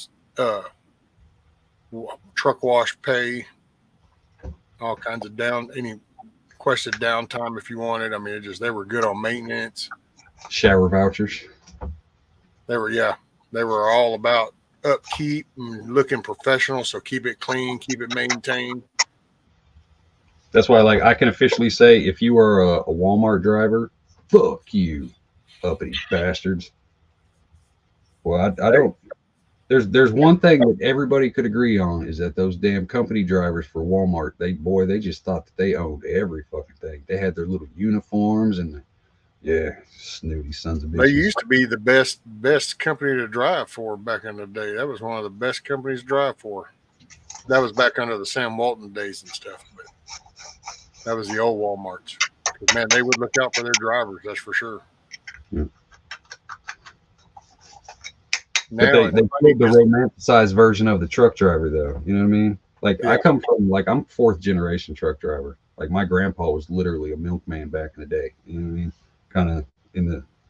So I grew up on the highway. I grew up with that shit. And it's always the freedom of truck driving used to be like the same freedom you get for riding a bike. You know what I mean? Because it was the outcasts and the outlaws. Then these corporations came in and tried to yuppie-fy it and try to make it more of a dentist riding Harleys kind of thing. You know what I mean? Well, it used to take skill to actually shift and drive a truck and arrive safely. That's why, like, now you can look. Now we're down to automatic trucks. Now you don't even have to know how to shift. And they justify it going, yeah, but we put an endorsement on our license that it's just for automatic. So it's not. There's something to be said about having that skill level. They killed the romance of what truck driving should be. You know what I mean? That's the way everything's going. They're killing the romance of what all this shit used to be. You know what I mean? Well, it's international, dude. Now you got the whole NAFTA thing, so you got international shit. You got all these. You got the Mexican drivers, Canadian drivers crossing through. So all of a sudden, and now they've privatized all this licensing, dude. You just go to a school go to some school, and then go back up to your little motor vehicle with your certificate, and then there you go. And it's like, wait a minute. It's changed everything. And they're trying to make it impossible for any owner operator to actually stay in business. They want everybody to be a fucking company man in some kind of way. Like, oh, you can own your own truck, but you're going to be subservient to a big fucking Fortune 500 company. You know what I mean? There is no more independence in any of that shit. Fucking unions and legislation, it fucking killed it. It killed it all. That's why I think it is going to be easier for people to let it go under government control, is because the romance is dead. It's not what it used to be. You know what I mean? There's not that attachment to it. People aren't going to fight if they lose it anymore, because it's just another industry thing. You know what I mean? People just don't care about it anymore. Yep. Well, it's that complacency of how the products get to where they go. It's people have lost sight of that. That's actually a whole layer, and that's what they're after. They're after the middle class. That's the foundation of this country. That's the backbone, is the middle class, because that's your drivers, that's your pole climbers, that's your water guys, that's your road guys, that's your infrastructure people, is your middle class. What's up, Shorty? And they are trying to get rid of all of y'all. What up, Shorty? Shorty. That we know it's all by design. That's it.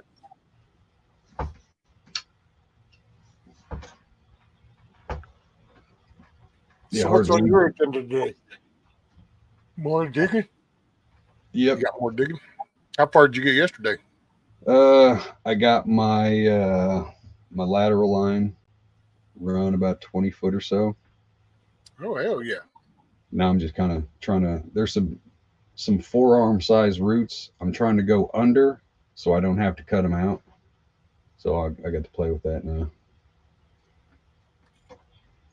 Because like I can cut them out, you know what I mean? I can bust out the sawzall and go ahead and chop them up, but I don't know what kind of damage that's going to do to the tree, because it's one of the trees I want to keep. So if I don't have to hurt it, I don't want to. So you got to dig under it? Yeah, I got I can slip my hand under it now, but it's one of those, I got to get the clippers in the little garden spade thingy and just claw a little bit, shovel it, snip, pull this through, you know what I mean? One of those kind of deals. The joys of digging in the Ozarks. Roots and rocks. You're going to run into one of them. And that's what sucks, because I got to fill the hole up with water every time I want to dig. Because as soon as it dries out, it dries like concrete. You're not getting a shovel through it. So I got to keep it wet to be able to dig it, which adds all that fucking, because now you're picking up sloppy clay, you know what I mean? But literally, as soon as it dries out, you cannot get the shovel through it at all. Fucking sucks.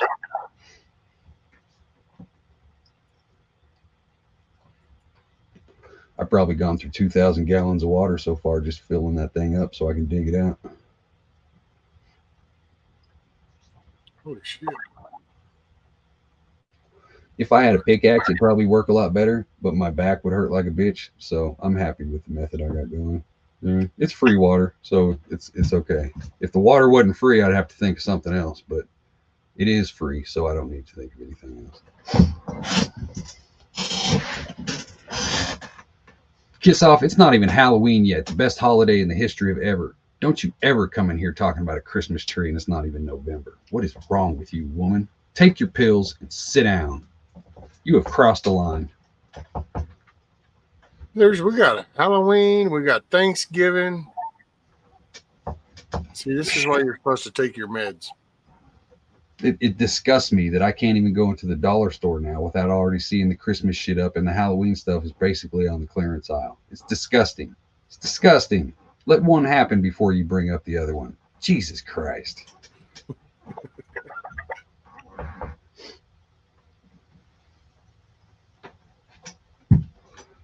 Bill Hilly, 13 days. 13 days. No, there's no such thing as a Halloween tree. No, you will not mix it and try to be clever. Who is it? Independent Minnie that has 37,000 Christmas trees all over her house? It's one of y'all. Just stop it. Just stop it.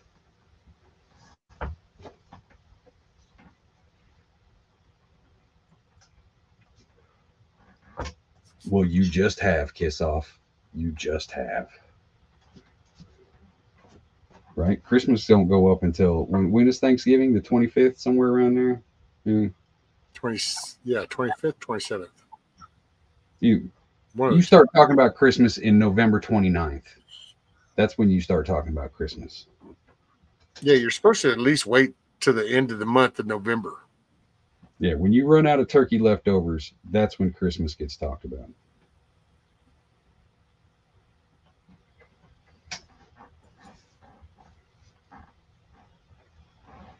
What up, Sherry? Exactly, Hoot. You just made your own argument. Sophia does it. Duh. Hello.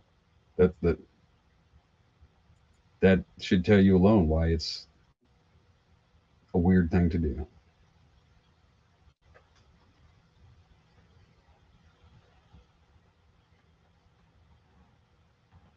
Look at Hillbilly taking a huge break.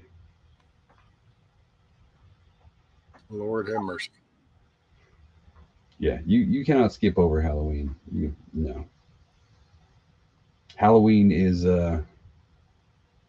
one of the most American holidays that there is. What other country has Halloween? You know what I mean? America invented Halloween in what was it, 20s or the 30s? Who is it that has Day of the Dead? No, it was all the little Irish kids came over on the boats and shit. So it was, when people were still coming over on the boat, and they were just a bunch of little fucking ginger hooligans and shit, breaking windows in factories and doing all this other shit. So the whoever the city council was, or at that time, they came up with a strategy. Hey, if we reward the kids for not being little fucking douche hats, like once a year, if you guys are good, you can come around and do your little scary thing, and people will reward you for not being assholes, kind of thing. And that's the root of actual Halloween. America.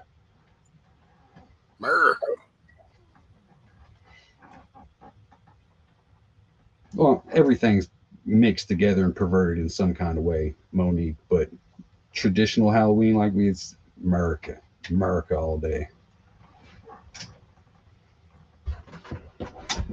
See, Christmas can be considered a global thing.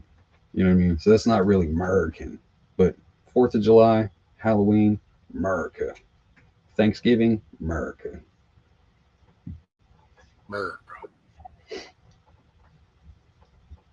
January 6th, Ukrainian Christmas. They've already got the money that I was going to buy presents with. So they got gift cards from us, is what they got for Christmas. Go get something you like. Nowadays, man, it's hard with Christmas. Because it's the selection. So it's almost like a predetermined interest. Valentine's Day is a made up holiday by the jewelry company. Yeah. I'm not a fan of the Valentine's Day. I think that's kind of bullshit. It makes no sense. I've been desensitized from all the holidays, to be honest. I mean, and it's hard to explain because I enjoy some, see the point of them and everything, but yeah, with the in-laws I got and shit, every holiday just got slowly ruined.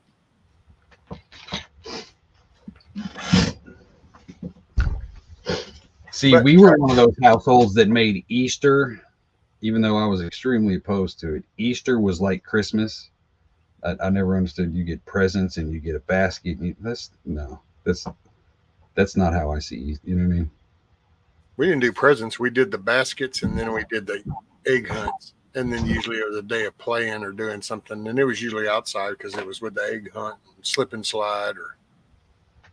Right. Yeah. Everything got commercialized. Even Halloween. Halloween is almost gone. Like, I don't give two damns about a slutty pirate or a slutty donut or a slutty devil. Bitch, take your ass home and put some clothes on. Halloween to be scary, not to be a little whore. You know what I mean? Put some damn clothes on and scare some people. You're killing it. That's why people don't want to turn their lights on and give candy out no more, because it's being taken over by you fucking degenerates. I don't turn my light on because I just don't want to be social. Right? Like shit, you dress like a whore 364 days of the year. How about this one day when you dress up? Dress like a fucking librarian or something. Actually shock somebody. You know what I mean? You're killing the vibe. I hate that. Give me some Freddy or some Jason. I mean, Halloween's supposed to be scary. They're killing it. They're killing it.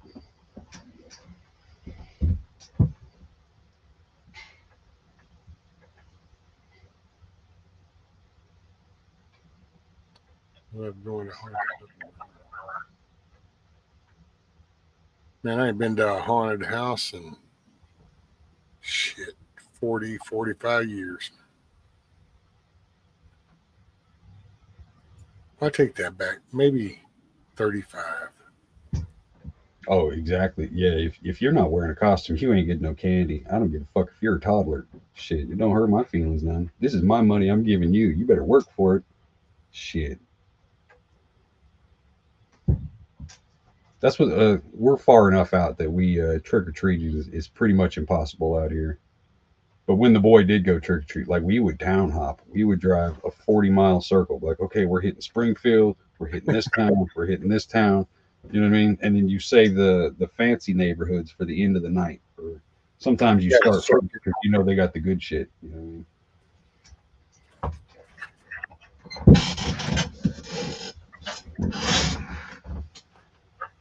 Yeah, Victoria's a tranny. It's really Victor. He's a French Canadian.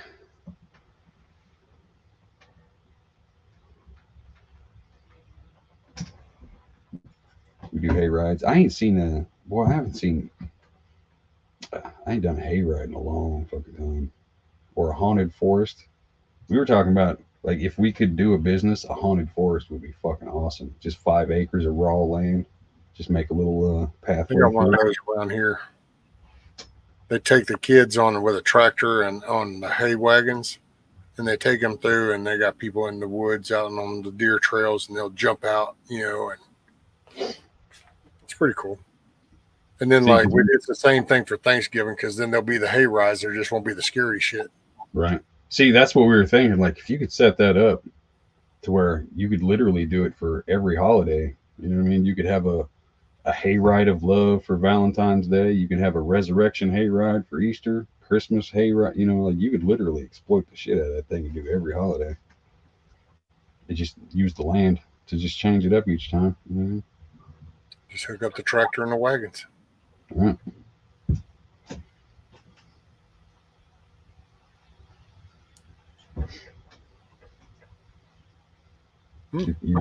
Don't bring me down, Benjamin. Don't bring me down. What's wrong with you? It's like some people just like, oh, there's a parade. Let me go piss on it. What is wrong with you people? It's like Hillbilly with the light show. You know what I mean? Can't we just have this for 5 minutes, please? Oh my gosh, Monique, I could see Hutch doing the Blair Witch Project. You know, it's funny you said that movie because that's actually, I remember talking about that a year and a half or so ago when I first started doing this because some of the crazy stuff that people will believe on YouTube, and I kind of was shocked at first, and that was actually my reaction was that movie. I'm like, wait a minute. So didn't anybody else watch the Blair Witch Project? I mean, didn't anybody else be kind of hip just how easy it is to be fooled by some of this stuff? And wait a minute, you're actually buying this? I couldn't connect that. That's what I was trying to get backwards to do at the meetup, but he doesn't want to do a little Blair Witch Project film with us because we'll be summoning demons, and he will have no part of it.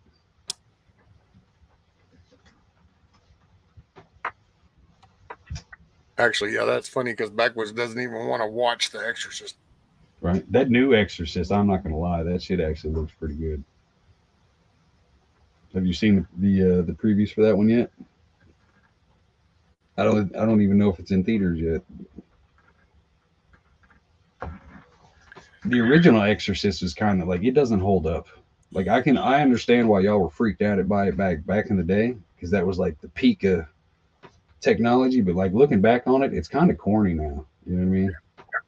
Well, it was the technology, see, and that's just like the stuff that gets people now because of the new CGI and the integration, you know, and all that stuff. So it's like, oh wow. Well, that was the beginning of all that because it was like, oh whoa, what the hell?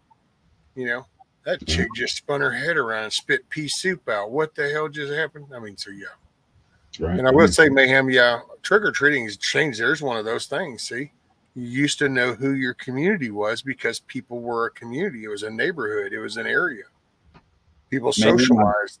Now people sit on the porch drinking a cup of coffee or a glass of tea while they watch the U-Haul back up to the neighbor's house and rip everything out of the living room and garage and drive off. And then it's like, oh no, I didn't see nothing.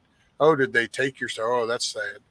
And that's it. Because I don't want to be involved. That ain't got nothing to do with me. Right. So now all of a sudden you don't know who the hell your neighbor is. Well, all of a sudden, yeah, that's the one that does some batshit crazy stuff or nasty shit. I will Blair Witch with you, Mayhem.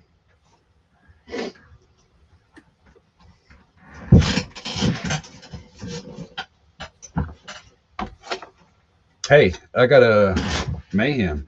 Whatever happened to that clip that I sent you? Did you ever do anything with that? You were making a series, yes? What happened to it? Or did you make it and I'm just a douche that never looked? That Black Watch, that'll probably be on Kiss Off's Only fan page. She's going to dress up as a vagina. And Black Watch was wanting pictures. Of course, I'm seeing this to be a very cheap expedition because, I mean, it doesn't take a lot. I just take your clothes off and bam, you're a vagina. That's the thing about that cardboard cutout of backwards. Crazy shit, but just wear a cardboard cutout of backwards with some Velcro straps. Boom, you're a vagina. Right.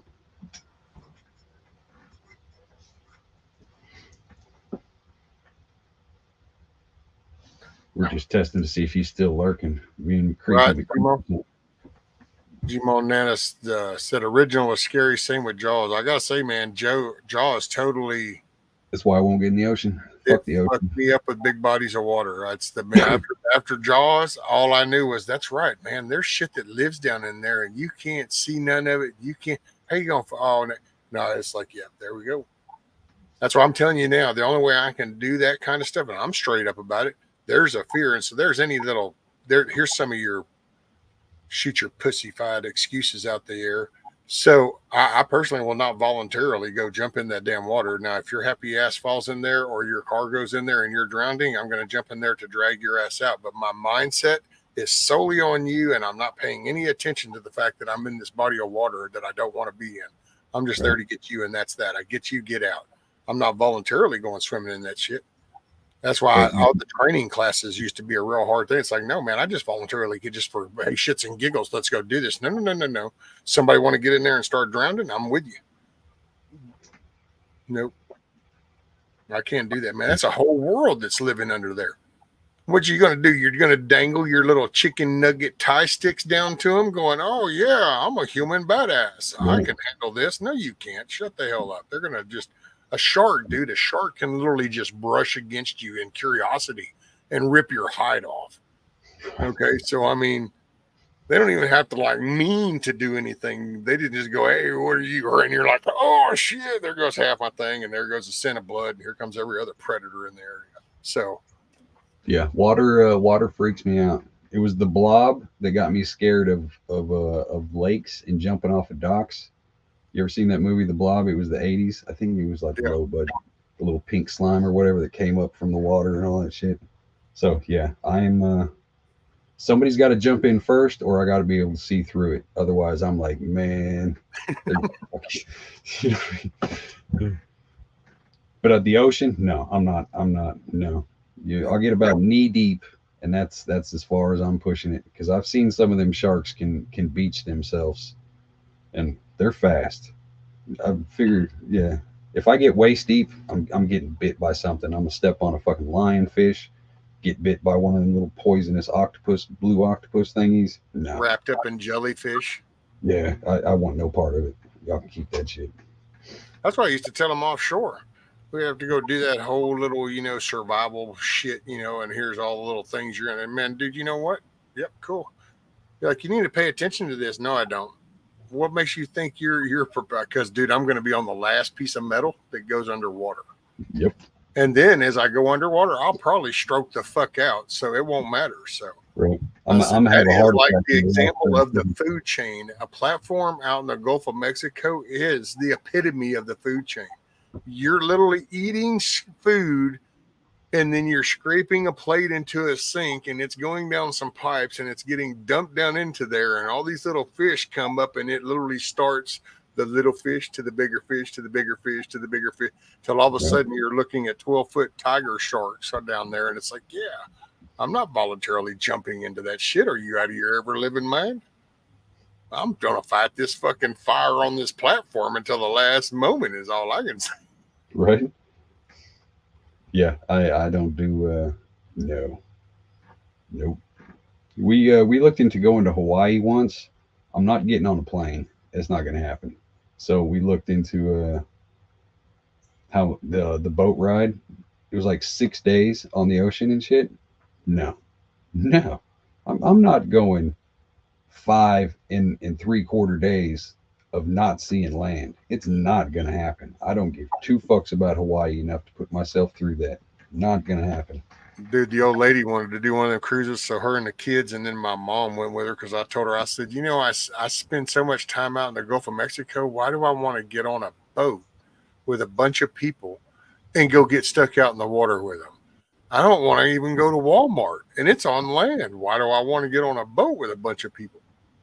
Oh, it'll be fun. Nope, not for me. I'll just kick back right here Right. and have a good old time, and I did. They went to Cancun. Of course, they've been twice. The second time, hell, she left her phone over there.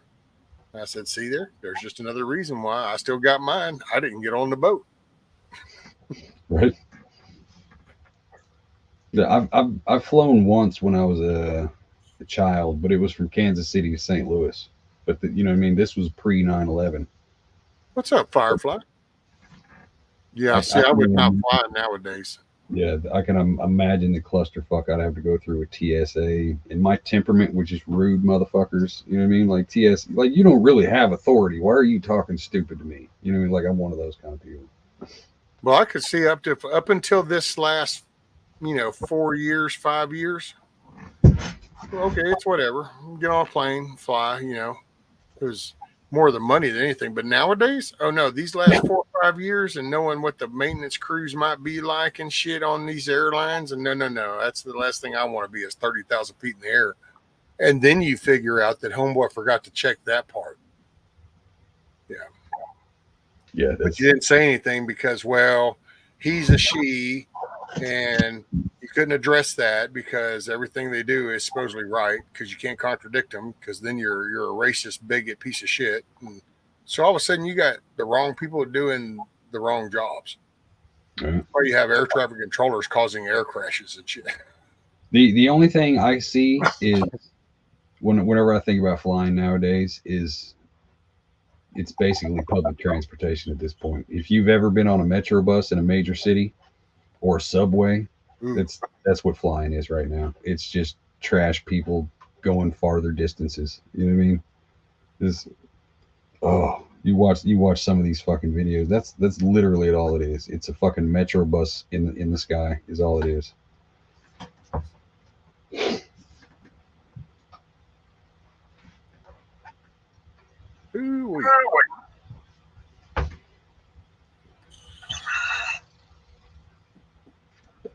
Right, Steel. Your truck stalled. It ain't gonna fall a mile and a half out of the sky.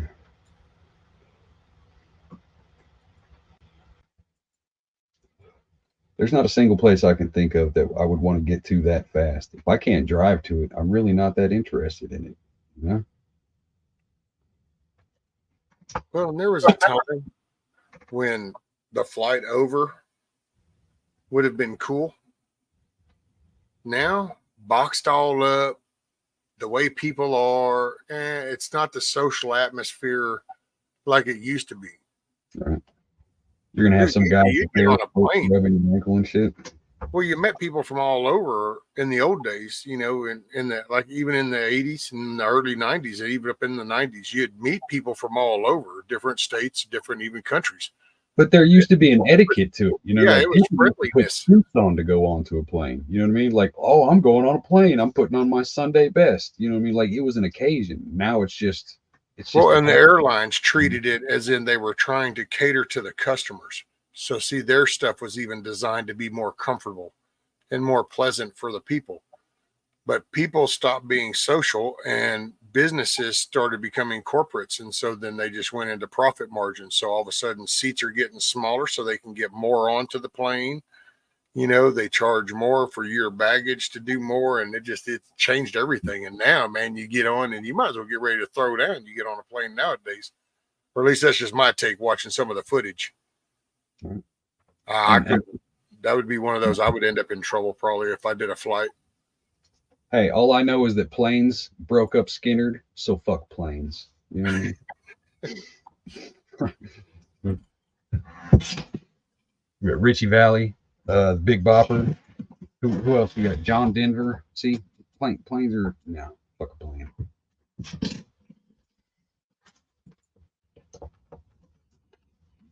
I wouldn't mind getting my pilot's license though to do like one of the Cessnas or something like that. That'd be pretty cool. Something to where I didn't have like an audience. You know what I mean? To where it was, hey, I can just go up and fly by myself or take one or two people. But you know, I'd be in control, so that'd probably be a different aspect of it. But I've always wanted to learn to fly helicopters because, man, that's the one thing I actually used to be excited and loved going to work offshore because I got to fly on a helicopter. I'd fly on the big one going out, and then I'd have a little bird that would come pick me up during my shift out there and take me out to satellite platforms. So that's pretty much what I did every day, weather permitted, is I'd bunny hop satellite platforms with a little bird. And so I love it, dude. I love helicopter riding. that would be fucking awesome. See, I trust planes more because they've been around longer. You know what I mean? Like you get you an old school Cessna or one of those, you know, single engine fucking just those things have literally been around for a century. They've got it down. Helicopters and shit, you got to make sure always maintenance, constant. I mean, on both obviously, but that's true. You know, it seems like a plane would be easier to maintain than a helicopter. Well, a Cessna would be probably the way to go too, because then if you were up there and you got engine problems, you can glide that thing down as long as you got something that you can see within range. You can at least glide it. Yeah, helicopters ain't no glide. Just, your pitch goes out. It's all over. That's that. It's just down. Ta-ta for now. But the access, that's what makes the helicopter gives though. You can get into a lot more places with a chopper than you can with a plane. Well, that's what makes the Harrier kind of cool because it could do a vertical takeoff and then it could take off and fly like a jet.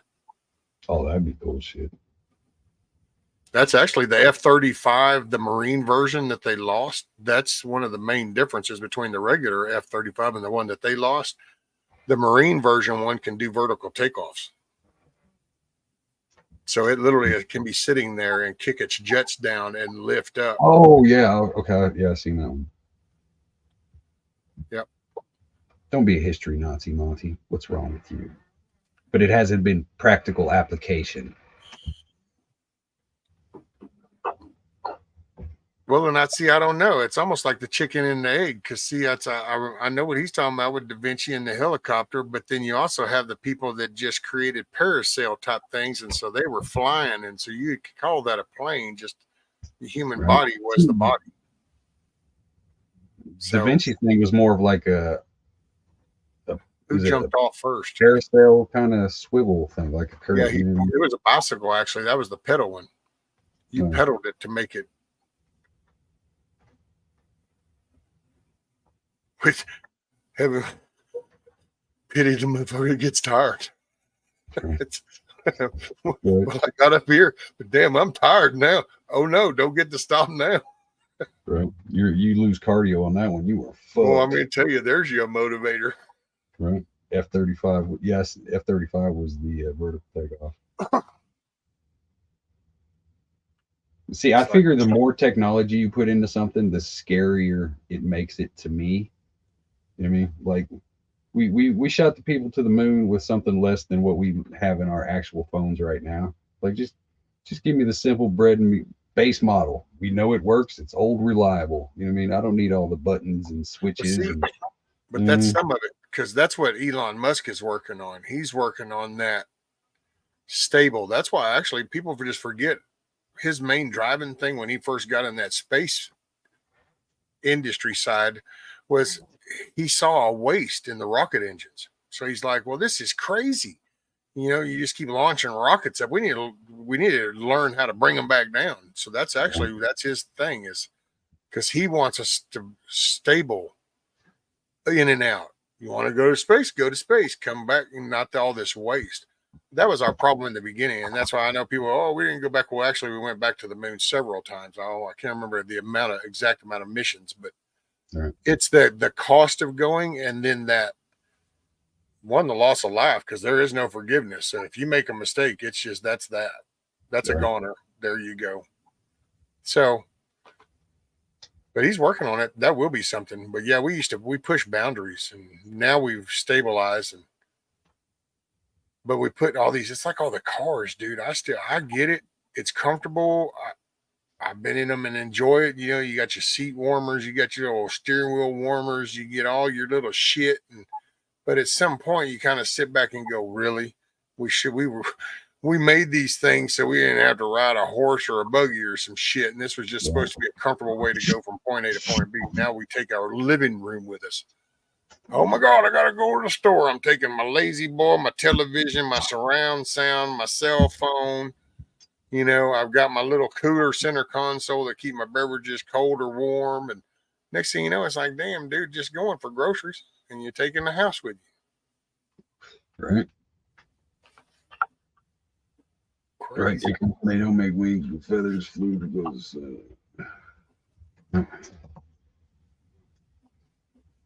that's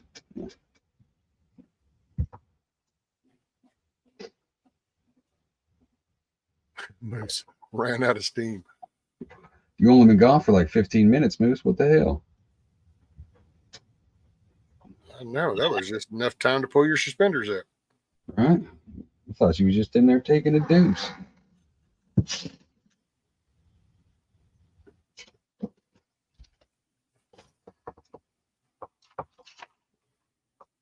Oh man, what are we at? We're at 11:38.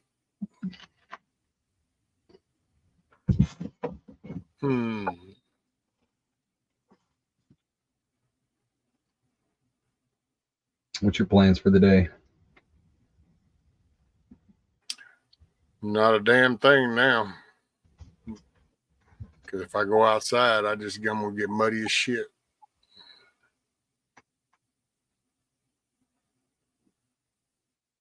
Let's see.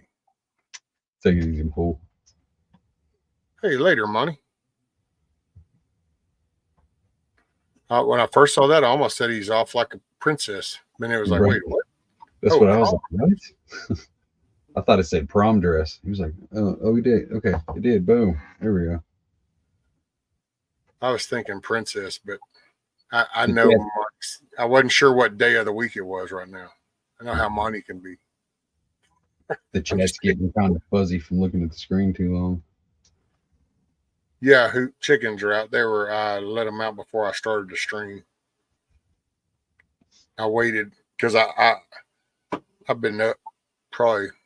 I didn't sleep much, so technically I got officially up about, I don't know, 4:45, 4:30, somewhere right in there. And then I was watching it rain, and then I kind of realized I could hear a pattern change, and I thought, I'm gonna go ahead and get them some scratch ready, and I'm gonna catch this in the next little lighter version, and I'm just gonna go ahead and tend to it, and they can come out whenever the hell they want. So that's what I did. Right, Monty, that's it. Call me whatever you want, just not late for supper. Challenger. That's a whole lot of words right there in front of me right now. Oh wow. Unknown. What's up, unknown? Here, I can do this too. Let's see. There we go. And as Americans are watching the world consumed in more high inflation, high tax, the people who are supposed to be representing us are having backdoor secret meetings trying to pick the next speaker in private. Well, yeah, they got to kick their little names around in the Republican Party, and then it's going to be Jim Jordan or Steve Scalise. They're just got to iron out the details. Whichever one gets picked, they've got to know going in that they'll have the majority. It's going to be Scalise because that's who the people don't want. Well, that's the career one. I mean, he's okay. He's not like a Lindsey Graham or Mitch McConnell kind of very bad, but he's still kind of career. So it is what it is. And Jim Jordan is just, I don't think they'll want to, there'll be some intentional prevention. I think I would like to see Jim Jordan because, like I said, he's been dominating that committee, digging into the details. And if he all of a sudden now is moved up to speaker, oh, well, that just emphasizes it. Now he can actually target that directly. That's why I don't think Jordan. I think there's going to be some rhinos. He said they got that TDS, and they're gonna side with the Democrats because they're gonna get some little backroom deal. Like, no, don't vote for Jordan. We want the anti-gun guy. You know what I mean? Yep. We need the career guy, the part of the team. That's it. I'm glad somebody's running as an independent. I will put it that way because that way it reminds people that there is a third option. I'm not a fan of Kennedy, but I'm just glad somebody is running in that spot just to bring awareness that, hey, it doesn't have to be right or left. You know what I mean? So I'll put it that way. Hey, what's up, 420? Your son's been flying Cessna 616. See, we've been trying to get the boy. I've been trying to talk him into it. Like, hey, these pilots down here said you pitch in on gas and they'll, they'll just randomly take you up because we got an airstrip that's like 20 miles away. Like, bro, get into that flying, dude. Like, real shit. Let her, Firefly. Make it a great day, man. My son's best friend, he actually went and got his pilot license. He loves it.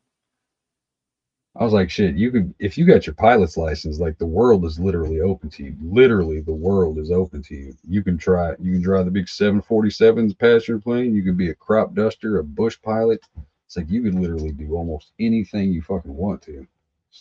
He's been getting a lot of flight hours. He just goes up and does these flights. He'll fly all around. He'll fly up to Austin, down to Dallas, over to San Antonio, maybe even to Mexico or something. But he's getting flight hours because the more flight hours, then the bigger your resume gets, basically. Right. And with the shortage of pilots, they forced all the pilots out during the lockdown and all that shit. There is a vast opening for pilots right now, commercial pilots. So you've got a license. Shit. You know what I mean? A while back, they were paying damn near double the salary to try to rehire people. Remember that shit? A couple, what was it, last year? Oh, because yeah.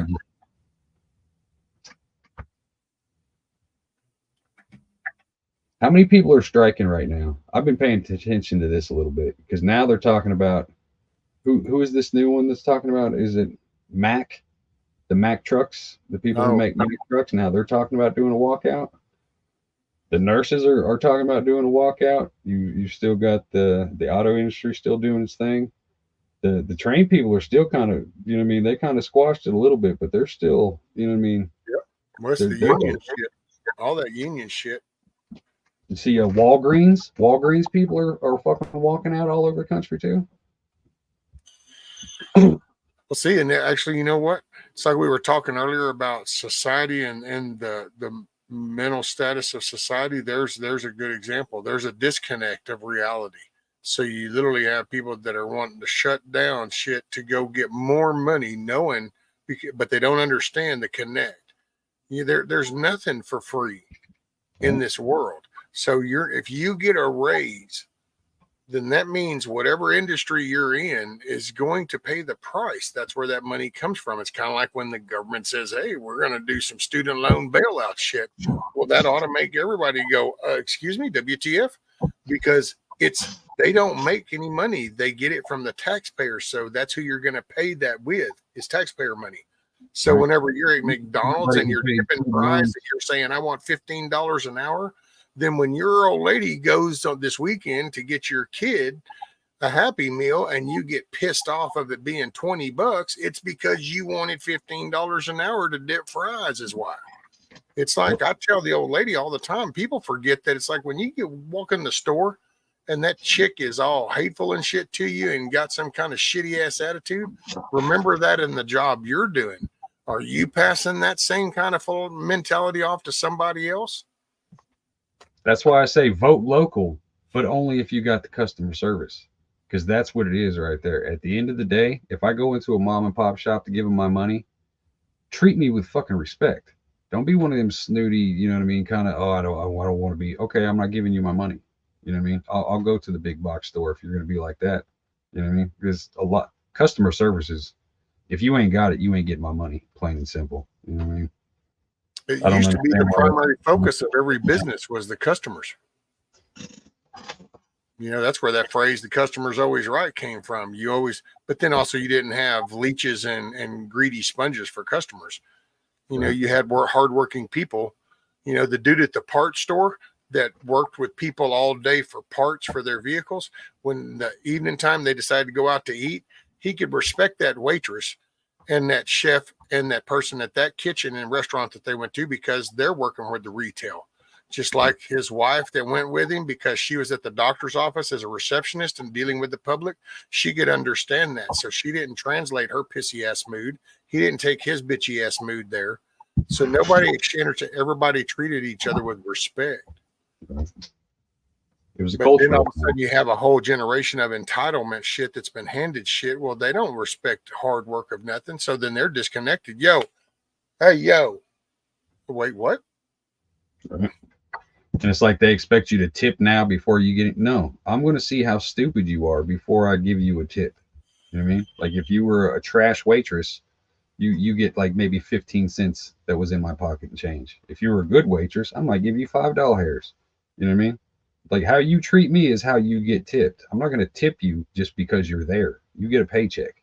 Same thing with Sonic. I've worked at Sonic. I don't care what any of y'all say. Oh, they work on. No, you get paid a certain amount. You know what I mean? And then it kind of gets topped off to a certain level with tips if you don't reach a certain amount. But no, if you're just coming out and bringing me my food, you get paid to do that. I'm tipping you for how friendly and polite you are when you bring me that food. You know what I mean? That's it. It's the interaction. Here's your straw. Give me you ain't getting shit. I want my change back. I don't care if it's 3 cents. I want my change back. You know what I mean? I know, man. I can't believe that some of these places do that whole mandatory tip thing. It's like, you don't get to decide that for me. You just tell me how much that meal is, and I'm going to pay you that. Anything other than that is because I either thought you did a good job or I'm just paying for my product and getting the hell out of there because, well, you were blah. Right. That's what everything's an assembly line now. That's all it is. There's no pride in anything you do. Like I don't care if you're mopping floors or building fucking spaceships. Be proud of what you do. And you know what I mean? Your life will be so much fucking better. You know what I mean? Just I never understood it. Like if you're gonna do it, fucking do it. That's it. You waste more energy. Yeah, you waste more energy milking the clock and fucking off than you do actually getting shit done. You know what I mean?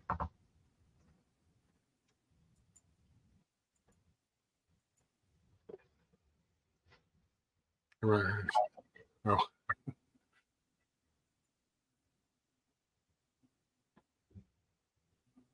But that's $20 in California. So that's like what, $7.50 in the rest of America? Hey, what? $20 is $20. Not in California, it ain't. This is true. Well, see, and there's that. When do people's society wake up? Everybody talks about being awakened and really, it's really because I kind of gripe about it. I still say it to this day. This stupid coffee cup, prime example. The porcelain in this shit is the same porcelain it was 60 years ago. That coating ceramic paint over here and the fire, the kill that did it, it's the same shit it was 60 years ago. But yet the price of this son of a bitch has went from, 25 cents to $25. Right. Well, why? Because everybody that keeps getting involved in making this cup wants their take. And so next thing you know, they wanted their raise. And so you add enough raises and you take this cup and now it's worth $25. It's kind of like the Happy Meal that's happening right now. You went with a dollar menu. I don't even understand. McDonald's can't have a dollar menu no more. Right. Now it's It's $3. non-existent. That's why I like ketchup is damn near going to be what's a dollar. Between Trump and Biden, 89 cents to $2.59 is what this. There you go. Soda went to. Exactly. And see, but it's the people that are doing that. So everybody wants more, and I get it. But unless you can put the ratio to productivity against the weight of the cost, see, that used to be develop a quality product. Now you can go ahead and ask max dollar. But now just try to put it out as fast as you can, crappiest ass product, and that ask as much possible. And it's just I seen a short yesterday that showed gas in California was like $7.29 a gallon. In like downtown LA or some shit. That is fucking. Why do you live there? It makes no sense. Like if you're homeless, go to LA. Just full blown. You know what I mean? What was that Kurt Russell movie? Escape to New York and Escape to LA. Just take it over. Homeless people in California, just go take over LA. Start living in skyscrapers and Jim Belushi's house, and you know what I mean. All these, just it's a fucking lost cause, man. Yeah, who Milk told me hello. She just had to do it real subliminal. She doesn't want too many people in public to know that she talks to me. Oh, I just didn't think she was important enough to address is the only reason I didn't say hi to her. She was, she's up on that pedestal, she's all holier than thou. So I can't believe she's actually chatting out in the open. People are going to see this. She forgot that I still have the chat shows later. That people are paid to be homeless in California. Yep. I seen that one where the dude was like, all I have, it might have been the little hippie dude that was sitting there being interviewed, and he's like, hell, why wouldn't you? Right. He's like, I get $800 from the state. I just got to go down and pick it up. He's like, I can go to this place over here, and they give me a clean needle. I can go to this place, and they give me my heroin or my fentanyl. And he's like, I can just sit right here in my tent. And he's like, why would anybody ever work? You know? That's it. Red Cross will come by. Somebody will come bring my pillows and blankets and clothes, and some spend my money on clothes. Some yuppie YouTube influencer is going to come by and give me a brand new tent and a jersey and a new shoes so he can get clicks on YouTube. It's going to be great. You know? This is the lie. I hate that. I thumbs down every one I fucking see. I hate those things. You seen those clips where they walk up and, oh, you're homeless here.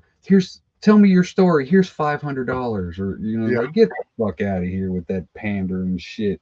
You know what I mean? Like, I did that. Oh, I fucking hate that shit. Dude, that is the complete opposite of integrity. Right? Like literally the epitome of a hypocritical. That is the stupidest shit. Yeah. Instead of behind the scenes, it's like shit. You're trying to get as many cameras as possible on you when you do this. It's like the complete opposite of integrity. We live in a trash country. I mean, no matter how you look, we live in a fucking trash country. That's the only thing we export is culture, and our culture is straight trash. People literally want to chop our fucking heads off because of our culture.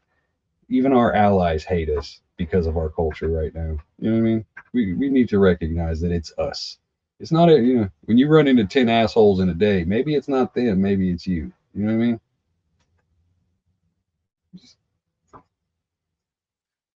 Kiss off.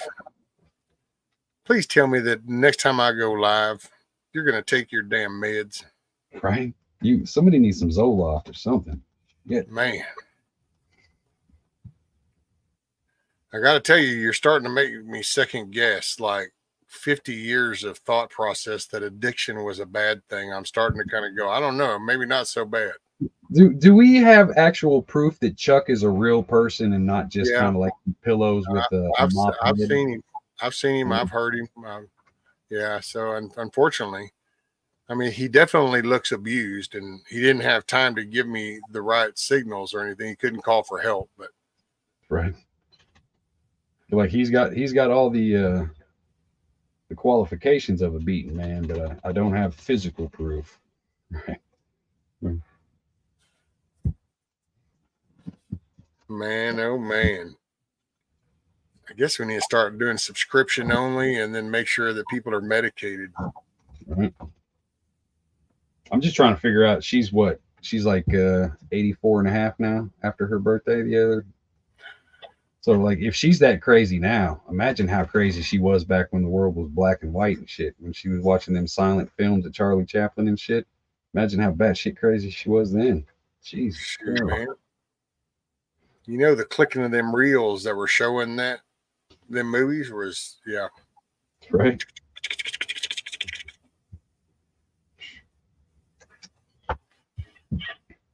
Hey, I mean, you can't be surprised though. Young crazy chicks just grow up to be old crazy chicks. They're out there. You know what I mean? Yeah, don't be so touchy. Right. Man, senile old women, I tell you. Giving the old folks home a bad name.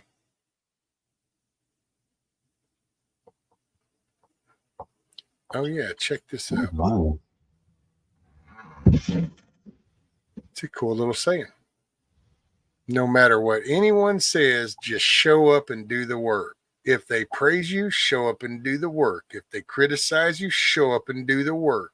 If even no one even notices you, show up and do the work. Just keep showing up, doing the work, and lead the way.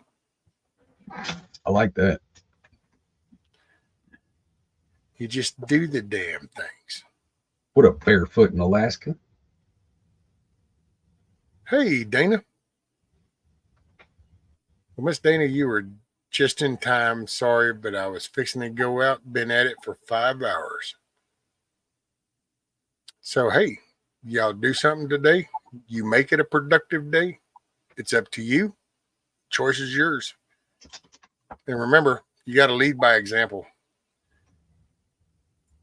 I appreciate y'all being here. Y'all take care. Here, I'll give you something to listen to. Look at here.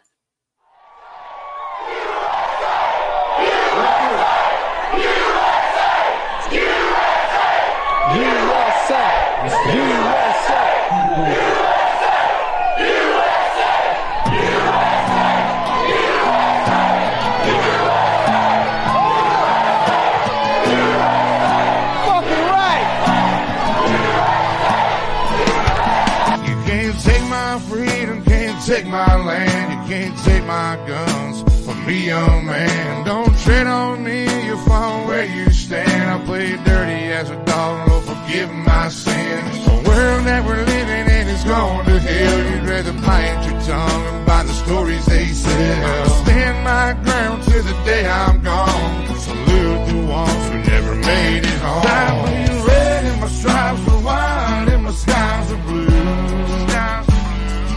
I don't call 911. I was raised with guns that I like to shoot. I was born and raised here. I was raised to stand my ground. I keep one hand on the Bible and a middle finger to the man.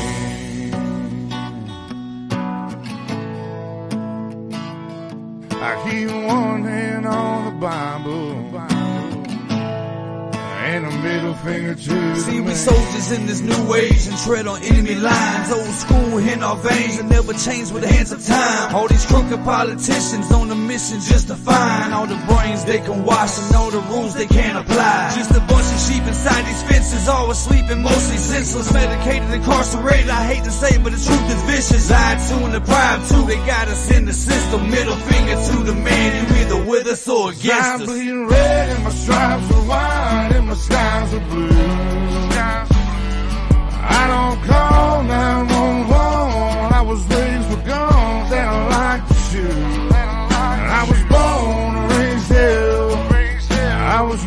raised to stand my ground. I keep one hand on the Bible.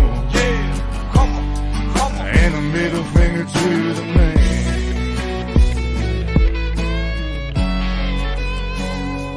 I keep one hand on the Bible and a middle finger to the man. Soldiers in this new age and tread on enemy lines. On the school in our veins and never change with the hands of time. I said we soldiers in this new age and tread on enemy lines. Old school in our veins and never change with the hands of I time. bleed red and my stripes are white and my skies are blue. I don't call 911. I was raised for guns and I like to shoot. I was born and raised hell. I was raised to stand my ground. I keep one hand on the Bible and a middle finger to the man.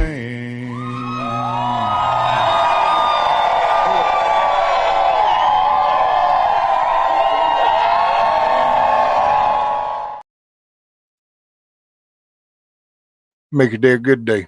Peace out, everybody.